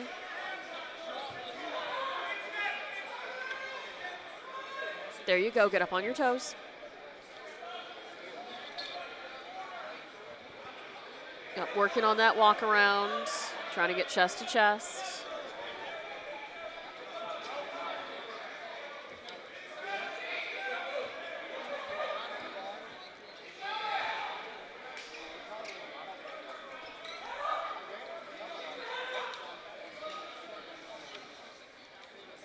Fairview lets Tenora back up, return to a neutral position. We'll try that again. Fairview shoots for the leg, gets the takedown, 3 points. and lets him up again because we're confused and don't know what to do next. So I'm guessing we have a younger wrestler out here for Fairview.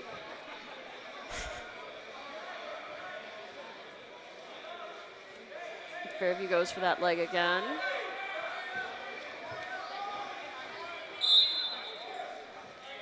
Takedown again. Fairview leads 9-3 now, or 9-2 now. It's the walkover. There you go. Keep going.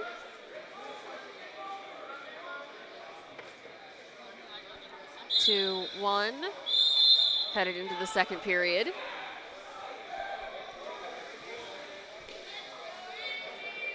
All right. Red's choice, Fairview's choice. Fairview's coach indicating that he's going to start down. See if he can get that escape or that reversal.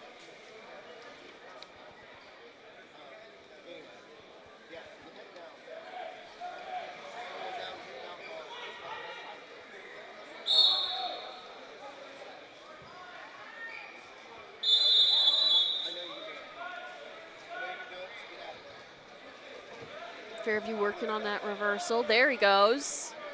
Reversal 2 for Fairview. Yep, keep going now. Working on that breakdown.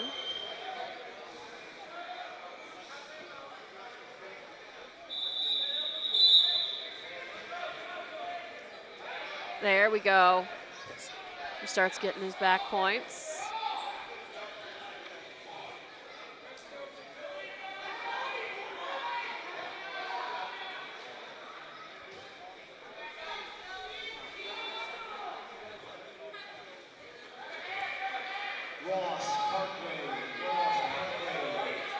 Fairview lets up Tenora again.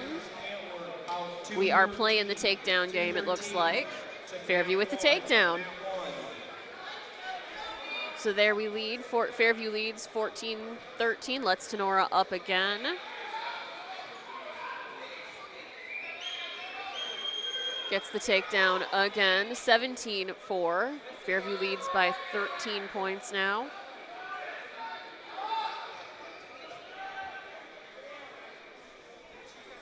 .33 seconds remain in the second. Lets Tenora up again. 15-17, back to neutral.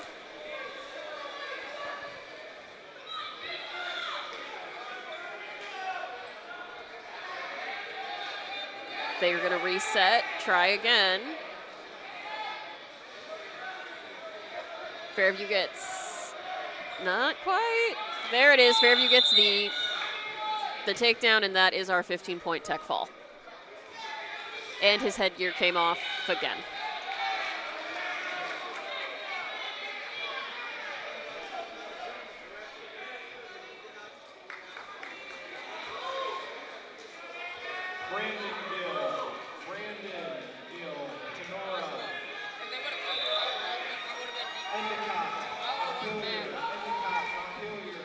All right, that is Fairview's Wertketter checking in.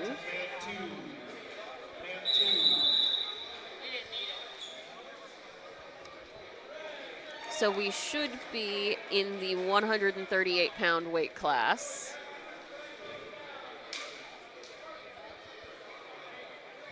Looks like he is wrestling a Parkway wrestler.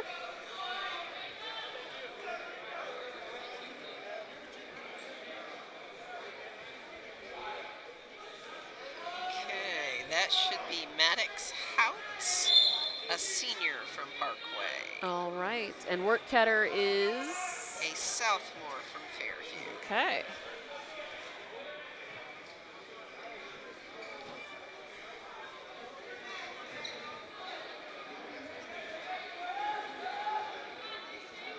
Wertketter's had a pretty good showing so far. Although I think Parkway is a bigger school down in Putnam County, isn't it? No, No? it's not. Okay. Just far away then. Yeah, it's just southern Putnam County. All right. Usually in tournaments they go south, not north. That's why we But don't if have they a lot had of an open contact with weekend, we are happy to have them. Got blood time. And the first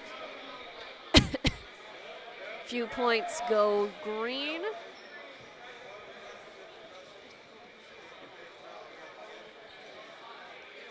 Looks like we've got another bloody nose. Parkway leads 7-0.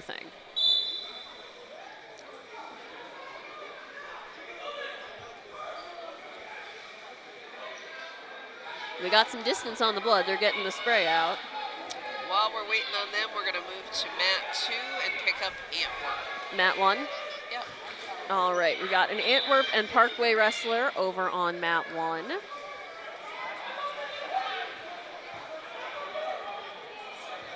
they are a rather aggressive crew. Yeah.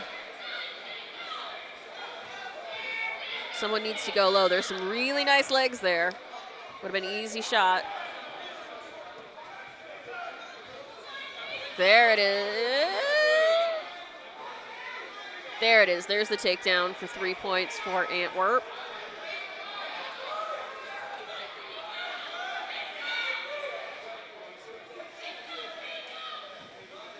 Antwerp working on the breakdown now.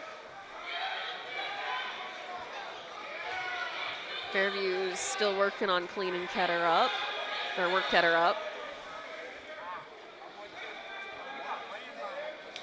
Okay, this is the 158-pound match. All right. Weight class with Jackson Ross, a sophomore of Parkway, and Braxton Peters, a sophomore from Antwerp. Okay. We will keep an eye on them as we pan over to mat 2 to resume with work Ketter from Fairview.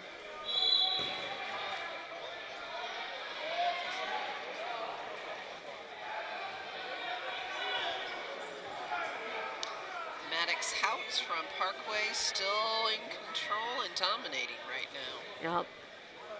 Again, you can see the difference those 2 years of experience can make. And that There body it is. length, that body height and length. Yep. Parkway over Fairview. All right, and at the same time, we just had Antwerp Parkway wrap up over on mat 1. Or no, just go out of bounds on mat 1. So we're going to move over to mat 3 for Hicksville Bryan. Which I believe is Carson Kreitz.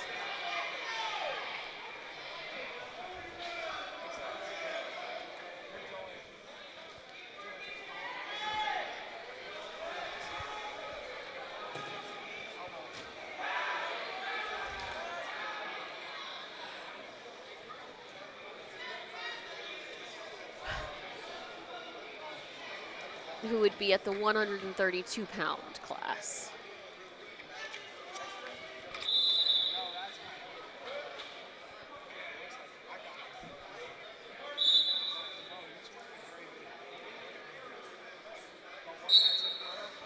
We will see if I am correct. Hicksville off to a pretty strong start. Tellis, Brian, Sanchez, Elmwood, 216, mat 2. Tellis, Brian, Sanchez, Elmwood, mat 2.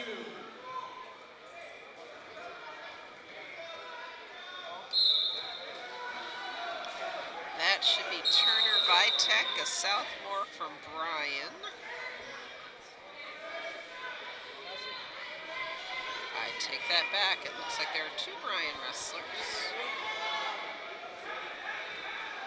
So Carson Kreitz and a Bryan wrestler.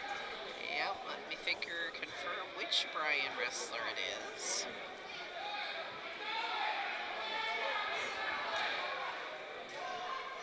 That is Turner Vitek, sophomore Okay. from Bryan. Right now we are still there it is. Takedown officially for Turner Vitek from Bryan. Hicksville's Kreitz working on getting back on his feet. I'm gonna say it down.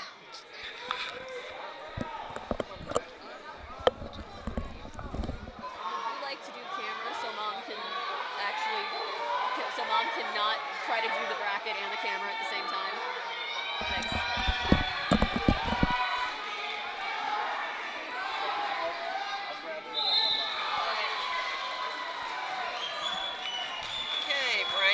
maintains control, but he's high. He's He high. is. He looks like he's about to slide off. Time, though, is short time.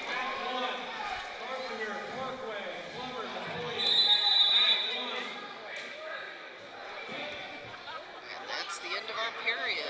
All right, we are going to do a quick little switch here ourselves. We are joined by Bill Murphy here today. He's going to be helping us out on the camera some, while my co-host here makes her way around our booth.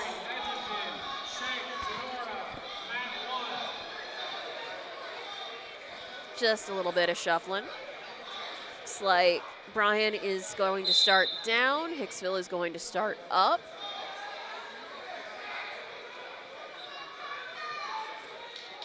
Kreitz working on the breakdown.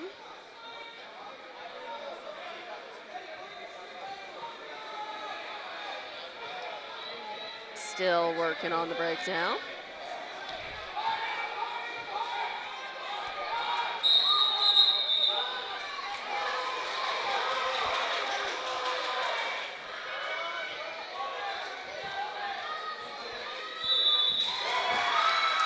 All right, Kreitz with the pin. I do not have pin time for you, but it was a pin.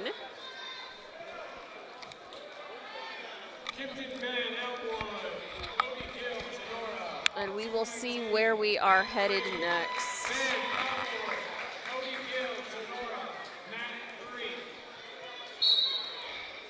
All right, looks like our choices are, we've got Brian Tenora on mat 3, Montpelier Paulding on mat 2, or Napoleon Parkway on mat 1. Stay So on we're mat going to 3. stay on mat 3.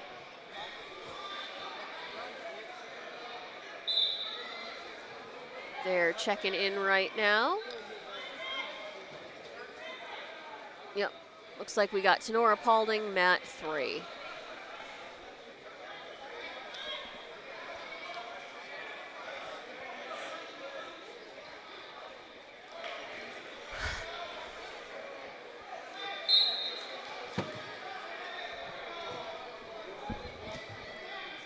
All right. Okay, Feeling this each should be other the out. 138-pound weight class. This is James Gonzalez, a freshman from Paulding, against Landon Meyer, a freshman from Sonora. All right. Let's see. Tenora gets the takedown.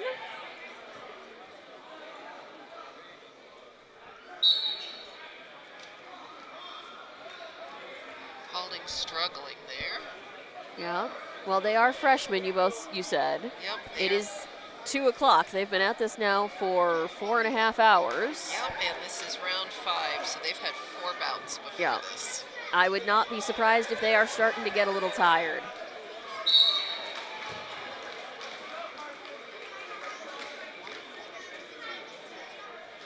Sonora's struggling with what to do. Paulding trying to get out. That's Yep, a there we decent go. Cradle. Decent cradle. Oh, can't hold it, but a No. decent cradle. We'll Sonora knows what he see. needs to do. He's just trying to figure out the how. Just figuring out the how. Kosh, Antwerp, Campbell, Hicksville. 3 back points for Tenora. About 220. 220, report to mat 2. Mat 2.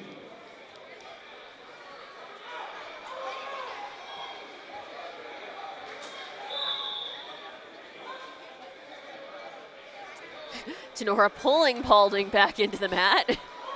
He doesn't want to reset. No, not while he's on top anyways. And we are short time. Just about the end of the period. So he doesn't have to hold on long. But he does need to hold on for those points. All right, let's see what the coin toss says. And I cannot see, so referee is indicating it was Tenora's choice. Tenora defers. Paulding's choice is... Paulding takes him down, which is interesting. They must think he is better at escapes than Then he's looked. takedowns. 3 Tenora wrestlers on the floor right now. Yep, you can. Hicksville, about 226. 226, report to mat 1. Mat 1.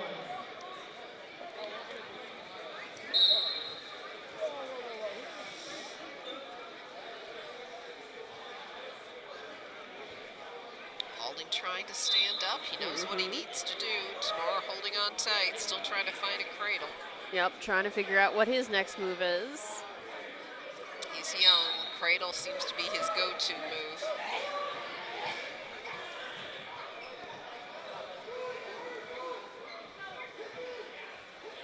Tenora still in control.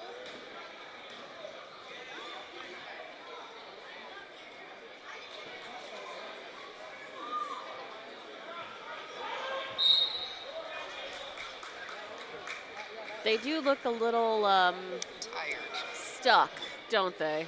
They are young. Tenora is familiar with the cradle. He's working on it. He just doesn't have a lot of moves in his toolkit. There you go. Yeah, that's it. That's it. Push through, push through. Chest to chest. Stay on your toes. Come on. And Paulding knows he should bridge. There you go.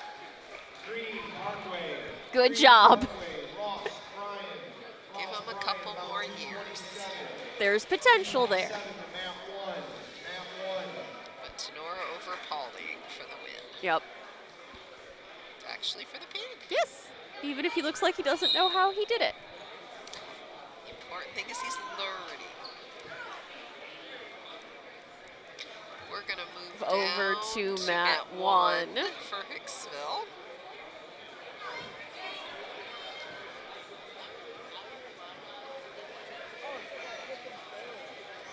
Looks like we've got Hicksville and Antwerp checking in. Harris, Bryan. Charles, Elmwood.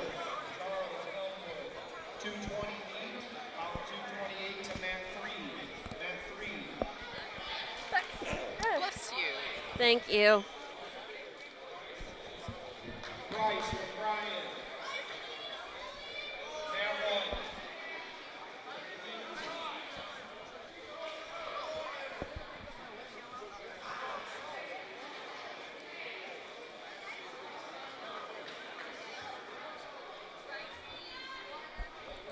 And again, you can tell it is towards the end of the of the Invitational. Everyone is watching their clocks to make sure they're getting as long as they need to in their rest time. Yeah, that 30 minutes is already starting to drag between some of those matches, but we're grateful it's 30 minutes this year, not 45.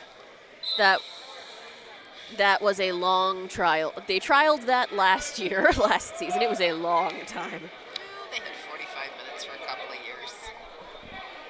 It was a long time. They're still struggling with waiting the full 30 minutes even now. Yep, you can tell someone's got a clock out, but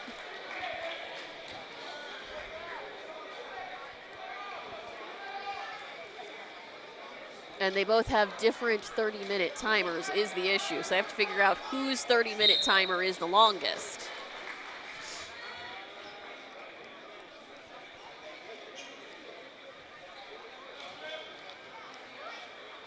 Well, and they had the wrong wrestler on mat 1. Oh, well, that's interesting. Antwerp's coach was trying to say we were waiting on a Hicksville wrestler who is now on mat 2. Okay. Napoleon was supposed to be on mat 1. So, Okay, well, I guess we have 2 Hicksville wrestlers, so if we can go a wide division, so we can pick up both otherwise matches. we can go to Antwerp, Hicksville, because they're both in our service area. That might be a little less confusing for our viewers. We'll head to mat 2. If we can at least do both, I think we've got Okay, vision. we've got them both. Cool. That way you can at least see both wrestlers at the same time. All so right. we have Antwerp Napoleon on mat Mat 1. 2. Antwerp Napoleon on mat 1. Hicksville Napoleon on mat 1. Antwerp Hicksville on mat 2. Antwerp on mat 2 just got the takedown. To mat 2. Antwerp on the breakdown on mat 2. Mat 1, Hicksville takedown, but right into a reversal. Out of bounds on mat 2. We're headed back in. On mat 1, Napoleon is in control. Hicksville trying to fight his way out. Antwerp in control as we reset. Hicksville almost to the reversal, gets the All reversal right, on Antwerp mat 1. working on that breakdown. Really wants those back points over on mat 2. Mat 1, Hicksville working on back points.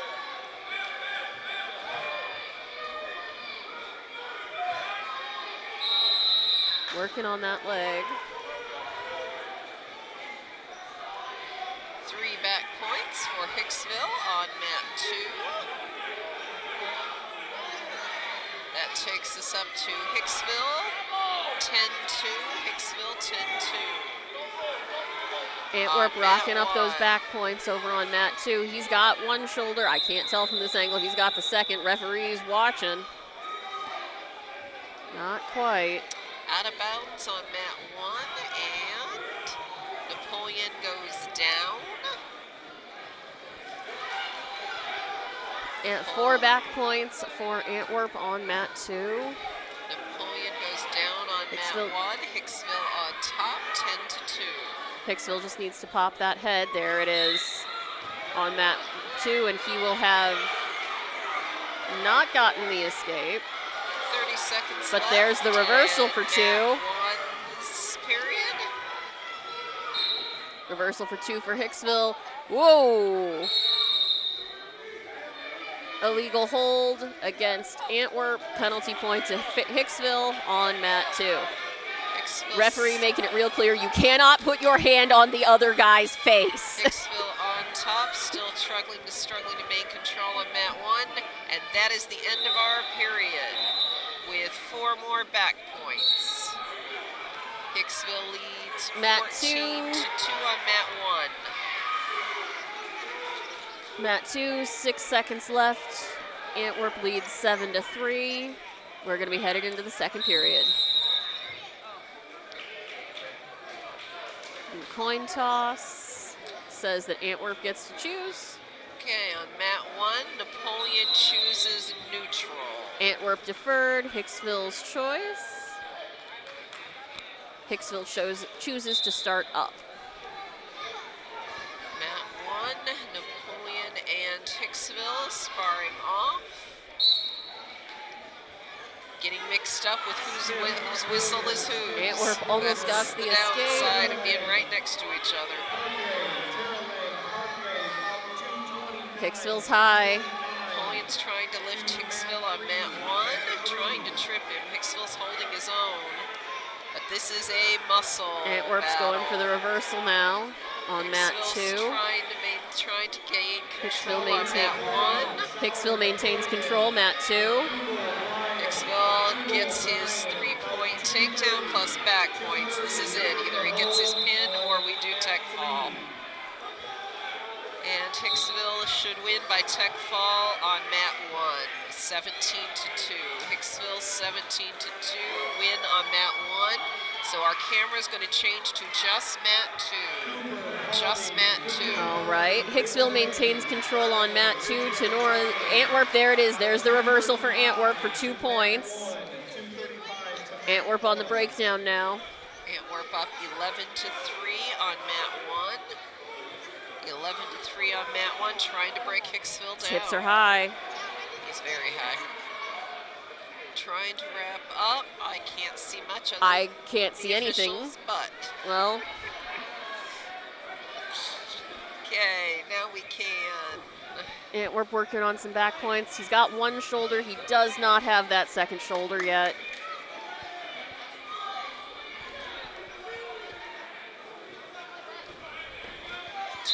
Seconds left in the match. Napoleon's still high. Yep. Antwerp. Excuse me. Yes, Antwerp. Antwerp's still high. I'm still on the other match.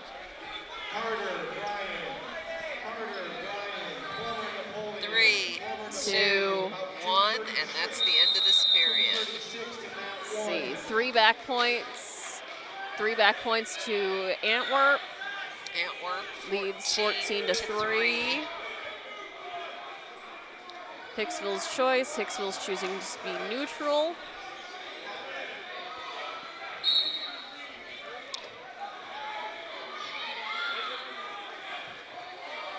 Hicksville shoots, excuse me, Antwerp shoots, Takes down for 3. 17 to 3. It's a 14-point match. One more score, and Antwerp has a tech fall. Yep. So if he gets... Oh, man. No, Antwerp's still in control. Yep, he's high. It's incredibly Not going to high. get back points like that, but... Antwerp could pop his head even.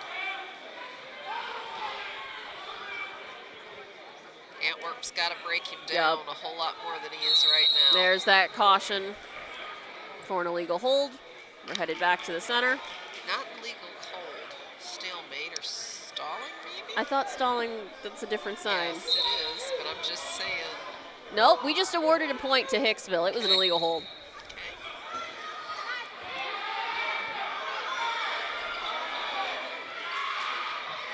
Antwerp's driving. There's the takedown. And that's the tech. Yep, and he is excited. Antwerp is excited with that tech fall.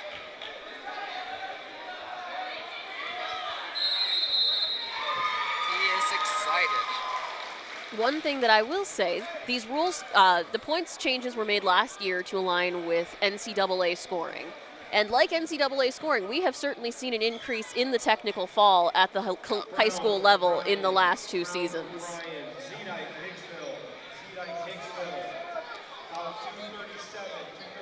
Okay, right now all our mats are empty. We are gearing up for matches on all 3 matches. So we'll would see be a where good we're time headed. to run through all your right, and we'll sponsorships. thank our sponsors again. Our diamond level underwriters, Jim Schmidt Family of Automotive Dealerships, Jim Schmidt Chevrolet, Jim Schmidt Buick, Jim Schmidt Ford, available at www.jimschmidtauto.com.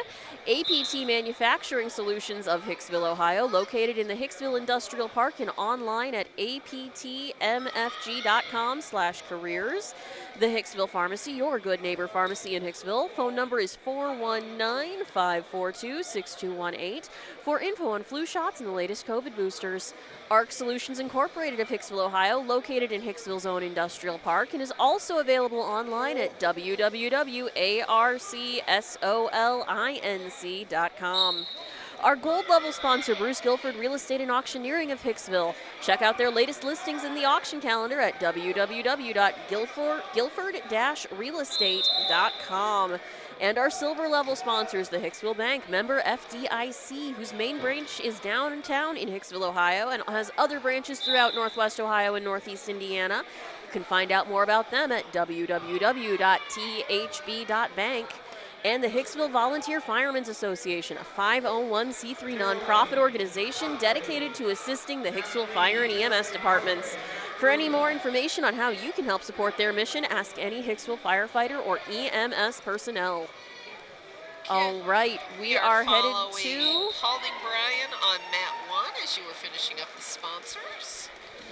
Mat 1, we are Paulding and Bryan. And so far, we have just been battling it out.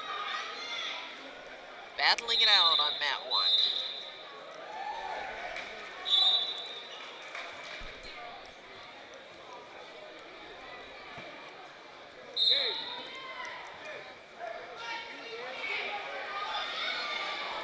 And because it's your favorite, we will switch over to mat 2. I'm not asking. I was just going to give you an update on what Puente did afterwards. I can be patient. We're going to move over to mat 2 because Kate roots for returning champions. Kate really enjoys watching Puentes from Edgerton. This is Orlando Puente. He is a returning champion to this Invitational. And he is a senior from Edgerton. He is taking on Jackson Aguayo, freshman from Parkway. All right, let's see what's going on. Parkway shoots first. Puente with the takedown, though. There it is. 3 for Puente. Puente's coming out strong and aggressive. Puente with those back points, racking them up. Does need to settle in just a little bit if he wants to get further. Right now it's enthusiasm and aggression coming out quick, which seems to be working. because There it is. he's Puente maintaining settles his in. He's up control. on his toes. He's got one shoulder. Just about got the second one. There it is. Pin time is 49 seconds. And now we can go back to Bryan and Parkway in Paulding if you'd like. I think we want to stay on mat 2 because I think Hicksville's coming up next. All right, we can stay on mat 2 then. I may be wrong, but I think Hicksville's coming up.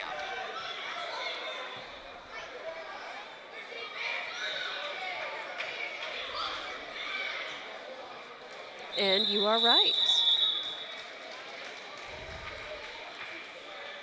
Reed from Edgerton, Fletcher Montpelier, about 238 to mat 1. I think this is our 144 Charlie L.A., pound Hicksville. Xavier Miller, a junior from Hicksville, They don't against Nate Root from Bryan. They don't look like 144 wrestlers. Look.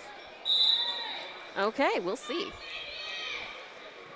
Griffiths, Holding, I could be wrong. Couts, Holding, about 240, mat 3.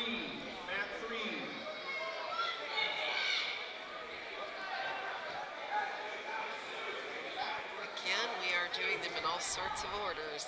Yes. With our 30-minute bout times. I would have thought 185, 194, somewhere's in there.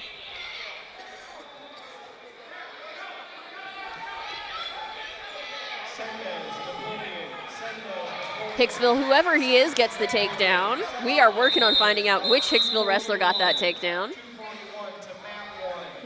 But 3 points for Hicksville.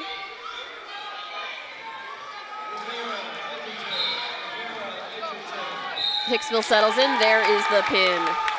Keegan Antwerp, about 247 to mat 2.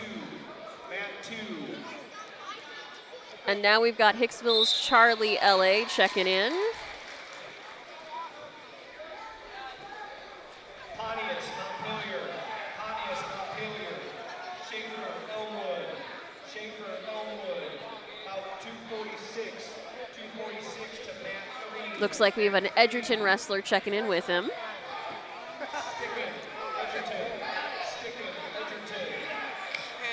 this would be Jackson Flower, a senior from Edgerton. Jackson Flower, a senior from Edgerton, and Charlie Giovano Ariza from Hicksville. He is a junior. And this is the 215 bout, 215 weight class. Hicksville shoots, trying to pick up Edgerton. All right, Charlie goes He's for the gotta take leg. that leg. He's got to take the other one with him. He's working on it. Just about got it. Oh, pull him back in. Yep, no one has control, and we're right at the out-of-bound mark. Edgerton's going to try to flip him, and he does.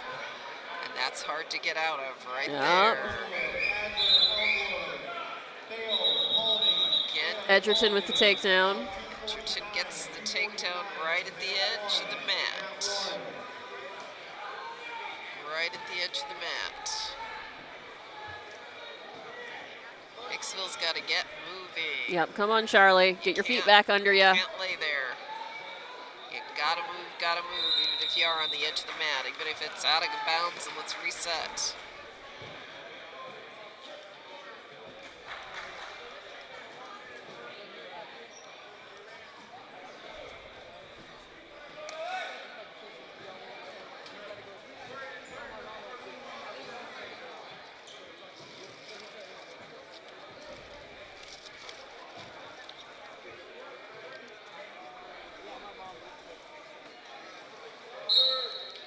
Reset.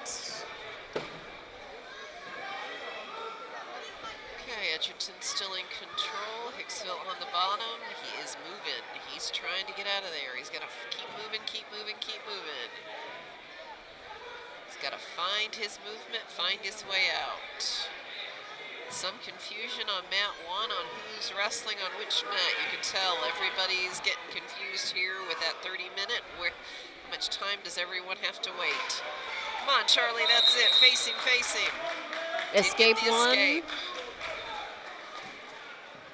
So Edgerton up 3-1, Edgerton 3-1, both neutral.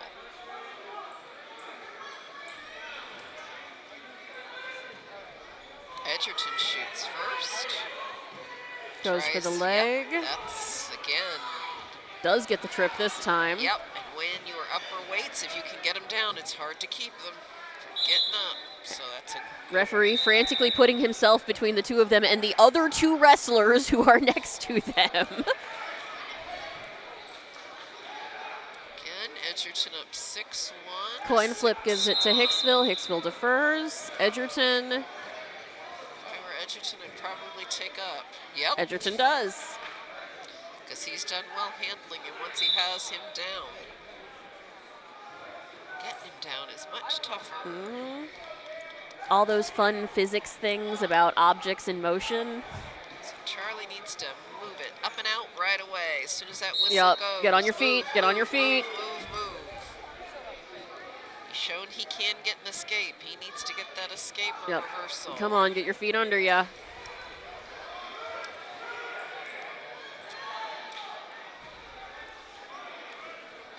Okay.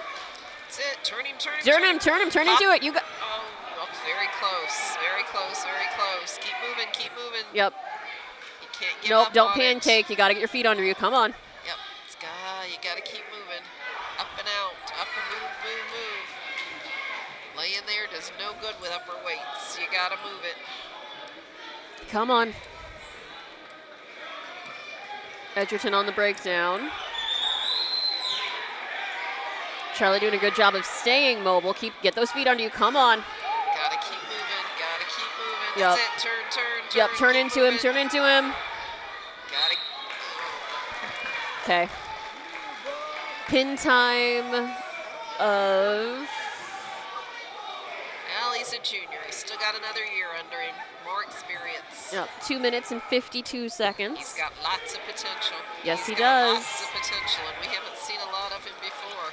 I do not remember him wrestling last year. He wrestled last year, but at the time, Hicksville did not have a full team, and we had very few upper weights available for in our. For him to spar against. Yes, he hasn't had a lot of opportunity to really get that experience. And here's that Antwerp wrestler Yes. that is taller than everybody Yep, else. our in the 285, room. who is built like a collegiate wrestler. Yes, he is. If you get the chance to go to an NCAA wrestling tournament, you will see upper weights who carry their weight in their height and their shoulders, just like Antwerp's Again, wrestler this here. is Keegan Gray Wigkoff, a junior from Antwerp. And Keegan his goes for the is leg. Aggressive this time as he was the last match we just saw him. Yep.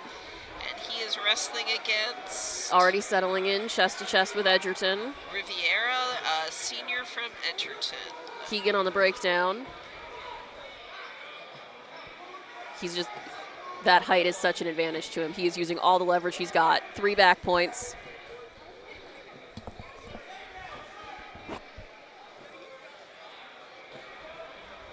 And I take that back. That's not Riviera from Edgerton. Remember, they have 2 wrestlers at this weight. This is Sticken from Edgerton.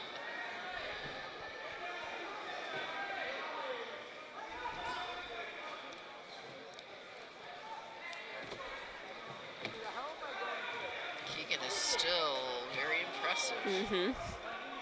He's got mobility, he's got speed, but he's got to That break him length, down. yeah. He's still got to break him down. He's still got to take the time to break him down because there's not a lot of movement once you're there. And again, I mentioned physics. When you get to those upper weights, it's important to remember that force equals mass times velocity. You have bigger bodies. It takes more to move them. Yep. But you can't, you'll wear yourself out if you have to hold this for a whole period. Yep.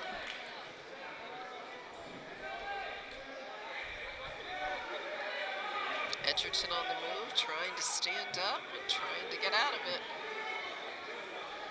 Short time. We're down to 10 seconds. Gray on the breakdown. Oh, Edgerton almost. Edgerton almost got a reversal. We'll 3, see. 2, 2, 1. There There's it the is. Reversal. Couldn't tell. Did he get back points out of it? Not on the reversal. Just the reversal. Just the reversal. So for all of that, our score is 3-2 going into the second period. Antwerp's choice. Antwerp defers. Edgerton's choice. Edgerton wants to go up. And Antwerp is now limping. It's the end of a long day. Well, and also he hasn't gone past the first period. No, he is, because he is so explosive, so driven. We haven't seen him go past the No, first we have not period. seen what his endurance is like when we go into these longer matches. Nope, we haven't seen what the stamina is. But he's another one to watch out for, I think.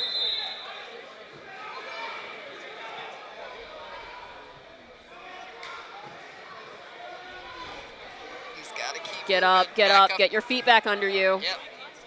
Go back to those 4 points. Make Edgerton work. He's high. Yep. If you watch it, you could almost Flip him him. forward. 'Cause That's Edgerton it, that's is it, that's really it. Get your feet high. under you. Yep. Stand up because you're Yep, still you can. taller than him. Move it, Use move all it. of That's that it. length. Up, There up, you up, go. Up. Move, move, move. Unsafe hold warning. Move, move, move. Yep. Unsafe hold, penalty point to Antwerp. So that's 4-2 Antwerp. 4-2 We're going to Antwerp. reset. Antwerp goes back down. Edgerton still has a minute. Either has to break him down or hold him. Antwerp needs to get up and out. He has. This is the time to use that Yep. explosive Come on, get speed. that energy. There you Yeah, go, there right you go, there you go. Move, Break that hold. Move, move, move, move, move. Keep That is going, it. It's keep right going, there. keep Come going. on. Turn him. There you Yeah. go. Escape for Antwerp. Both are neutral. Now we'll see if they can figure out what to do from here because they still got a mirror. Come on, someone has to shoot. You got 53 seconds left in this period. It is a long wrestling meet. Long wrestling match. This is where we see who has the stamina. And the official is saying, move Do it, something. Do something. Yep. Takedown 3 for Antwerp. So Yeah. Gray with the takedown. Get back up, get your feet under you. 8-2. He's got to watch it because Edgerton's trying to take his head with him. Yep. There it is, pop the head. Got the reversal if he's just. Oh, there yeah, you go. yeah, That's it. yeah. Settle in, chest to chest, on your toes. Roll. Come Gotta on. Put all your weight on it. All your weight on it. On your toes and on your chest. Yep, There it there is. It is. 10 seconds left in the second. Pin time of 3 minutes and 50 seconds for Antwerp's Keegan Gray. Keegan Gray Witkoff. Keegan Gray Witkoff, who I think is another wrestler to watch out for here in the GMC. And again, look at that height. Mm-hmm. But he is tired. That's That's the first time match we've seen him go to a second 2, period. And you can tell he's tired because he just about forgot he had to go shake hands first. And that he has to turn in the paper. He needs to rest up before he goes into his finals. Oh. It's like we've got another Antwerp wrestler here on mat 2. Are we staying on mat 2? You can stay on mat 2 with Antwerp and Edgerton again. Antwerp and Edgerton again. Just gotta. I'm guessing 215 instead of 285, but you can check me.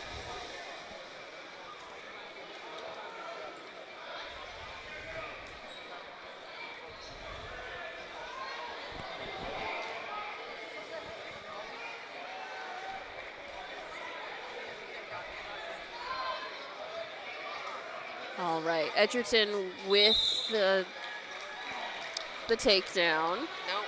I don't see an Antwerp 215. Let me see. We are still definitely in upper weight. We're just confirming which one.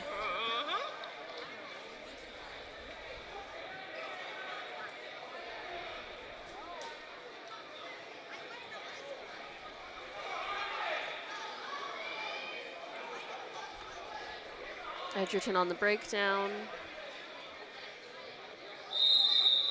That is the end of our first period.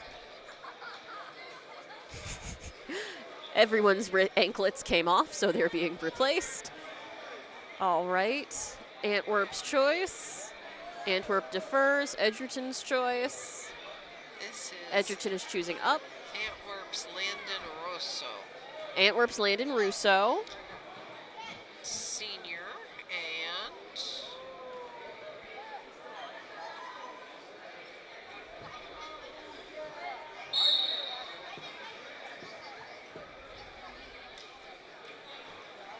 Edgerton on the breakdown. Edgerton's Riviera. This is Edgerton's Riviera, who we thought we had last time. Okay, so we are at the 285 class then. Okay, good to know. Remember, multiple at some weight. Yes. So Edgerton's Riviera on the breakdown.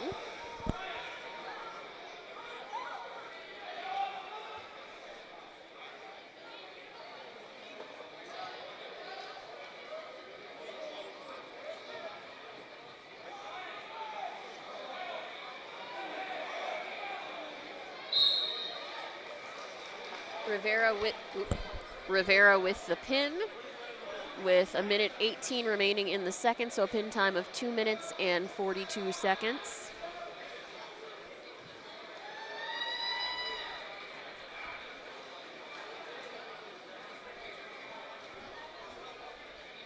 And then last but certainly not least, we have Napoleon.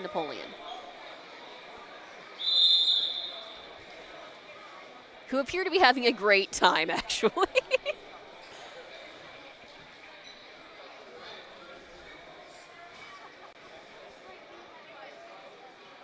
That must be 2:15 then. Okay. It was Red's choice. Red deferred. Green got to choose. Green chose neutral. That has to be Will Sendez, a sophomore from Napoleon, and Landon Sexton, a freshman from Napoleon. They look like they're having a pretty good time. And this should be the end of round 5? 5. Okay. I think that's approaching the end. Then some of the weight classes will go that take the champions out of each pool. You might check and see if I'm they have pulling it up. updates.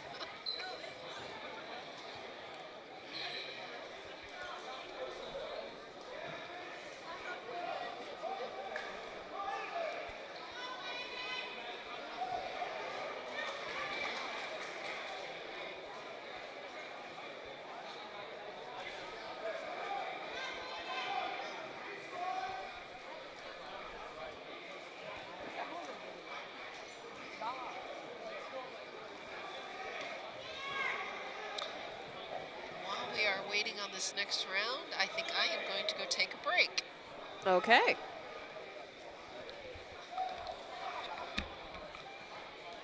So it looks like, as I go through, 126, 138, 144, 150, 157, 165, 175, 215, and 285. We'll have another round or two after this as they work through their brackets to determine their champions.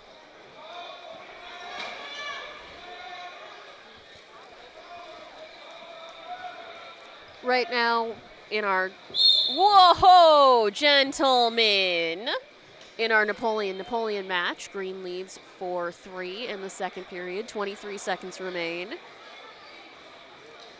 And we're glad they're somewhere padded.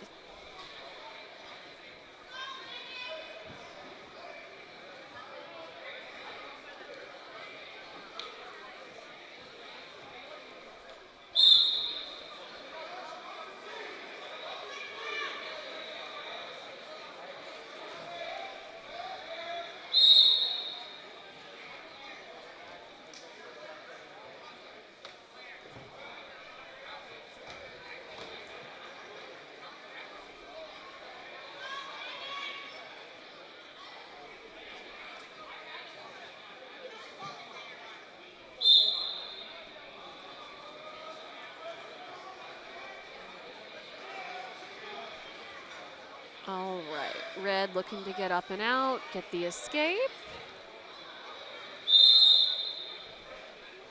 And we are headed into the third period. Red's choice.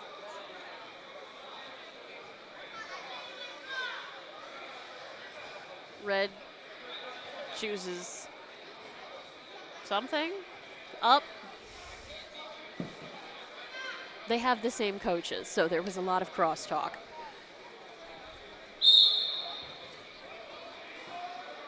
All right, red chooses up. He's on the breakdown. Green working on that escape.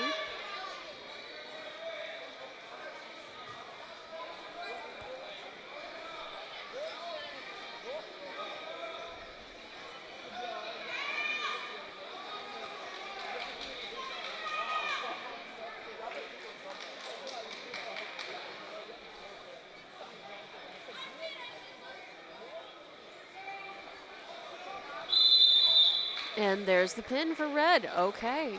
Pin time of 4 minutes and 35 seconds.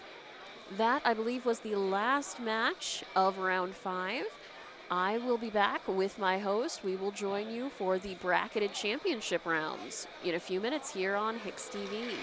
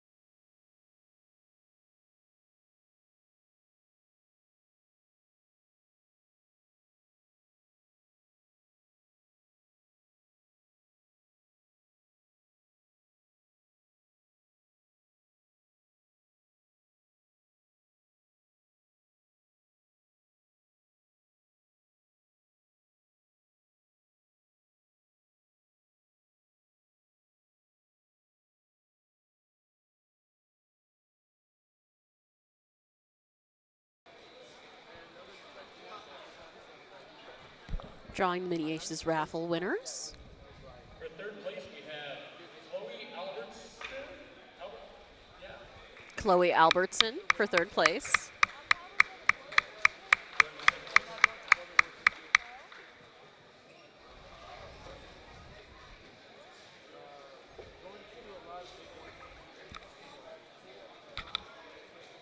Second place is Cheryl Schumer. Second place, Cheryl Schumer.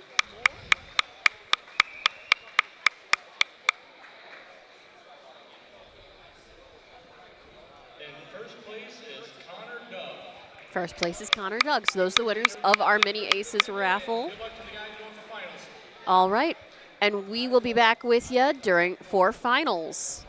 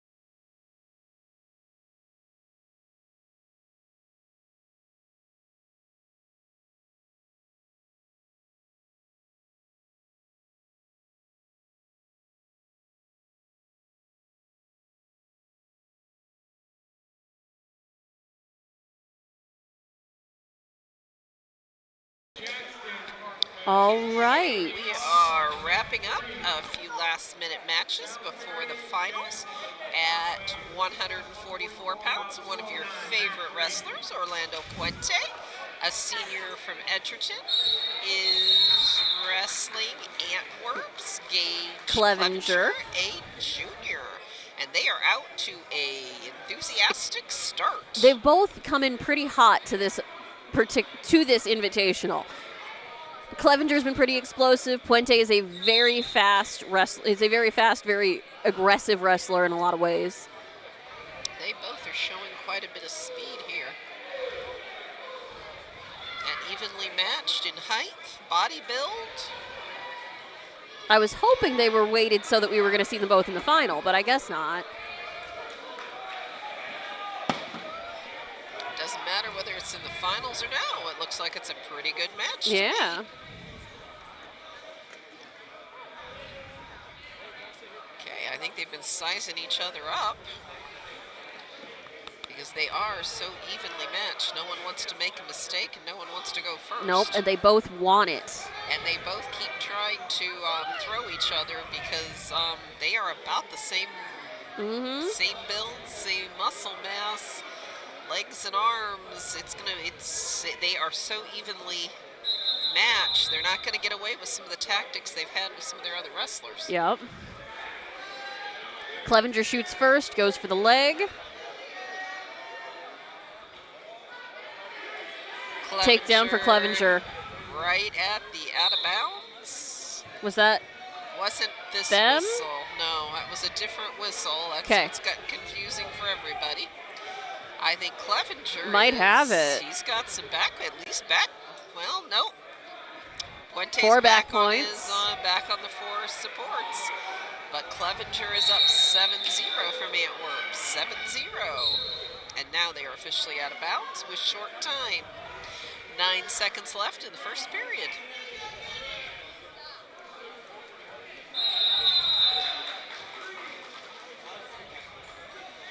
Okay, Puentes needs to get up and out of there. Yep, come on your feet. 5, Clevenger 4, on the breakdown. 3, 2, 1, and that's the end of the first period.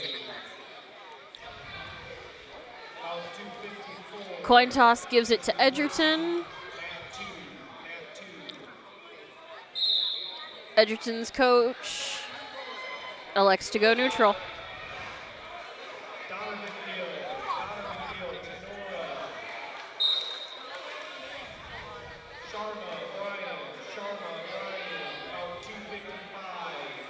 Again, two pretty aggressive wrestlers. Fast. Clevenger comes in with the shoot to try to take down. So far, no good. Still neutral.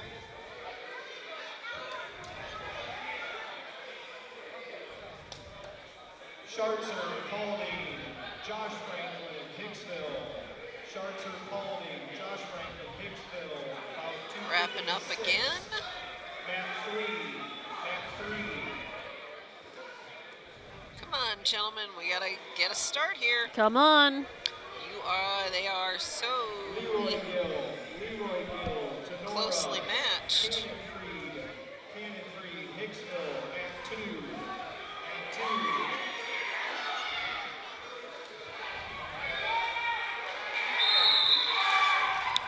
Mat 1. Montpelier over Bryan on mat 1. Davenport, Fairview. Clevenger goes for the leg again. Gets the takedown for 3. Antwerp is up 10-0. 10-0 over Edgerton. 35 seconds left in the second period.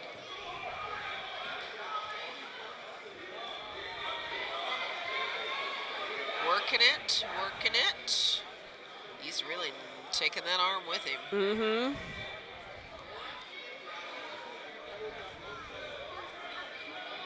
But he's still high. Antwerp's still high. Yep. Fuentes has room. Come on. Yep. He has room. Yep. Needs to get those feet under him again. 4, 3, Stalling 2, on red. 1. Got to do something. The end of the period. Green's choice. Antwerp elects neutral. Which is a good choice since Clevenger has done well with takedowns.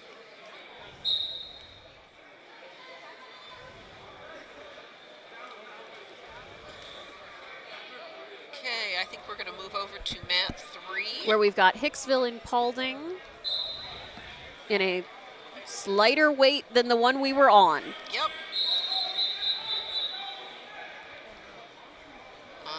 We are whistles blown. We are stopping.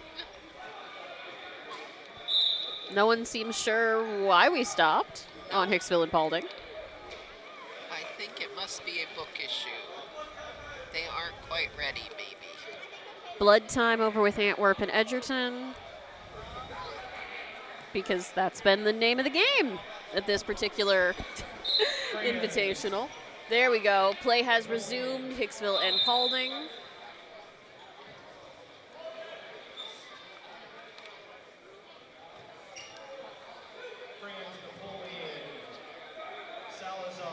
Paulding shoots. Paulding spins around. He's almost got control. If Hicksville pops his head, he would regain control or take control, but he's not. Maybe. There is Paulding's takedown. Yep, there's the 3. takedown for Paulding.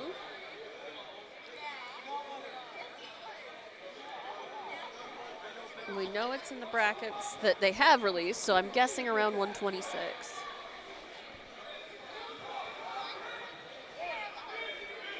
Paulding settles in, chest to chest.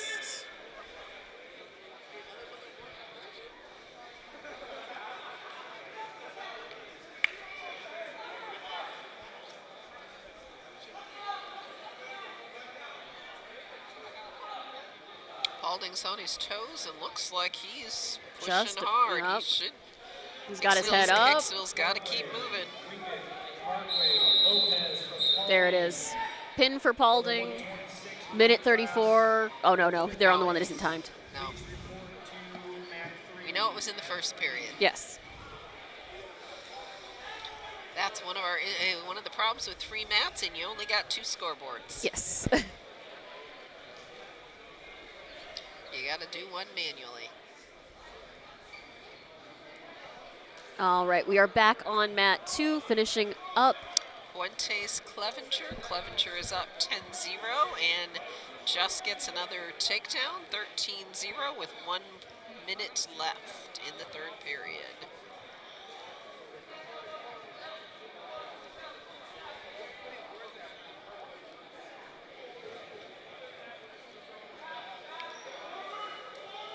Clevenger on the breakdown.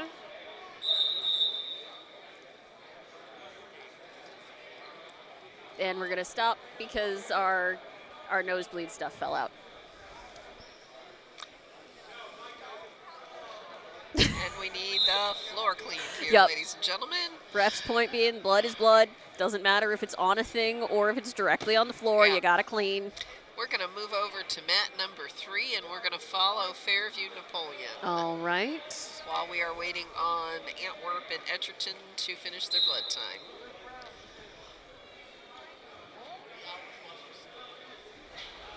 Okay, first period. Fairview with the takedown.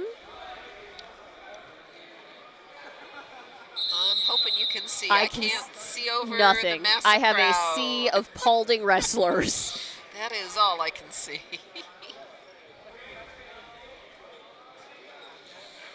Okay, Napoleon down. Fairview in control.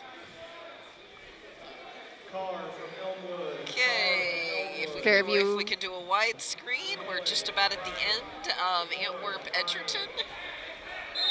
Making sure we can represent all of the schools in our service area.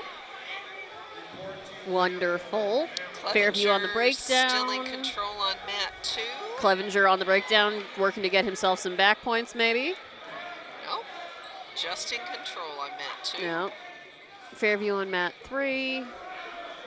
Trying to maintain. Short time, 3, 2, 1. Match is over on mat 2. Clevenger of Antwerp, 13-0 over Fuentes. Clevenger by major decision, by points. Okay, going back to mat 3. with Fairview. Fairview Apaches in control over the Napoleon Bulldogs. Napoleon Wildcats. Oh, yes, sorry, wrong mascot. Yeah. A lot of Bulldogs around here in Northwest Ohio. None in Napoleon. Yeah, it's long day is what at that point I can only claim it's long day. And I've only had 2 cookies all day long. Liar. I can claim that. We'll be getting lunch after this. All Okay, right. if we can go widescreen on mats 2 and 3. We That got way we have both.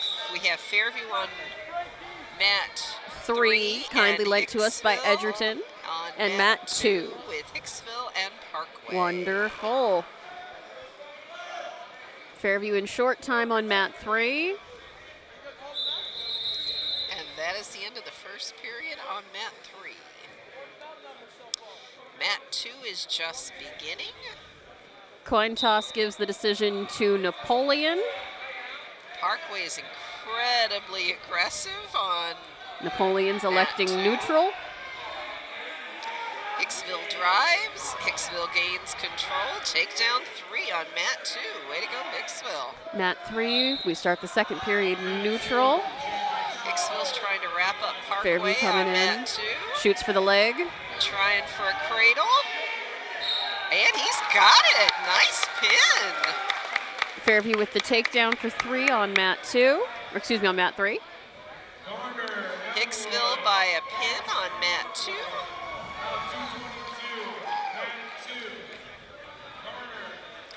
Okay, we are still wrapping up a few matches before the finals. Most of these matches are coming because we did a round robin these are our format tiebreakers. with our pools. We need some tiebreakers to know who's moving on into the finals. As you can tell, Hicksville's had several wrestlers in this right on the bubble kind of thing, so we know whether they're going for First or third. Yep. Fairview's still working on the breakdown over on mat 3. We've also got Hicksville on mat 2. Hicksville and Tenora on mat 2. Tenora comes out very energetically, very aggressive, has takedown 3, and is going for a pin almost immediately out of the chute. Fairview on the breakdown. Fairview trying to maintain control, excuse me, over on mat 3. Tenora breaking down Hicksville on mat 2. Going for Hicksville still moving. Tenora trying to hold those shoulders down. Hicksville, if he pops his head out, has a good chance of nope. And Tenora's getting. Hicksville's trying for an escape. Get back on those legs. Move it around. Keep moving. Keep moving. Keep moving. Hicksville's got a chance. Fairview Move, working. Move, move, move, Yep. Fairview working on maintaining control on mat 3. Hicksville's got a reversal going for some back points. Working on his back points now on mat 3. He's got to keep him in. He's got to keep Tenora inbounds. Inbounds on mat 2. Hicksville's got to settle in, settle in, settle in. Don't let Tenora use you for leverage. Don't let There Tenora you use you for go. leverage. Fairview Mat staying 2. on his toes, getting those back Mat points 2. on mat 3. Mat 2, we There's the pin. are right on the edge. Right Pin on the for edge of Fairview. Who has control. Tenora maintains. Still on the bottom. Tenora, Fairview, Hicksville's still holding control, still maintaining control. Tenora's working hard though to keep out of it. He's bridging, he's bridging. Tenora's trying to avoid the pin. Hicksville's got to settle in. Get on those toes, get on those toes. Get on those toes. We got short time. Short 4, time, hold 3, 2, 1. Keep End it, of the keep it. period. I couldn't tell if you got the escape 4 back or not. points for Hicksville. 4 back points for Hicksville. No escape for Tenora. We go into the second period. Yep. End of the first period. Tenora leads 7-6. Blood time.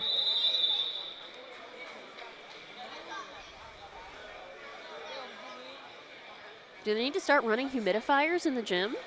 Hicksville's having a hard time breathing. He worked hard. We're going to stay on mat 2 with Hicksville. You might not look at the trash can for a while. Hicksville's really breathing hard. Tenora's still working on his blood time. Decision Tenora. Tenora elects neutral.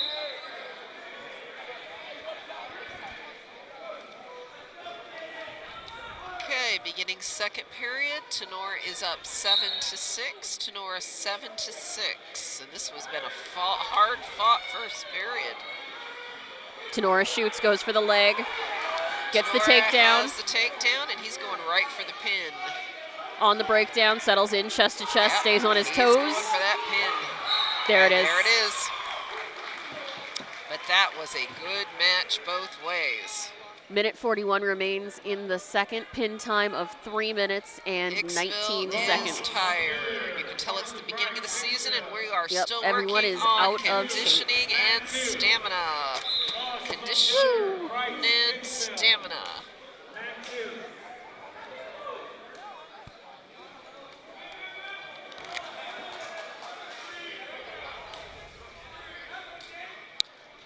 Okay, I lost track of what the other two mats were doing. All while I right, was mat watching. 1 is Bryan and Elmwood. Mat 2 is going to be Parkway and Elmwood. Mat 3 is Paulding and Parkway.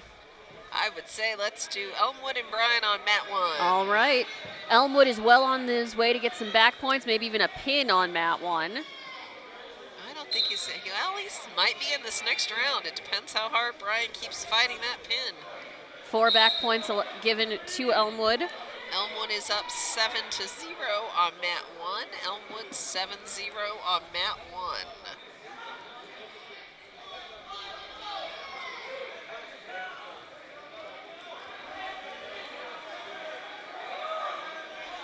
Bryan's got to keep moving, though. Can't just sit there. Not if you want to win this one.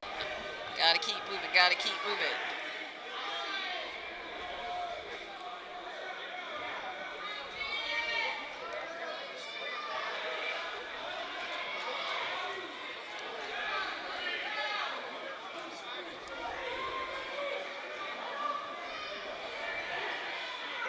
Elmwood's still in control. Elmwood's dominating on mat 1. Bryan is just maintaining. Mm-hmm. He's keeping his 4 points, 4 points, so that way Elmwood can't get him on his back, and Elmwood is high. That's it, move, move and facing, Short time. Turn into 4, it, turn into 3, it. 2, 1, and that's the end of that period. Coin Elmwood toss. Gives it to Elmwood. Elmwood leads 7-0 going into the second period. After some serious discussion, Elmwood elects to go down.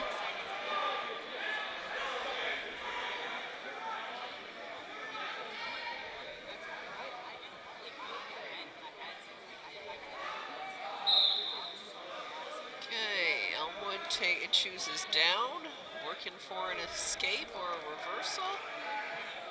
Bryan, again, trying to maintain control. This time, maintain control on top rather than fighting his way out from the bottom. Mm-hmm. But he's got to do more than maintain. He's got to want it. Elmwood wiggling.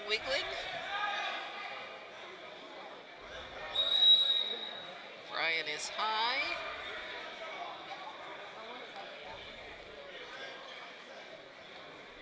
Elmwood is almost out, but still wrapped up. As long as he's wrapped up, he doesn't get that escape.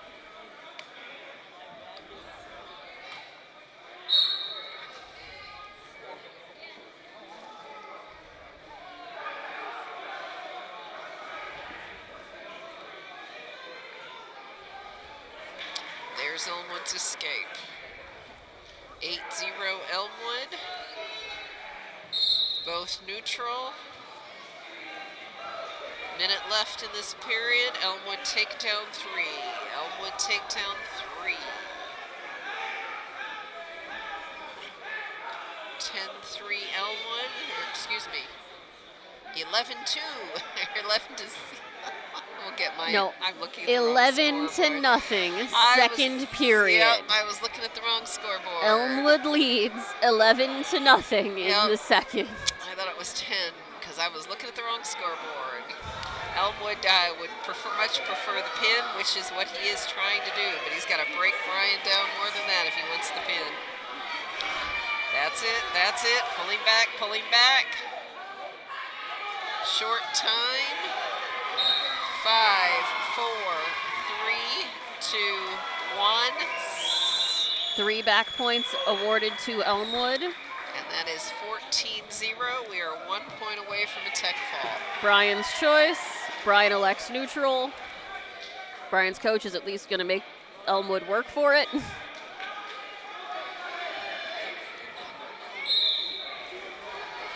And when this,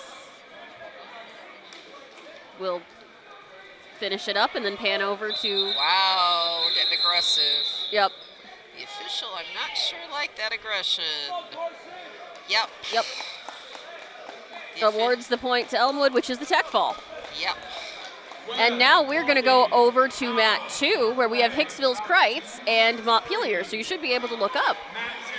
He very nicely labeled himself. He has one of those new singlets that has your name on it. The new ones that you are allowed to use Officially. now in competition. Where in the past you were not allowed to have your name on them. It was against the rules. So this is Carson Kreitz at 132 pounds against Darius Ross, a junior from Montpelier. All right.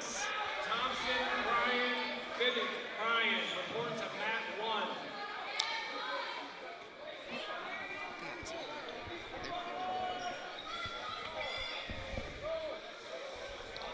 So we have Kreitz, a senior, against Ross, a senior from Montpelier. Senior, you said junior the first time. Oh, junior, I'm sorry, you are correct. 3 I back should not points to shoot. Montpelier. Montpelier shoots first. First takedown. Trying to break Kreitz down. Montpelier is high. Kreitz is losing Kreitz his is working on headgear. getting that head.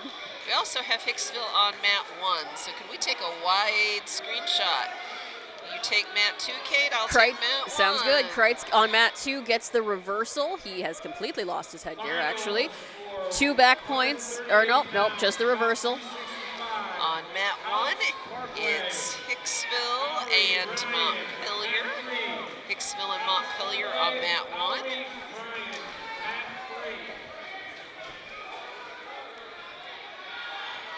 And we Kreitz on the breakdown on mat 2. We are 3-2. End of the first period, it's 3-0. 3-0 on mat 1 at the end of the first period. Illegal hold. Penalty awarded to Montpelier on mat 2. Montpelier chooses neutral at the beginning of the second period on mat 1. Montpelier. That's, you have Napoleon. No, I don't. I have Montpelier. Different colored singlet, but Montpelier Iron It's still Horse. plain blue? Okay. Iron Horse. Okay. I stand corrected. I have Montpelier Hicksville on mat 1. And I have Montpelier Hicksville on mat 2. And Hicksville is in the lead, 6-0. Hicksville 6-0 over Montpelier on mat 1. Kreitz working on back points as he maintains that control. Hicksville working on back Working on maintaining that points control. on mat 1. Montpelier's just Real about got there. It is close, reversal real 2 for close. Montpelier. Montpelier is going to And lead. there is the pin on 6-2. mat 1. Montpelier leads 6-2 Pin time, 2 minutes and 43 seconds. on mat 1 or mat 2. 2 minutes and 43-second pin time on mat 1.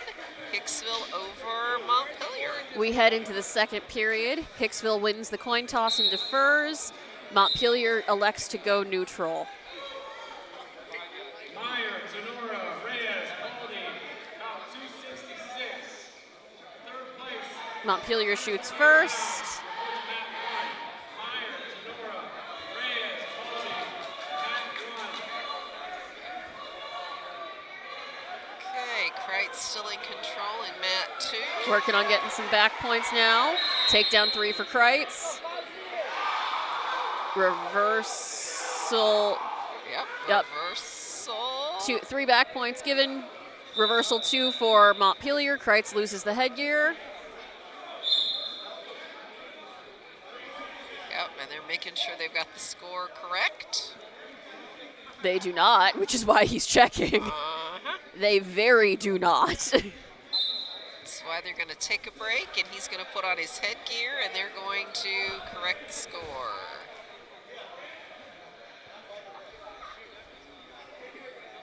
We have Brian versus Brian on mat 1. That happens.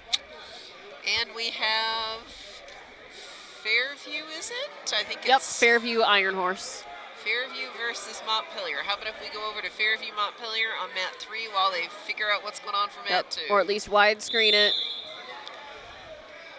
Although I don't know that Fairview Montpelier is going to be that interesting, actually. All right, we are widescreened. Okay, Fairview Montpelier, I don't have a Hicksville score Hicksville currently. is still double checking the score and the order on mat 2, and right now it is Montpelier 10, Hicksville 5 on mat 2. Montpelier 10, Hicksville 5 on mat 2 with 1:24 left in the period. About 267, Gonzalez, Paulding, Scott, Montpelier, mat 1. Gonzalez, Paulding, Scott, Montpelier, mat 1.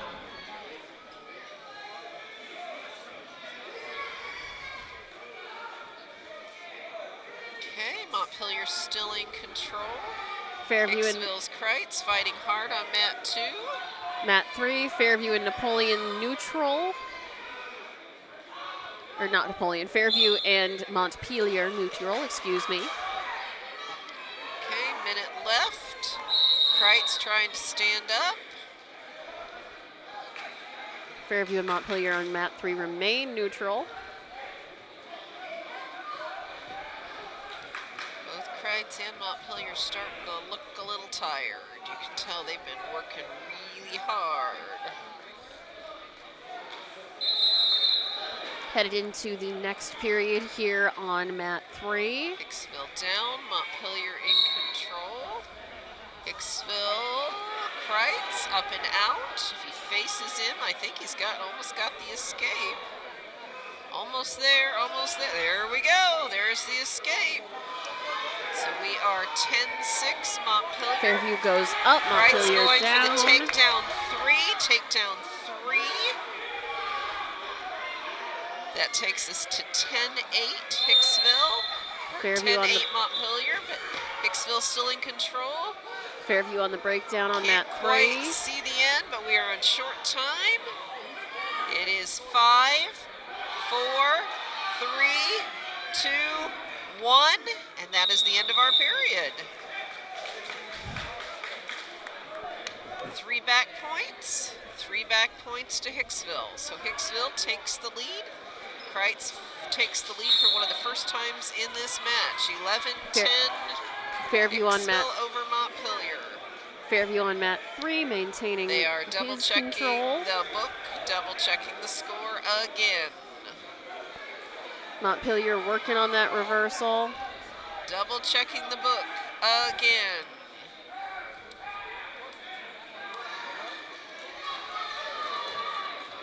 Everyone seems to agree that it is, that is now 12-10. Hicksville over Montpelier. They did make an adjustment, 12-10. Fairview working on that breakdown.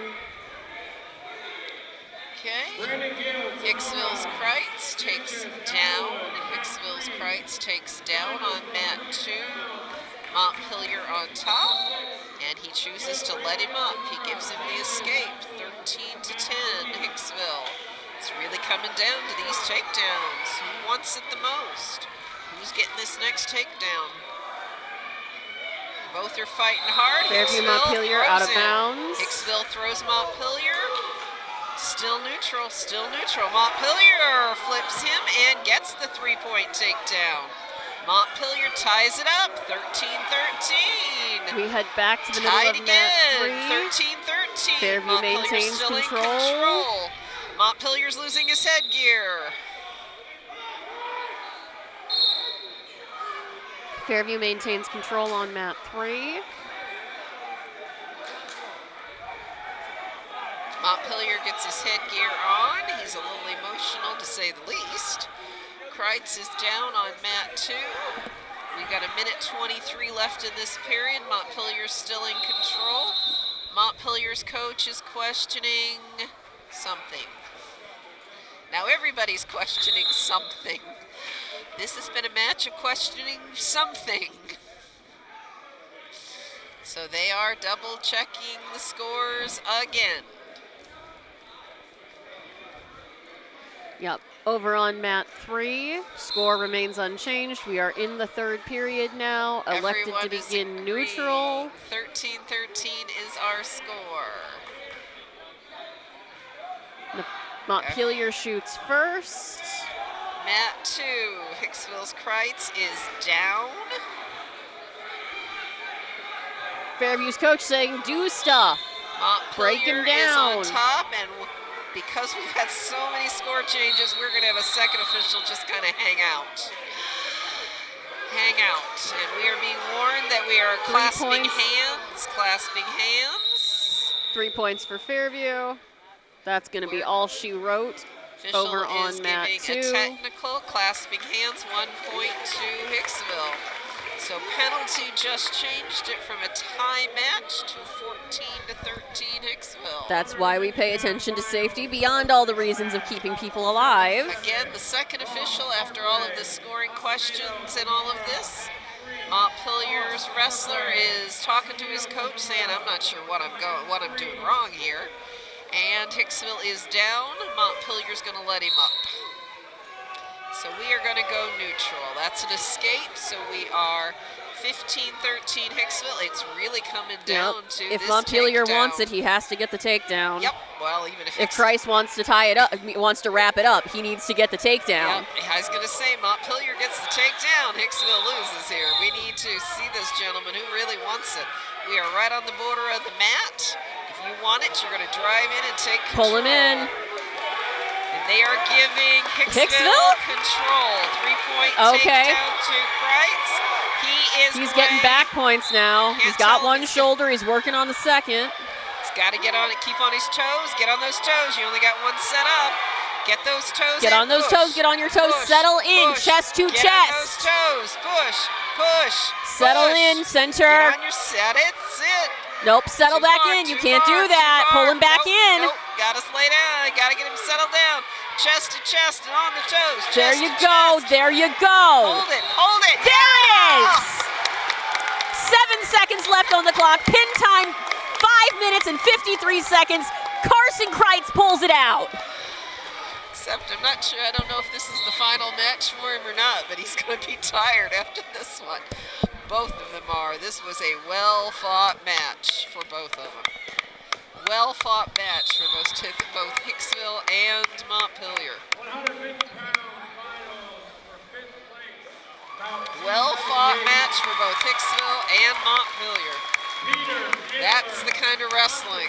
Dig deep, dig deep.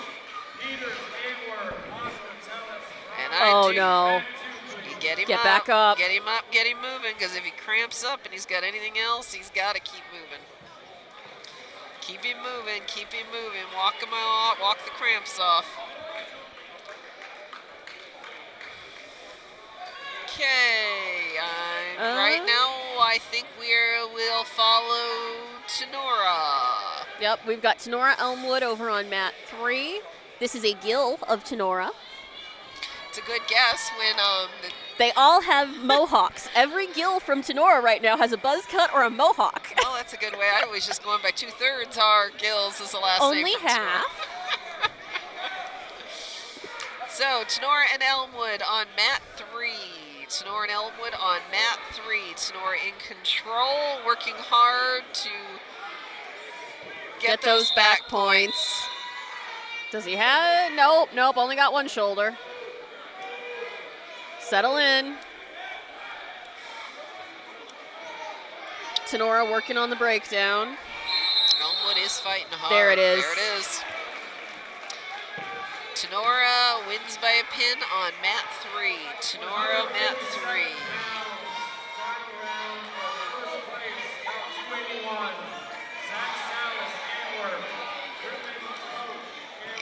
I'm hearing that some of the matches are now finalist matches. We have first places, we have third places. And they're all going on just kind right of now. thrown in at the same time. We will Because continue to do yeah, our best. We've got to keep maintaining our 30 minutes in between. We're going to go over to mat 1, Iron Horse of Montpelier And against Paulding. Paulding. And we are close to a pin on mat 1.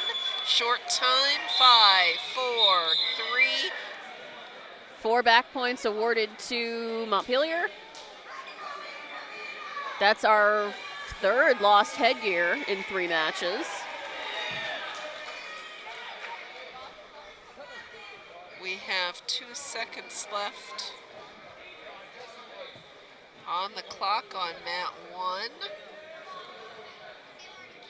And again, headgear is a problem. Paulding goes down. Paulding on the bottom. Montpelier Locomotives on top. Those And 2 that's seconds the have end run of the out, and period. we are headed to mat 2, where we have an Antwerp Archer. Double checking they have the right wrestlers on mat 2. Double checking we have the right wrestlers. Referees making sure, wrestlers like, yeah, I'm supposed to be here. Lots of serious nodding. Yeah, but we're still looking at the table, making sure we got the right people out here. So we have Antwerp Brian on mat 2, Antwerp Brian on mat 2. Both come out very aggressive, using some speed. Brian shoots first. Shoots, Goes for the and, leg. Can't tell if he's going to lift or not. I don't He's know. Trying. There, Tripping. oh, nope, you can't do that.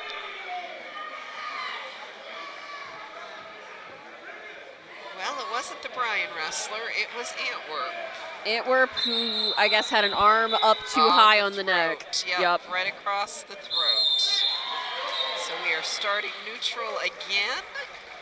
No one in control. Brian starting shoots neutral. first again. And they are rolling. Antwerp, though, may have control, may take control. Nope, Nope, Brian's Brian's on the breakdown. I haven't seen the takedown, but it's There there. it is. Yep, there's the 3 points. He's getting back takedown. points. He's just counting them out. Yep, He's just about got it. It's right there. yep, it is. It is, it is, it It's is. just a question of if he's got both shoulders right now. Yep.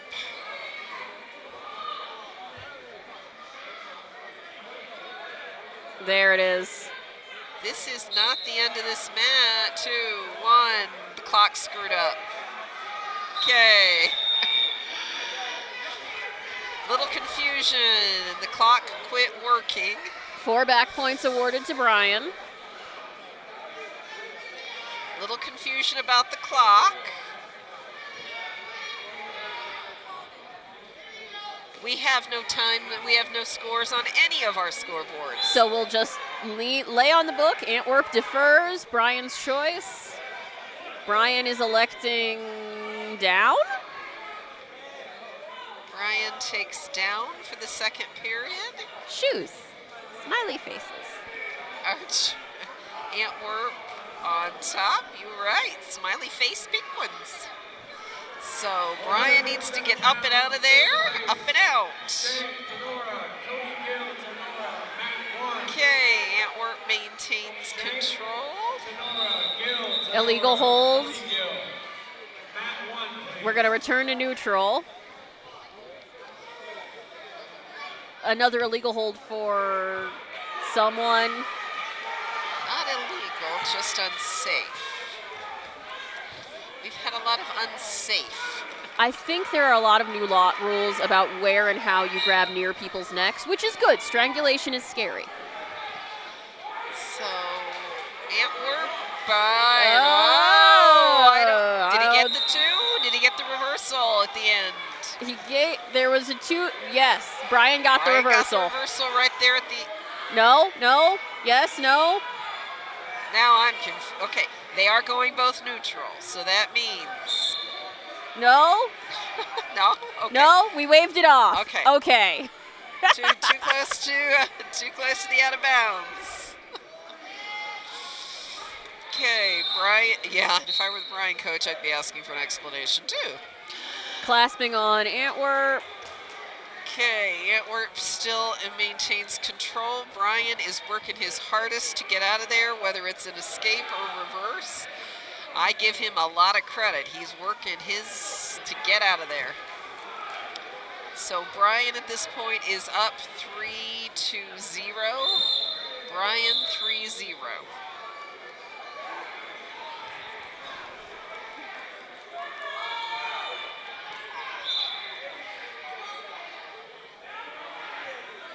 There it is. gets the Reversal 2 for reversal. Brian. We're counting back points now. We got 2 officials looking to see if we've got shoulders or not. Yep. We just keeping a second official on mat 2 at this point. Yeah, because we've had a lot of scorebook issues on mat 2. So I think There it is. that way you have somebody who's double checking the score to help the scorebook people. All right, then we are headed to mat 1 where it is Antwerp v. Antwerp. It is Antwerp versus Antwerp on mat 1. That is an unusual combination. Yeah. Mat 1, Antwerp.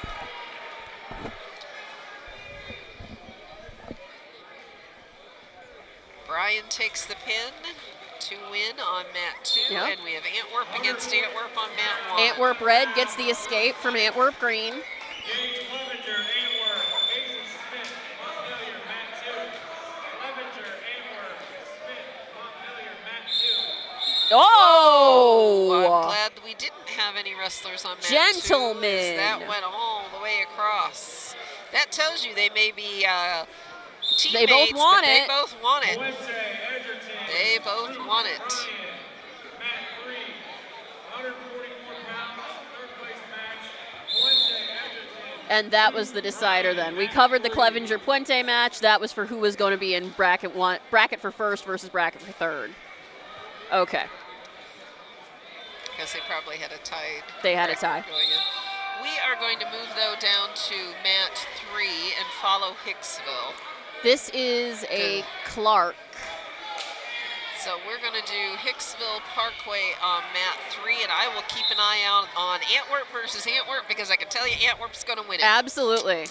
That's the championship match. Oh, It's the championship match for their weight class. then we're going to stay on mat 1. We will stay on mat 1. That is a championship match. I apologize. We're still working on these brackets here. We have no brackets here. That's part of our problem. So we'll stay here Is for they now. haven't updated.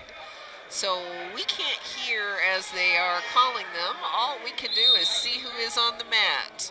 So if you guys stay with Antwerp And on Campbell. mat 1, I will call mat 3 at the same time. All right. Fair I was enough? just going to look and see what the Campbell one was If for you you. just I'll stay with mat 1. Okay. I will follow Campbell, Hicksville's Campbell on mat 3 against Parkway.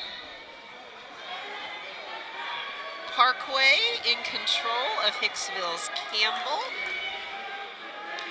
3 takedown. Edgerton's red, or excuse me, Antwerp's red with the takedown for 3. Parkway. He leads 10-2. 3-0 on mat 3 at the end of short time. At the end of the period. 7-6. 165 pounds, finals, first place match. Luke Carr, Elmwood. Jake Moss, Parkway, mat 2. Carr, Elmwood, Moss. Okay, Mat Parkway 1. chooses neutral on mat 3. Parkway chooses neutral on mat 3. Antwerp green elects down. Antwerp red signaling that he wants to have his hands both on the center back for the start. Parkway shoots. Antwerp green gets the escape for Still 1. Neutral. Campbell holds tight against Parkway on mat 3. We are still neutral. Both are still circling each other. Tied up on mat 1. No one has control here. Takedown 3 for Antwerp red, who leads now 13-3, 10-point lead. Campbell, escape 1. We are waiting on the next takedown. Campbell takedown 3, or Parkway takedown 3 against Campbell on mat 3. And we are just about out of bounds. points. Three back points. And Parkway lets Hicksville up. Hicksville's Campbell up. Parkway is Ren Carpenter. He is a junior against Hicksville's Noah Campbell, who's also a junior on mat 3.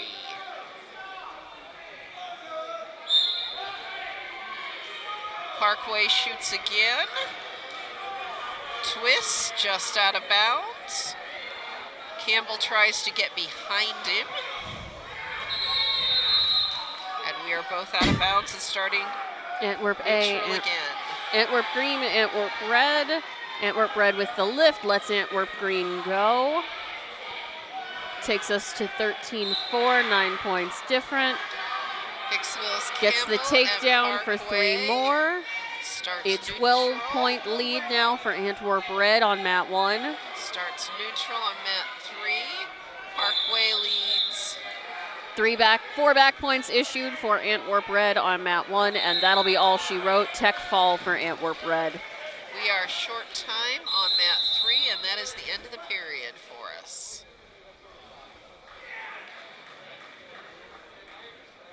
Hicksville chooses down for the 3rd period. Hicksville's Campbell chooses down for the 3rd period on mat 3. And Parkway just gives him the escape. They're not even going to run through the motions.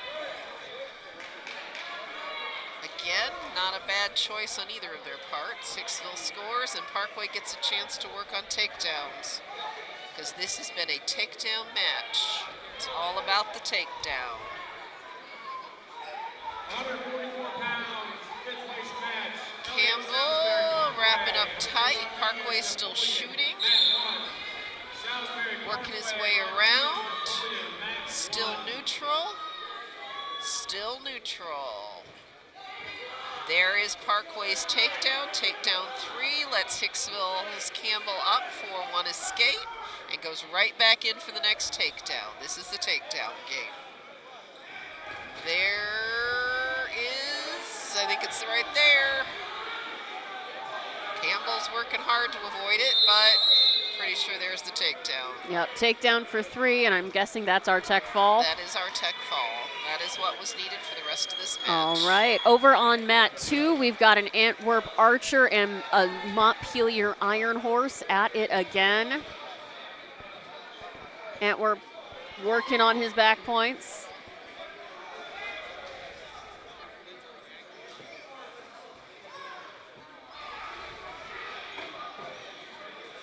Antwerp's close. 165 pounds, 3rd place. Minute remains. LaRoe, Ryan, Garner, Elmwood, mat 3. LaRoe, Ryan, Garner, Elmwood, mat 3. 4 back points to Antwerp on mat 2.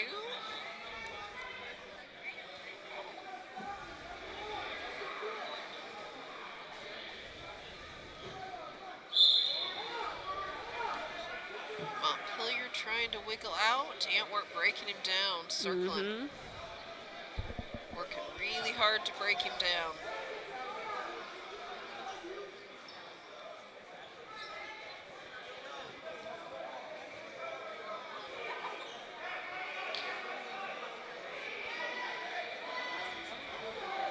Back points coming.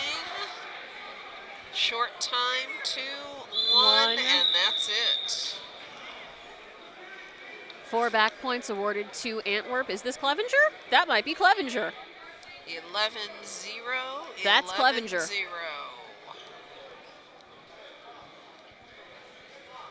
11-0. Antwerp elects chooses neutral. We know this should be a 1st place match. Yeah, that's Clevenger. That's Puente. Yeah. So we'll see how this one goes. This is exciting. Antwerp spinning around, got the 3 takedowns. He wants that pin. He Yes, made it he very does. clear to his coach during that break. He wants that pin. 4 back points. Doesn't get the And pin. that's the tech fall. He's not pleased. really wanted that pin. He'll take the win, but Antwerp really wanted that pin. Yep. And that's Montpelier's Hazen, who we are going to keep an eye out for as the future of Locos Wrestling. 165 pounds, fifth place Yep. match. Right now, we're going to pan over to mat 3 for the 3rd place match in that weight class. We've got Orlando Puente of Edgerton and a Bryan wrestler.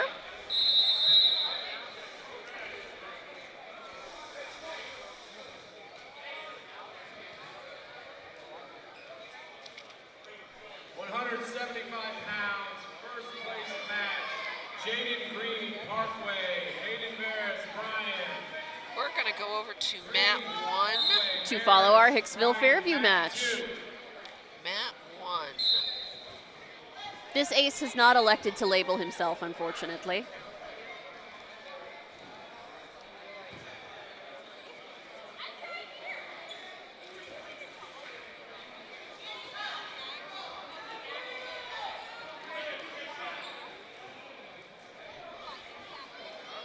£175, third place match. Kaden Ross, Bryan, Charles. Okay, both neutral. Hicksville shoots. Fairview wraps him up. Fairview gets behind and gets the takedown. 3 points takedown. Hicksville gets the escape. 3-1 Fairview. Both going upper level again.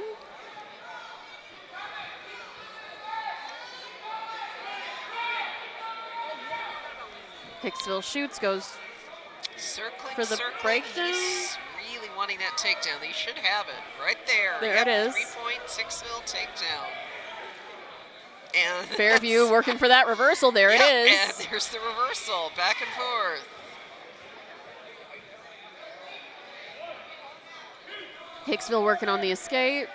We are on short time. 3, 2, 1. That's it. Fairview is up 5-4 over Hicksville. Fairview 5-4 heading into the second period. Fifth place match. Cameron Smith, Montpelier. Mason McDougal, Bryan, mat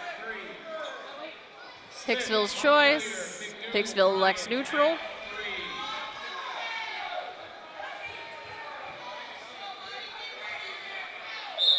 Okay, starting neutral for period 2.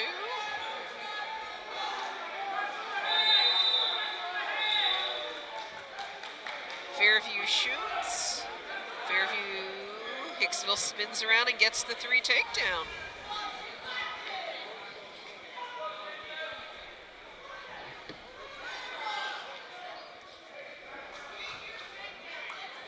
And I'm hoping our cameraman has a better view of it than I do. No, it is just a wall of wrestlers and coaches. Yep, I have a lot of Paulding wrestlers in front of me. Hicksville maintains control, is on top. Fairview is standing up, trying to get that escape. We are 7-5. We've been warned to watch the clasping hands on Hicksville's part. Still clasping. Yep, and he's soon going to lose points. When you're this close, every point counts. Hicksville. Yep, reversal Fairview 2 for Fairview. reversals. And a technical point issued to Fairview for the clasping. So between the clasping and the reversal, Fairview is now in the lead 8-7. 8-7, Fairview over Hicksville.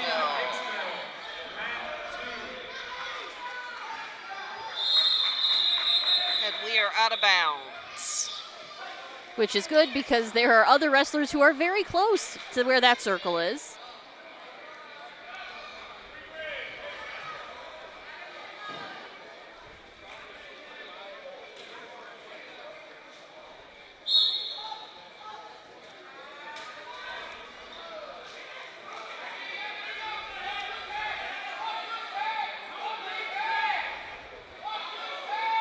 Fairview is high. Fairview's high. Hicksville has the opportunity.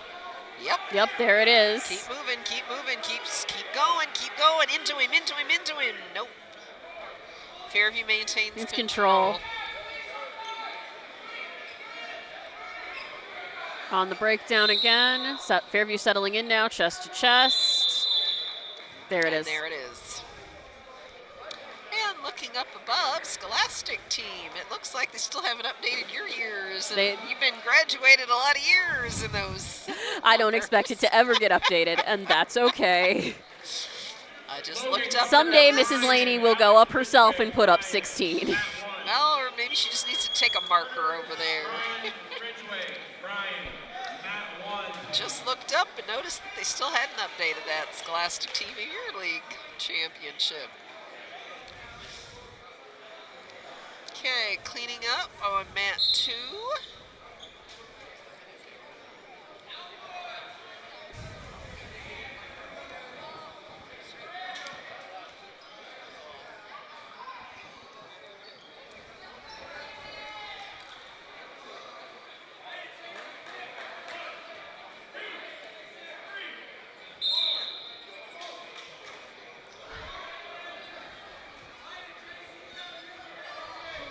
All right, looks like we are over on mat 2 now.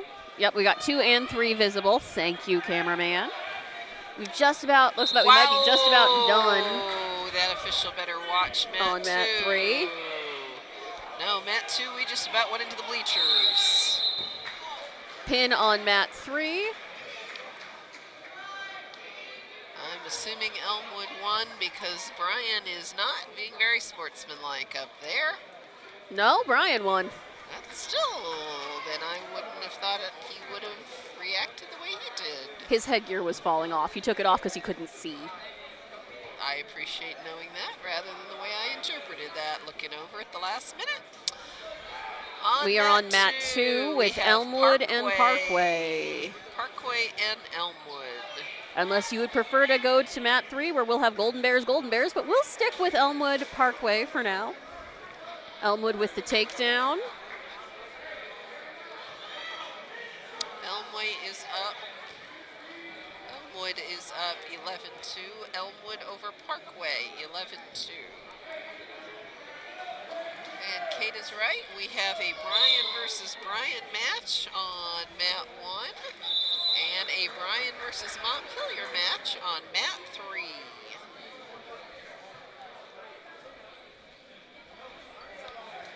Makes there. Shall we stay with Elmwood Parkway? We can stay with Elmwood Parkway.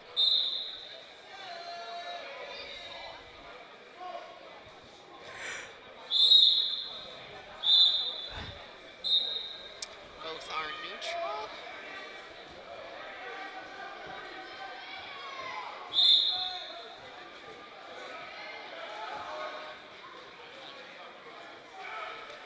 Both are neutral.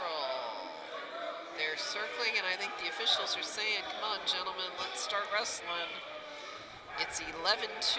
I think maybe they're just getting a little tired. Okay, Parkway shoots. Elmwood wraps up. Elmwood on the breakdown, trying to get that next takedown. There it Elmwood is. has the takedown. 14-2. 14-2. We are... Lets him up. There's our escape, so that means we're going to try to play the takedown and get this match wrapped up. And again, we are both neutral. I think the officials have already told them twice, gentlemen, let's wrestle. Caution Yep. on green on Elmwood. And gives 1 point to red. We are 14 for Parkway. Parkway shoots. And we are, Circling. yep.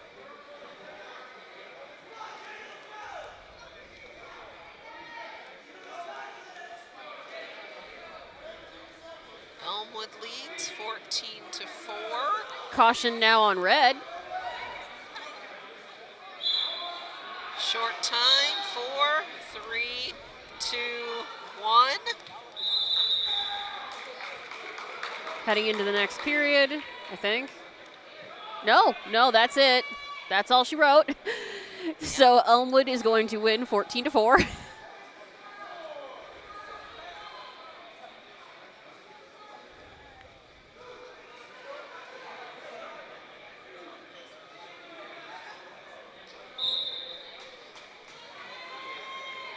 All right, and it is Parkway Bryan on mat 2. Golden Bears well represented today.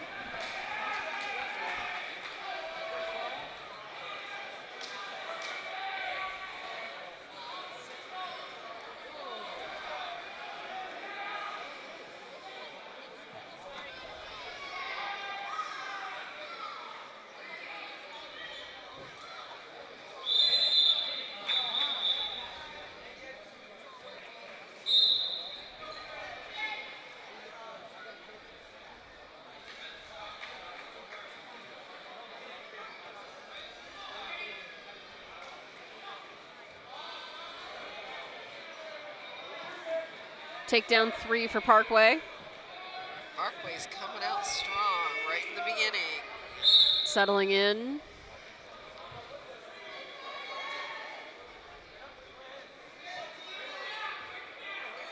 Four back points for Parkway.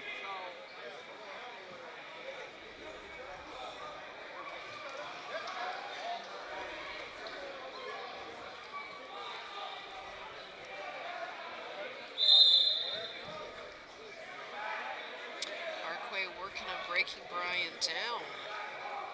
Trying to get a hold of him to pull him back.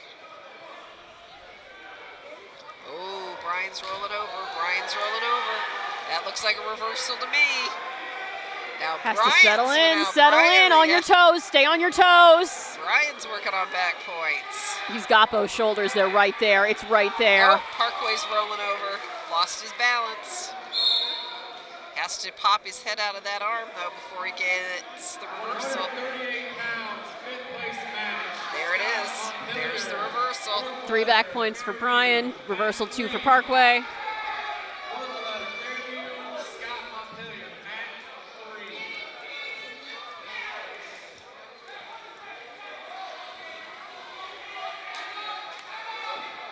Okay, Parkway maintains control.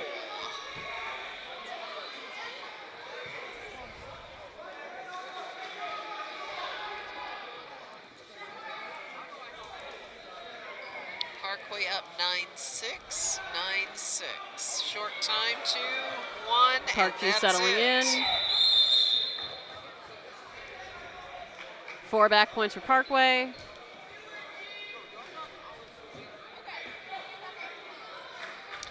Parkway leads 13-6 going into the second period. Coin toss 13-6. gives decision to Bryan. Bryan is deferring. Parkway elects neutral. Yep, and we are going to head over to mat 3 where we have Fairview's Wortketter and a Montpelier wrestler.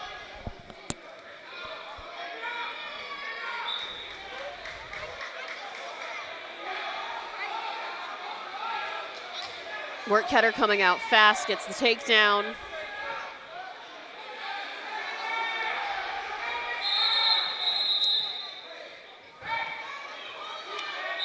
Working on back points, they are out. They're going to be going back in. 4 back points awarded to Wortketter.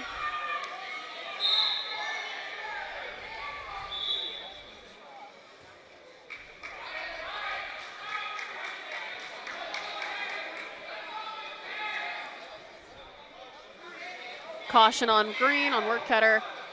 Nope, nope, on Montpelier. No, yeah, on Wortketter. Too far up on the back. Okay, Wortketter is taking on Jackson Scott from Montpelier. Jackson is a sophomore. Wortketter also is a sophomore. Wortketter on the breakdown. Settling in now, chest to chest, staying on his toes.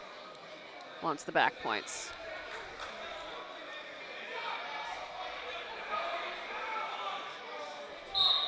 And there's the pin. There's the pin.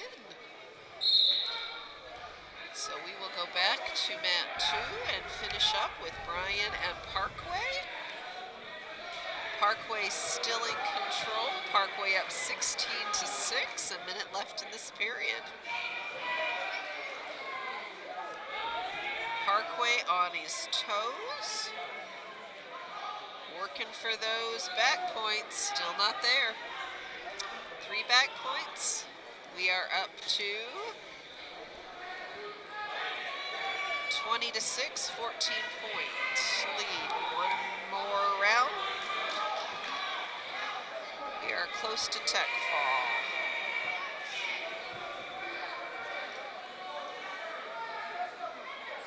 Parkway holding on. He'd prefer to do this with a pin. Yeah, he'd rather, but that's... He also didn't realize that was a different ref. Yep, he thought he heard the whistle from the other mat, but it's okay. Both wrestlers thought it was their ref and immediately froze. Yep. So we are on tech fall, Parkway by tech fall over Bryan.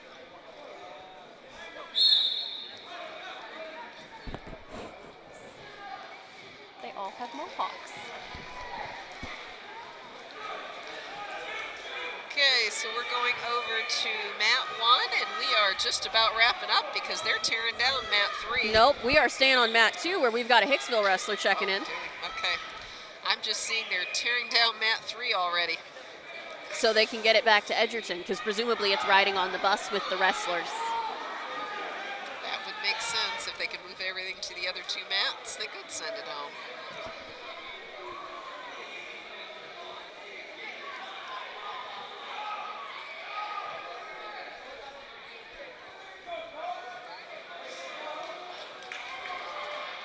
Okay, while we're waiting, you want to run through our sponsorships one more time? All right, and one more time, I'll take a few minutes to thank our sponsors, the Jim Schmidt family of automotive dealerships, Jim Schmidt Chevrolet, Buick, and Jim Schmidt Ford, available at jimschmidtauto.com. APT Manufacturing Solutions of Hicksville, Hicksville Pharmacy, your good neighbor pharmacy, ARC Solutions Incorporated of Hicksville, Bruce Guilford Real Estate and Auctioneering, the Hicksville Bank, a member of the FDIC, and the Hicksville Volunteer Firemen's Association. Okay, on mat 2, we have Hicksville, who's battling hard. And there's the escape. 3-1.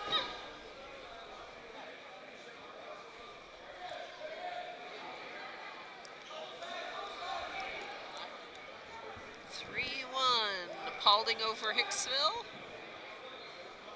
Paulding on the breakdown. Gonna say right there on the edge, especially as they're tearing 3 that back mat points down. for, or takedown 3 for Paulding.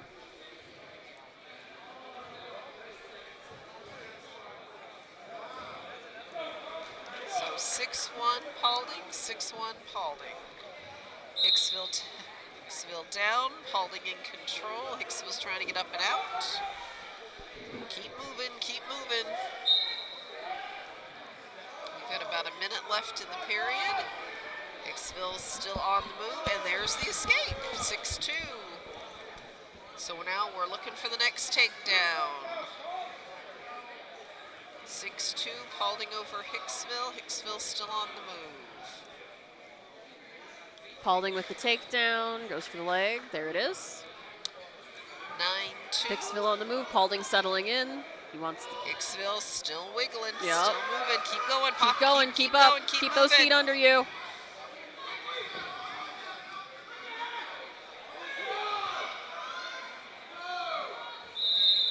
There it is. There's the pin.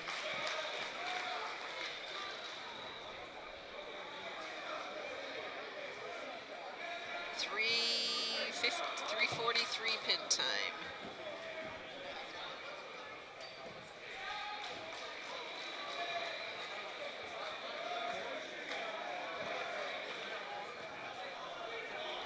Hicksville looks tired. You can tell beginning of the season working on that endurance and stamina. Because remember, most of these wrestlers have already had at least 5 matches today. Yep. Charlie LA, Hicksville, Reed, Edgerton, mat 2. We are into 215s now. Looks like we've got Montpelier, Edgerton, 215 on the second mat. Pounds, 5th place match. Michael Griffiths, Paulding, Wilson Nez, Napoleon, mat 1. Edgerton Montpelier on mat 2. Edgerton Montpelier on mat 2. They're getting the podium set up on the far right. Very nice. Edgerton gets the first takedown. Takedown 3.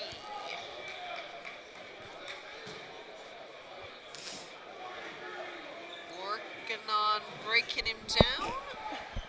At least maintaining control. I'm not sure if that's breaking him down or maintaining control on mat 2. But Edgerton's working hard to control Montpelier. Bless you. Thank you.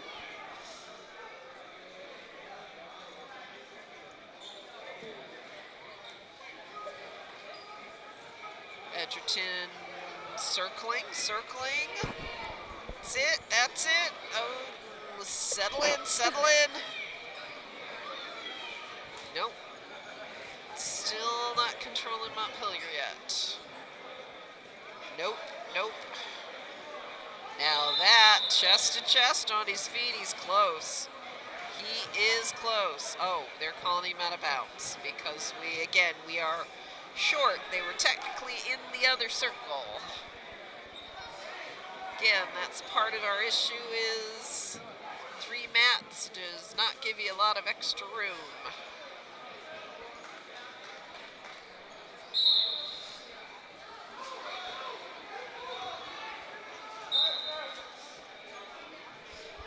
Edgerton maintains control.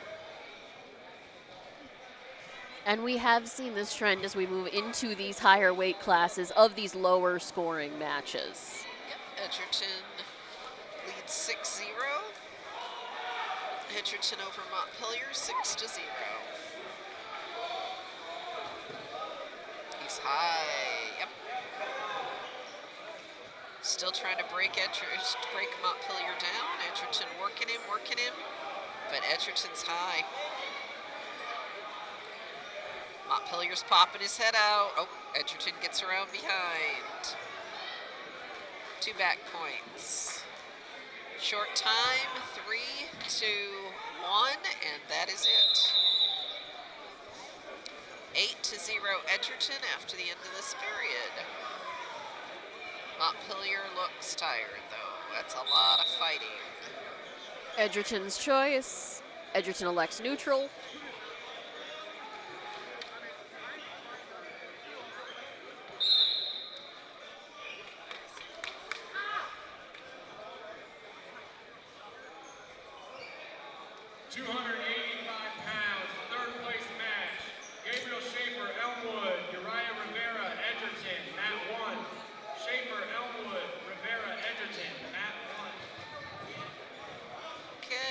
Stay neutral. Edgerton shoots. Still stays neutral. Pulls out. Logan Pontius, Montpelier. Keegan Gray Wyckoff, Antwerp, mat 2. Pontius, Montpelier. Gray Wyckoff, Antwerp, mat 2. Edgerton, Montpelier circle each other. Someone's got to shoot and mean it. But at upper weights, you always shoot at your peril with that much weight. Yep. If you overshoot and your opponent gets behind you and you're on your back, it's a lot harder to come back. Velocity is mass times force. You put enough, and again, the physics is a part of it. The faster you are moving, the more likely you are that someone's going to be able to push you around.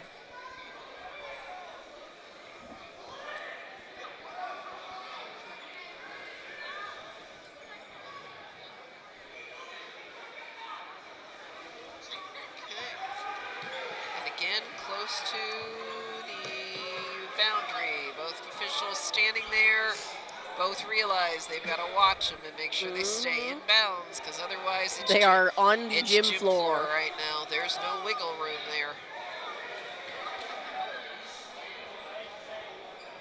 Okay, Edgerton still up 8-0 over Montpelier.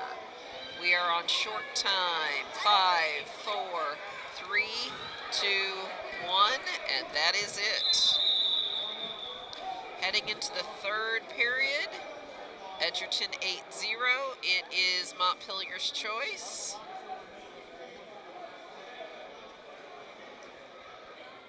Montpelier chooses up, Edgerton goes down. This is one of the first time Edgerton has been down all night in this period, which may be why they're Montpelier's giving it a try. Because Edgerton now will have to get up, which he is. Just face Most him. of the way there. Turn, around Turn and into face it. him. Turn into Turn, it. Turn, face him. Not quite. Montpelier pulls him down again.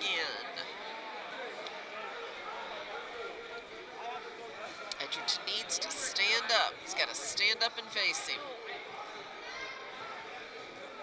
He's on 4 points. Caution on red.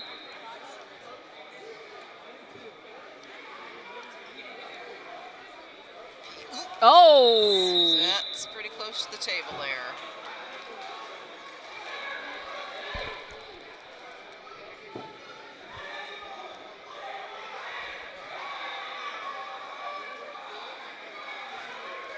Okay, Edgerton down, Montpelier on top. A minute 23 left in the third period. Edgerton leads 8-0. Edgerton needs to get up and out. Up and out. Turn and face him. Oh. Good job, good job, good job. Keep rolling. Okay, back up to 4 points. Yep. Edgerton Get your needs feet to back get under up. you. Yep. Gear's Needs a to get his feet back problem. under him, his hips up. Yep. There back you up to go. those There 4 you go. points. As long as you stay on those 4 points, he's not scoring. About a minute left in the period. Montpelier pulls him Him down back again. in. But again, 4 points.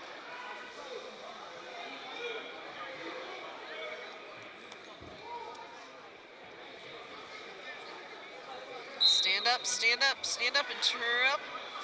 He's at least got to give Edgerton credit. He is fighting this hard. Montpelier's maintaining control, but not by much.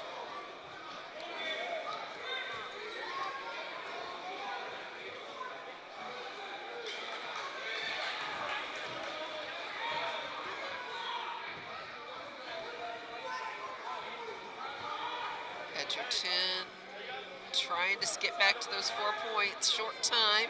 5, 4, 3, 2, 1, and that's it. Edgerton 8-1. I take that back. 8-1. 1 point was awarded, I think, for stalling at the very last moment.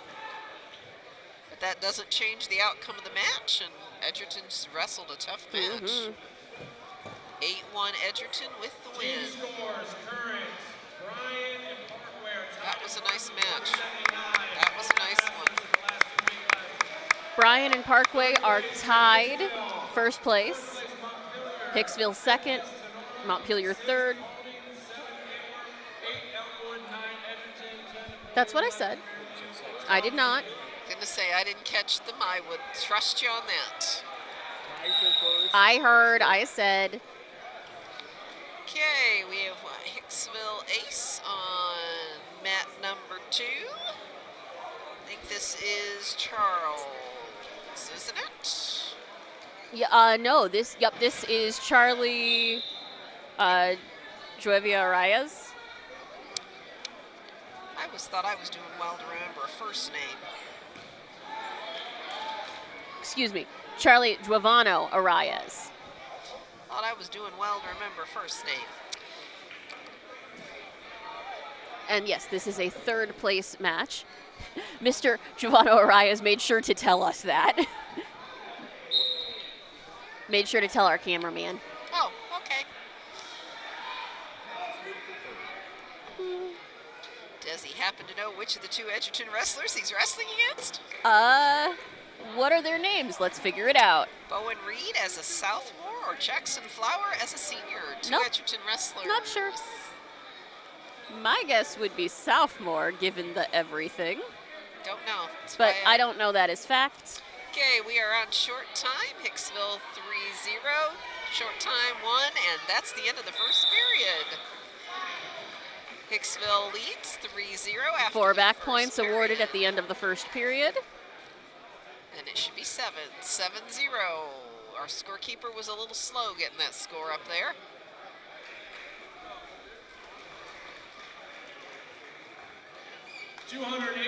Edgerton looks confused. Edgerton wrestler is not pleased with that score. And I'm guessing by the look on his face, he probably is the sophomore. Up and out. Oh, beautiful. Beautiful. There you That was a beautiful. Reversal. Yep. Arias settling in now. On his toes, chest to chest.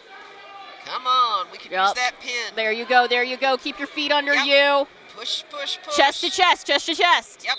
There Yeah! it is. Charlie Giovanno Arias locks it down for third place in the 215 weight class. Minute 24 pin time. Minute 24. 3 minutes, Nice 24, match. second No, period. Only ran one period in the Oh, first okay, period. 'Cause cool. it's consolations. Minute 24 pin time. Okay. And up next we have Keegan Gray Whitman. We have Antwerp and Montpelier. Yes, but we know which Antwerp wrestler this is at 285.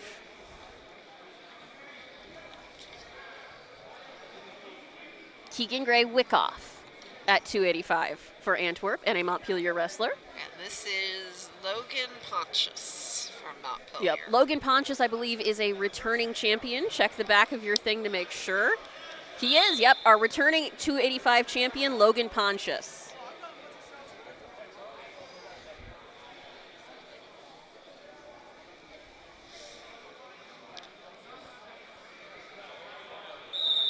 Very evenly matched on mat 2. Antwerp and Montpelier incredibly evenly matched. Gray Wickoff works on Pontius with the takedown. Gray is not getting a lot of movement No, there. not getting a lot of leverage. Uh-uh. He's been able to use his height to his advantage most of today, but Pontius has been wrestling for his entire high school career. He is a senior, I believe. Yep, and Gray said he was new to wrestling at the break, and that match we saw earlier was the first time he'd ever gone into a second period. And Pontius is not tall, but he's never been. We've seen Logan Pontius over many years, and he is used to wrestling people who are taller than him. Yep, and he is solid, and he is showing that right now. There it is. There it is. Logan Pontius, 1 minute and 5 seconds on the pin. Not a bad showing at all from a newer wrestler in Keegan Gray Wickoff. Yep, both really good job, guys. Both will be fun to watch the rest of the season.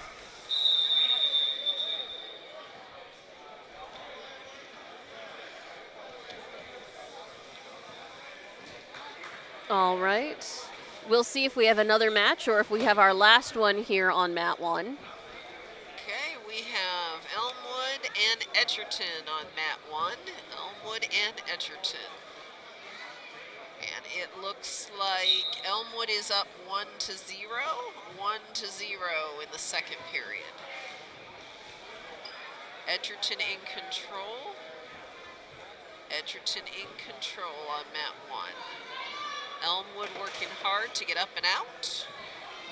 Working hard to get up and out. And they're now pulling mat 2 up. So we must be very close to the end. Must be very close to the end. Edgerton maintains control. Elmwood working hard to get up and out. Elmwood in the lead, 1-0. 1-0 in the second period.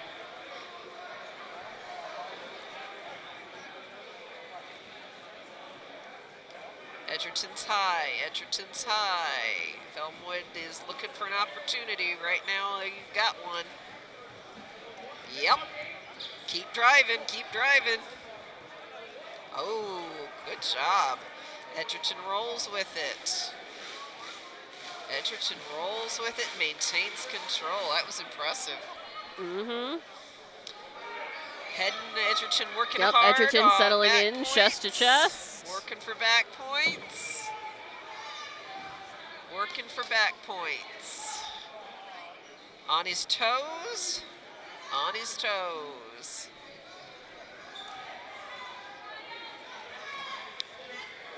Chest to chest on his toes.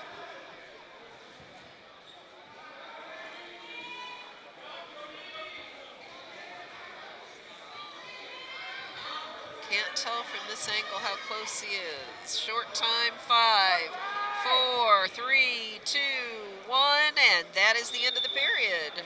Back points being awarded, 4 back points for Edgerton. Edgerton takes the lead, 4-1. Edgerton 4-1 over Elmwood. Elmwood is electing to start up.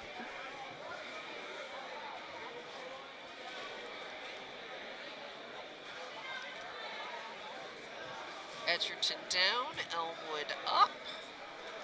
Edgerton leads 4-1. Edgerton needs to get up and out. Up and out. Up and out. Up and out. Facing, oh, and Elmwood just maintains control by spinning around. Edgerton up and out. Up and out. Yep, get your feet under you, get up. Yep, he's on 4 points right now. But it is a long minute and 35. Yep, it is. This is a long period, especially when you fought hard for 2. This comes down to how hard. There you go. Roll through it. Spin, Roll through it. Come on. Get behind. There you are. 2-point reversal for Edgerton. Edgerton leads 6-1. Edgerton 6-1 and is in control with 1:15 left in the final period.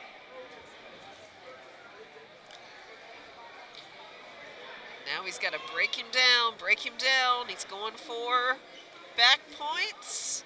I see, but yeah. There it is. Yeah. Okay, let's do it. Minute 58 remains in the third. 2, 4, 5 minutes and 2 seconds for that pin time for Edgerton. Nice job. Nice job, Edgerton.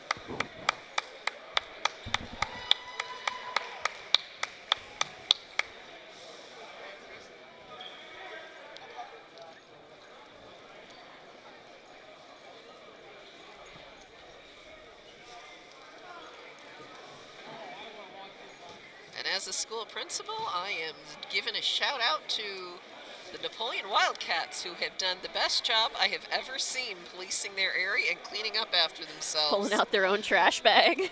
All the Hicksville school system greatly appreciates that, and so does every other wrestling school that has ever hosted an invitational. All right. Thank you to Napoleon. Now we've got Paulding Edgerton on mat 1. Another upper weights match.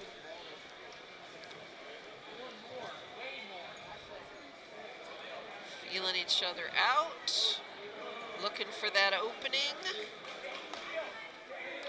wrapping each other's hands, but trying to figure out if they're going to go high or low. Ref contemplating if this is stalling or not. No, not yet. Not yet. This is still getting to know who you are and who's got the strength, where that opening is. Trying to figure out who's going to shoot first. Who's going to shoot first?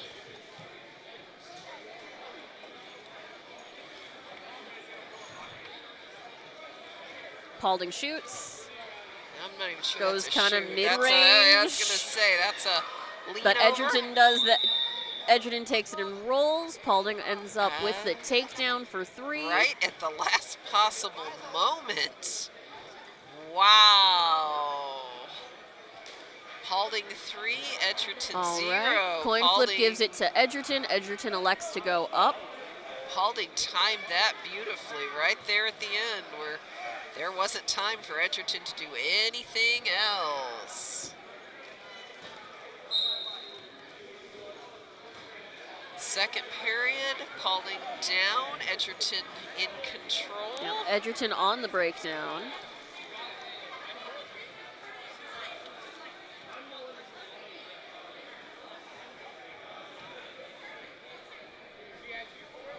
Thankfully, they left a little more extra mat here when they broke down mat 2. Yep. Because, yeah, otherwise right now they'd already be on the wooden floor.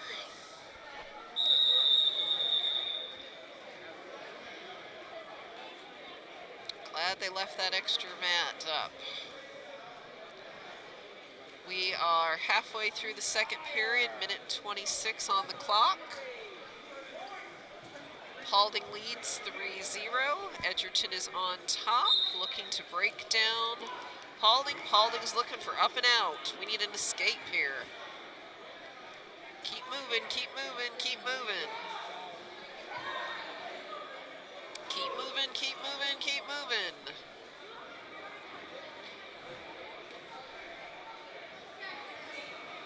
Paulding's on all 4 points. Edgerton trying to break him down. Minute left in the period.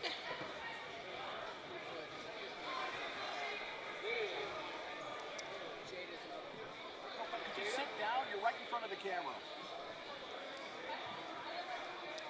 Edgerton trying to break Paulding down.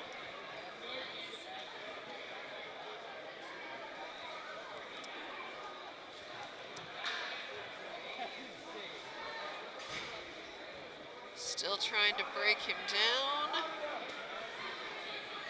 Paulding's taking advantage. Paulding's There's got the reverse for reversal two. Paulding on top. Paulding 5-0 in the lead. Paulding over Edgerton. 15 seconds left in the second period. And we are on short time. 5, 4, 3, 2, 1, and that's the end of the period. End. So Paulding takes the win by decision, 5 points. We should have a whole nother period yet. Was this only the That second was period? only the second period. Oh, See? okay. Edgerton, okay, Paulding elects to go down. I take it, Kate, you're getting tired and you're ready to head out. I just counted wrong. Paulding takes down, Edgerton on top. We are 5-0 and Paulding in the lead. Whole nother period to go here. Now we are in our third period. Paulding trying to, Edgerton trying to break Paulding down. Paulding working hard to keep his head up, and those 4 points. He's going to make Edgerton work for it if he wants it. And he's working hard to keep those palms out, hands off, so he can't be accused of clasping. Good for him. Yep, both hands clearly visible, knees under him, toes under him. Paulding wrapping him up, trying to get him on his back. Yep, Edgerton trying to roll him. Edgerton's trying to roll him over. He's got to fight it at this point. Got to fight it. Keep rolling, keep coming, keep coming, keep coming. Edgerton Ooh, settling in. He's got one points shoulder. for I don't know if he's Edgerton. got the second. Back points for Edgerton. Paulding's got Ref to keep thinks he might. fighting if he wants this. Paulding wants it. He's got to fight for it. Don't do that. He's close. He's close. Ref physically moves our hands so we're not shoving them in the other wrestler's face. We have 44 seconds left. If Paulding wants it, he's got to fight for it. Paulding's got to fight for it if he wants it. It's all up to this last little bit. 32 seconds left in this period. Edgerton settling in. Edgerton's got to push. Got to get those shoulders down. Paulding's got to fight for it. This is about who wants it more. What do you got left here at the end? 4 back points for Edgerton. 4 back points Illegal hold. Issued to Edgerton to tie. And we're hurt. I thought we were going to get through this match without getting hurt. We are hurt. We are tied 5-5.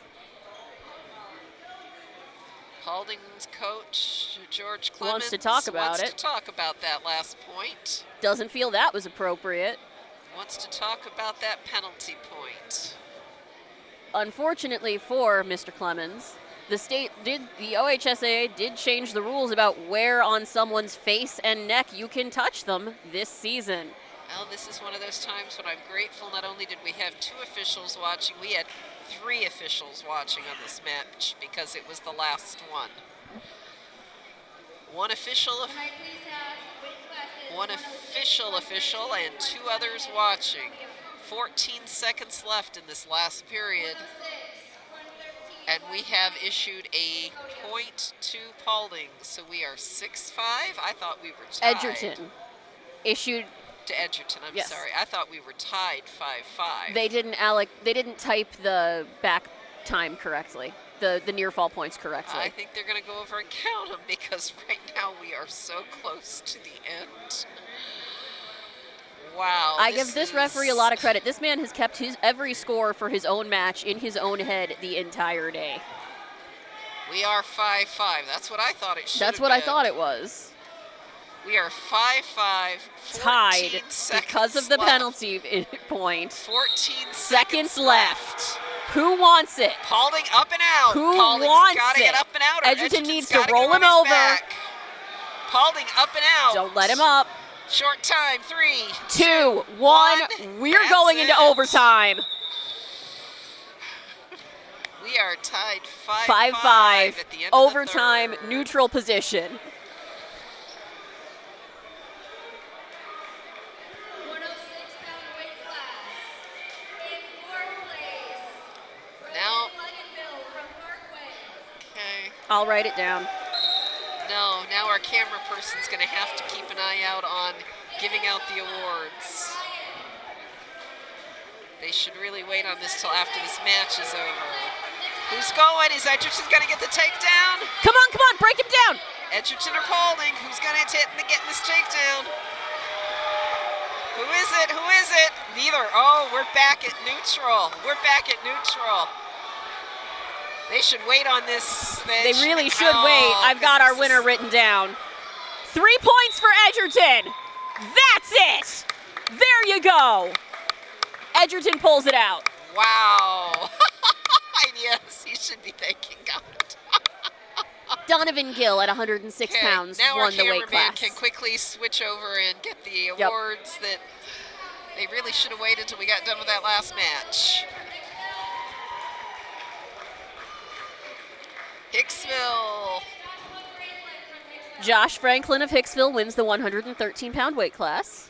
And Hicksville takes first and second. Yes, because they're the only 113s. And who were those again? Josh Franklin in first and Eli Guilford in second.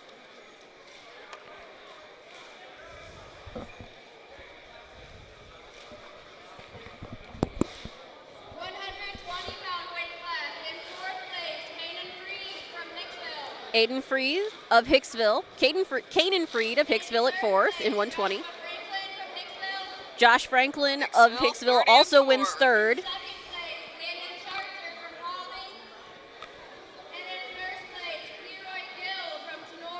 Landon Schartzer of Paulding in second, and Leroy Gill of Tenora in first for the 120-pound weight class.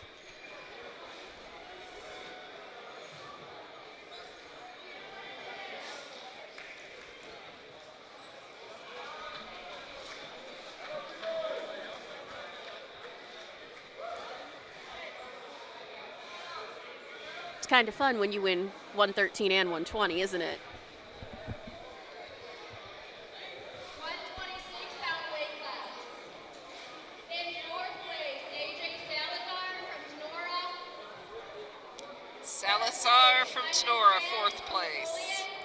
Napoleon's Reyes in third. Nate Krieger from Napoleon. Krieger in second. From Fairview. Fairview's Davenport takes first. Napoleon takes second and third. And Tenora takes fourth place. In 126. That is At Athen 126. Davenport of Fairview at 126 for first.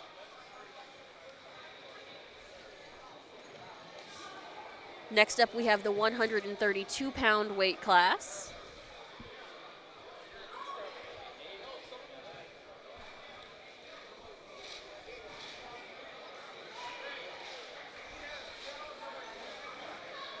Only flip-flopped is what they're being reported is Napoleon actually took fourth place, second and fourth. Yeah, they caught it at the podium, but it was announced wrong by our announcers. Okay. Second and fourth for Napoleon. Gabe Kreider in second. Simon France in fourth. AJ Salazar in third for 132. Anthony Howell from Parkway. 132's Anthony Howell came in fourth. Third place, Turner Bynett from Bryan. In second place, Darius Ross from Montpelier. And in first place, Carson Kreitz from Hicksville. All right. Kreitz from Hicksville, number 1. That was a Yep. championship.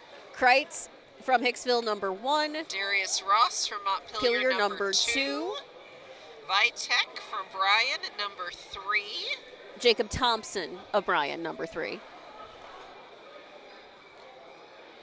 And Anthony Howell of Parkway, number 4 at 132. On to 138 pounds.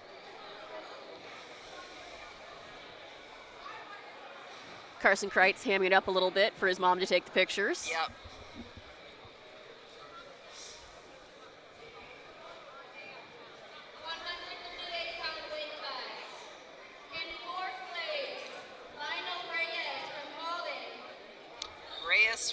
Spalding, number 4. Meyer from Sonora. Tenora's Landon Meyer in third. Maddox Houts from Parkway. Maddox Houts of Parkway in second. John John Howery from Bryan. Howry from from Bryan, Bryan number 1. in the 138-pound weight class. Where is John Howry from Bryan? That seems to be the question. There's a lot of purple and gold. I wonder if he's the one with the headsets on. He can't hear what's going on. Somebody Someone from go Bryan, get come him. Get it. Here he is. Okay, I was going to say, somebody from Bryan, go get it for him if he's not here. I think the point was he wrestled about 5 minutes ago.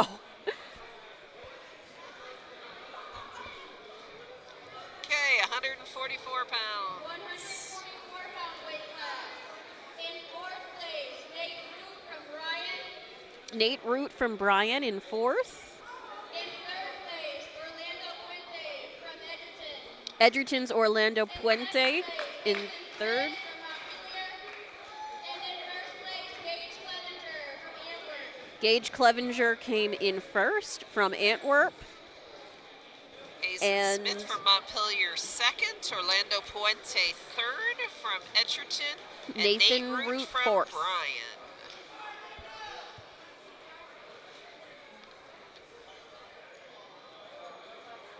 Did he cut the legs off his pajama pants? Yes, he did. Okay, good for you, Clevenger. Okay, 150 pounds. So I guess I'm getting ahead of him.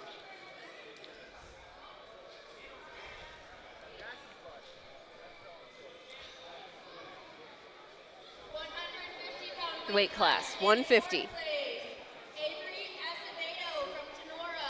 Tenora's Avery Acevedo. Jackson Ross from Parkway. In second place, Rika Sanchez from Elmwood. And in first place, Brandon Gill from Tenora. Number 1, Tenora's Brandon Gill. Second place, Mikia Sanchez from Elmwood.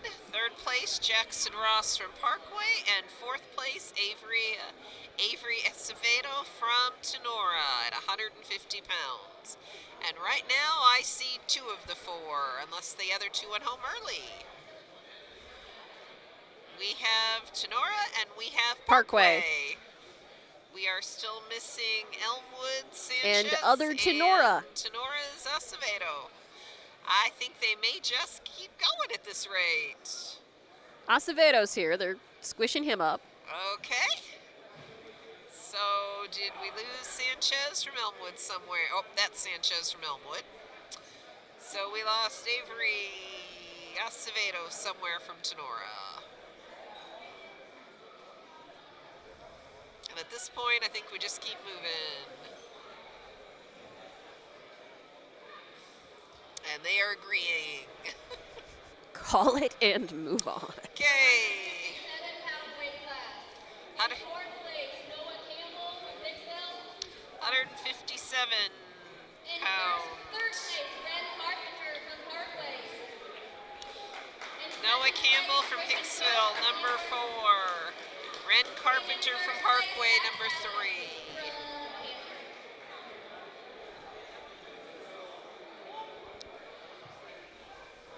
And first and second are both Antwerps. Zach Salas came in first.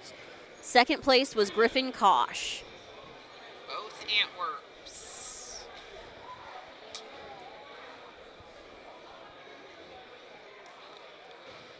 Okay, 165 pounds. 165-pound weight class. In fourth place, Chase Gardner from Elmwood. Elmwood, Chase Carter, In fourth. third place, Jason Learitt from Bryan. Bryan's Jason Learitt. Foss from Parkway. Parkway's Luke Carr in second. Carr from Elmwood. Luke Carr from Elmwood, number 1. Jaden Foss from Parkway, number 2. Jason Lira from Bryan, number 3, and Chase Garner of Elmwood, number 4. 175-pound class.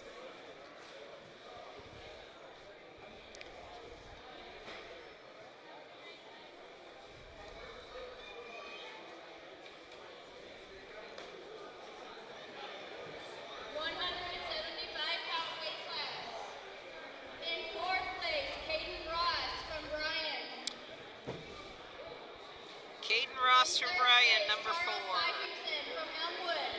Third place, Elmwood's Charles Byhusen. Charles Byhusen, number 3. And in first place, Jaden Green from Parkway. Number 2, Hayden Veras from Bryan, and number 1, Jaden Green from Parkway.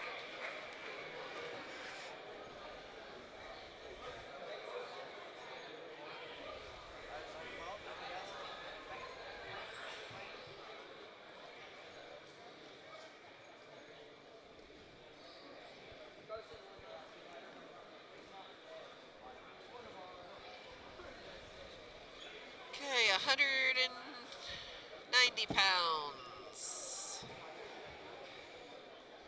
190-pound weight class. In fourth place, Alex Ridgway from Bryan. Fourth In place, third Ridgway place, from Ross Bryan. Dyke from Hicksville. Third place, Zedyke from Second place, Hicksville. Logan Carter from Bryan. And in first place, Avery Cooper from Paulding. Second place, Carter from Bryan, and first place, Avery Cooper from Paulding. Hicksville's Cross Zedyke got third.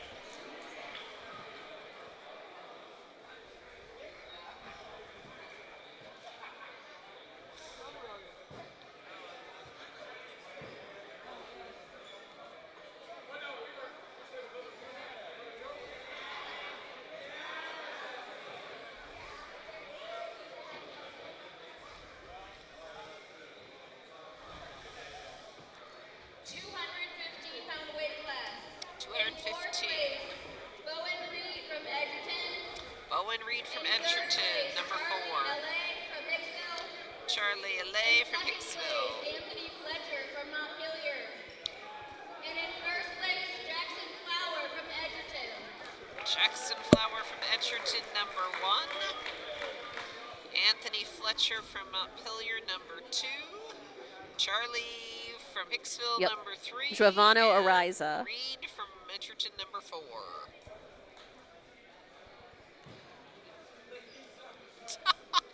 Nerds. They're having some fun. They have the right to. Have some fun, get some pictures you're going to remember. Your mom's going to put it on your graduation board either way. Yep. Might as well have fun doing it. 285 pounds, our last weight class of the night. And we know our big winner is Logan Pontius, our returning champion.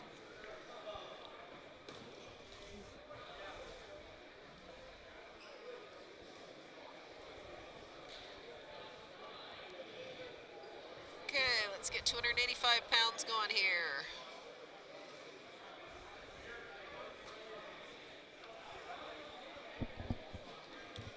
Consultation. Well, I don't think they're consulting on the last weight class. They're probably consulting on team points, which is after the last weight Yes. class. As I said, I don't think the consulting is the 285.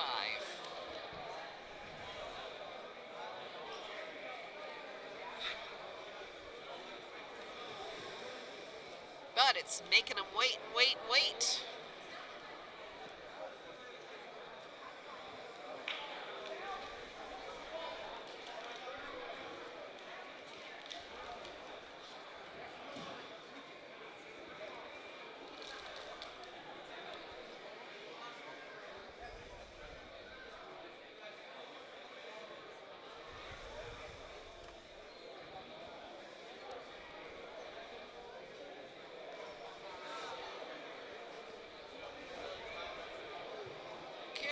We want to thank all of our sponsors, and we want to thank all of our teams for participating today.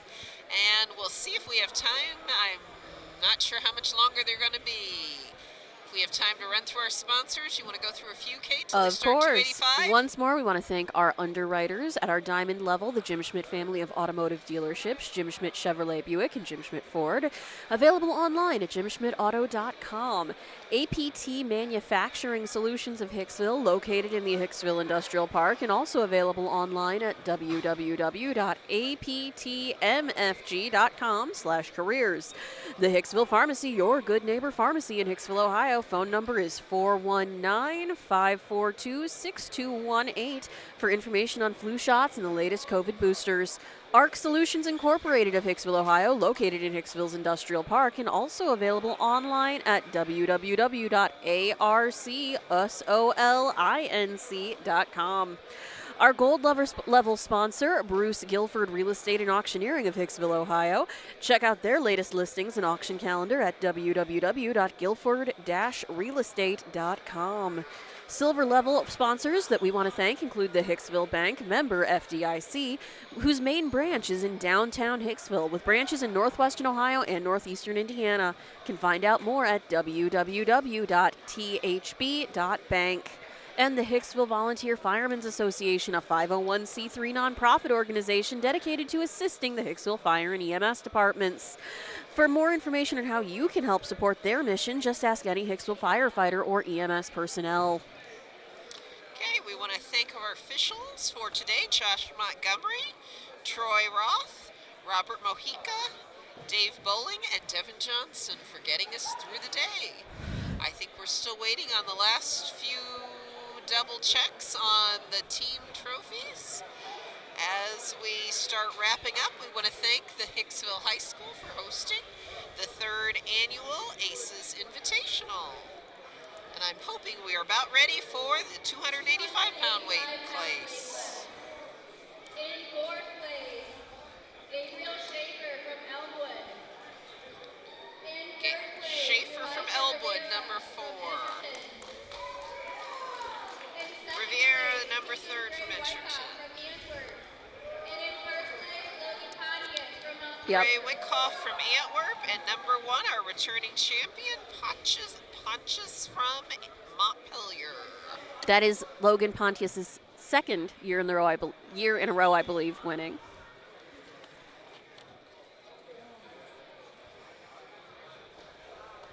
Nope, this will be his second one. Yes. So now we're just waiting on the final team totals, and I'm hoping those will be coming right away because it seemed like they were doing double checks. Team scores. Here we go. In 3rd place with 156 points, Hicksville.